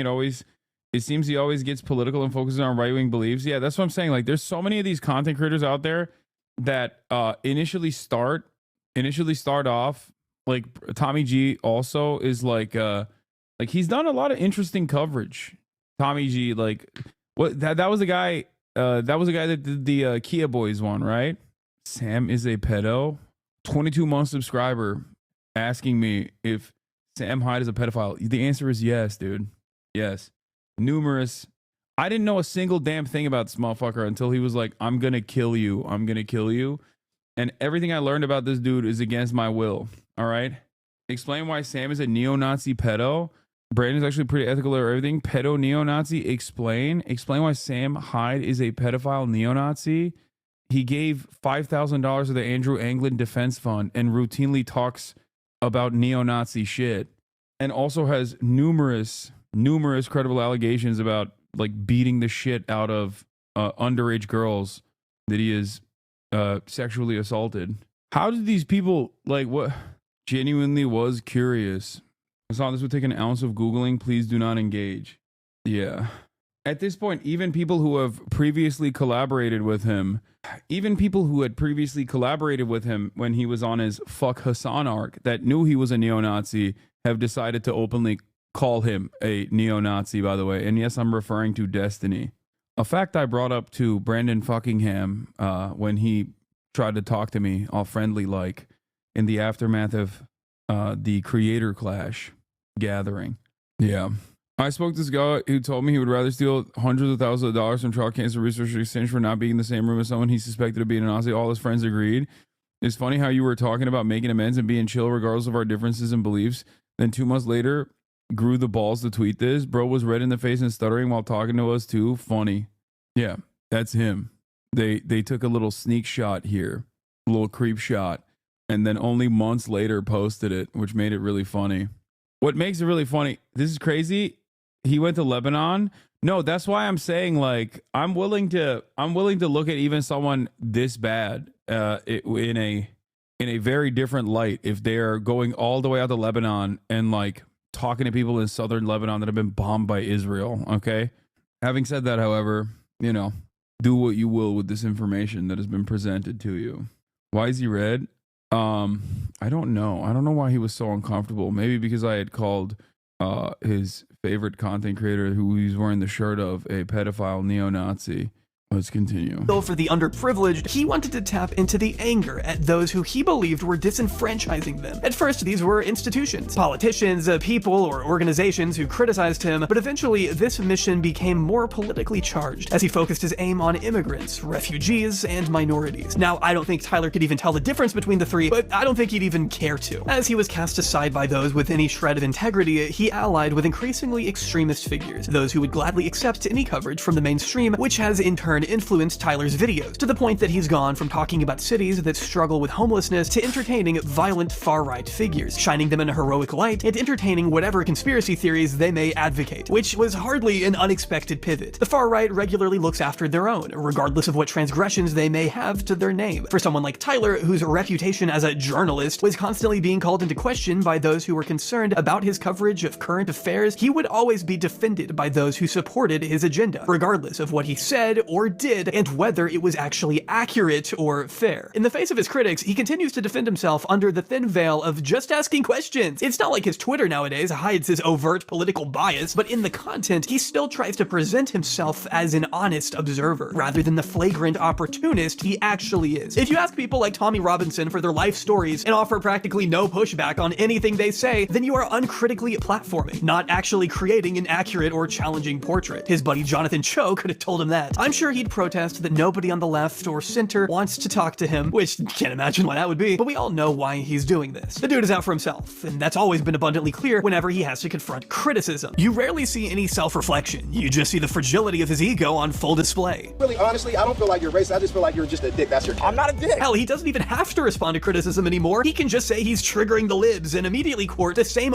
What is it? Hasan is officially my bitch. After pathetically drafting a tweet on livestream to respond to mine, he realizes the ratio is inevitable and accepts defeat. Stay off of Twitter for the next 7 days and I'll forgive you for existing. I own you. That's crazy. The same uncritical audience he's pandering to on his YouTube channel. I think it's really important to emphasize that people like Tyler don't want us to ever actually overcome the problems he owns me. He owned my ass, dude. Reports on. It's why he gave up actually exploring the causes of these issues a long time ago. He doesn't want people to be informed, he just wants them to be ignorant and angry, because that is when conflict arises. Don't wave at me, you sorry saying. I tell him like it is, man. I don't like him. I don't like him, and I want him to know I don't like him. Pack up and move back to Haitieville, wherever you're from. He wants this disruption to thrive, so he could go into ground zero with a microphone and a camera, interviewing those who— Why does he pose like an alpha, bro? I don't know. I do know, actually. That's not— stoke the division. He thrives on anger, on conflict, on suffering, and the destruction that often brings. And of course, we should be angry sometimes, given the state of our world. Things are messed up beyond comprehension, but we should also have an idea of what we want to do about the problems that pervade our society as well. The first step is to understand these problems, and that will never come down to one demographic or one person. It's an institutional rot, one that will require a lot of time and concerted effort to seriously address. People want simple answers and identifiable enemies because it's what seems the most manageable, and in Tyler's case, profitable. But most of the time, that's simply not the case. And I do think it's our job as commentators to make sure there isn't just this irresponsible scapegoating and speculation that could escalate into more prejudice and violence. While he has followers who are willing to watch this content, donate to his channel, and pay for his Patreon, Tyler Oliveira has no reason to change. In fact, with mind to his philosophy, it may be the motive to only push him further and further into misinformation under the frivolous guise of journalism. My only hope is that Tyler's shameless greed and selfishness will eventually betray him once people's preferences for content shifts again, and he finds himself saddled by videos that are no longer rewarding, and any new popular genres that he could tie himself to don't take well to creators who fawn after fascists. But as said earlier, the far right will probably take him in as long as he still has some sort of following. He may end up on Fox News, or maybe in Washington as the new Attorney General. I mean, only time will tell. But when you look at what real journalists put themselves through on a daily basis, it shows that a lot of people don't actually care about learning what's going on in the world. They just want their views reinforced by shallow, sensationalist bullshit. And Tyler just so happens to be the courier of that crap. A Lou Bloom type, so lacking in basic morals and original thoughts that all he can do is mirror the culture's ugliest habits. And maybe that's a reflection on all of— Oh no. Bradley found the tweet, the Hope Corps. Hold on, I gotta say, have you guys seen the Hope Corps edit of my classic take, going to the gym makes you gay? He just sent it to me. He's like, this is hilarious. Hold on, I gotta show this to you. You go to the gym, you're gay. The more you go to the gym, the gay. Have you guys seen this before? I reposted on my TikTok the other day, but it's sitting at 1 million views. You go to the gym, you're gay. The more you go to the gym, the gayer you get. You know what's making our children queer? Bradley Martin. He owns the gym.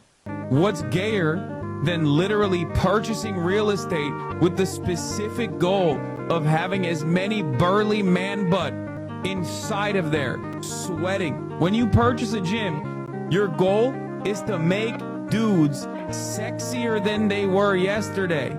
You go to the gym. Hope Corps over my rants make it so much funnier. Like, Hope Corps over dumbass things that I say on a daily basis is just is the method. It's so true. What did he say? Oh, he loved it. He thought it was really funny.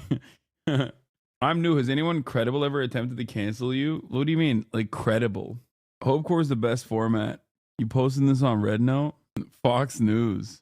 Fox News has attempted to cancel me a couple times, but hi, I'm new here. Please list all the public attacks on you. Yeah. Fox News has attempted to cancel me. The worst member of the U.S. House of Representatives from the Democratic Party tried to cancel me, but you asked for credibility, so I don't know. Richie Torres, not a very credible guy.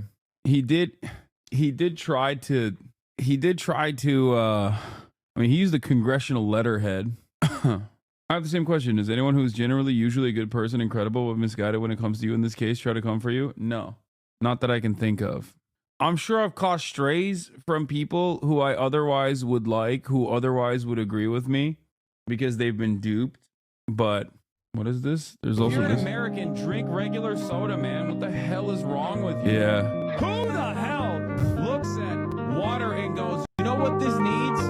Not sugar, not sweetener, not some delicious yellow 5 chemicals that make mice transparent, but just a little bit of throat pleasures. If you drink sparkling water, you think you live in Europe, okay? Oh, I'm gonna go visit the Alps, like on a holiday. No, you're not, Deborah, okay? You're an accountant. You don't get holiday. You live in America. There is no concept of holiday. The music makes it so much better. Who was the Aussie guy who said he assumed you were mean until he met you last year in person? Oh, the journo, the Aussie journo, boys with boy and I did a thing. I'm forgetting his name right now. Oh my God, what's wrong with me? Geordies, friendly Geordies. More Hope Corps. Have you ever applied for Chinese citizenship? Senator, I served my nation in Singapore. No, I did not. Have you ever been a member of the Chinese Communist Party? Senator, I'm Singaporean. No.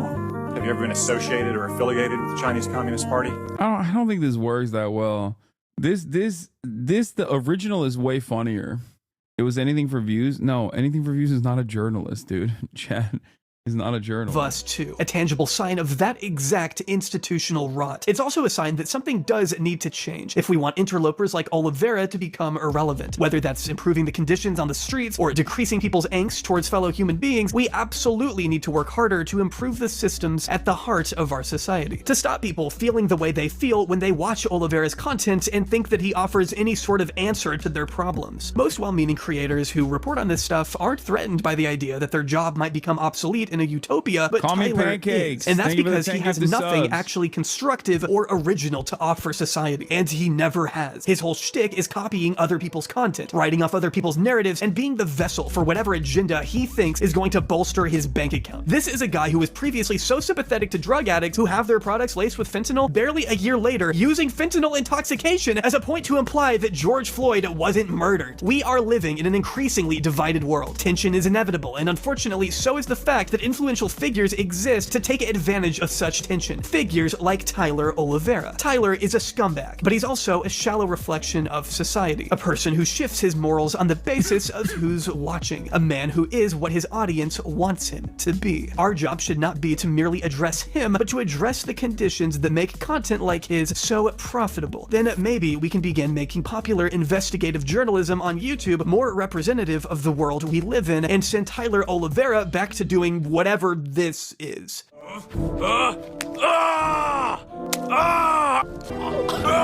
I still blame Mr. Beast. Great video from friend of the show, Jabri. Fantastic, well researched, well sourced, good opinions overall. 10/10, no notes. Okay, I'm done for the day. I'm so tired. Had a long ass day. I'm already feeling a little under the weather. We'll do the Bill Burr interview tomorrow. Okay. Ladies and gentlemen, we've come to the end of yet another banger episode of the HasanAbi broadcast. I am going to be watching a movie, most likely tomorrow. Just so you know. What up? What up? What the hell is that? Oh, nice. Okay, hold on. I'm gonna be watching a movie tomorrow. On stream, a documentary with permission from the creators. The documentary is called Union. All caps. That's right. We're going to be watching the ALU and its rise to unionization. Love you all. And I will see you tomorrow. I don't know when the Oxford video will be released. All right, bye. Uncle Uger's face. Sudden discord at chip prop. Great names take on break. Tiny Bernie Sanders, LGBTQ Air Force. The whole left at your fingertips. On at your door. H3 crowded debate, the Young Turks online show. 3 full fucking years of this, plenty more to go. 90-day fiance, talks of champagne bourgeoisie. A Trump rally live reaction, a mass riot at DC. There he is again, Hasan is streaming, Hasan is streaming. Yeah.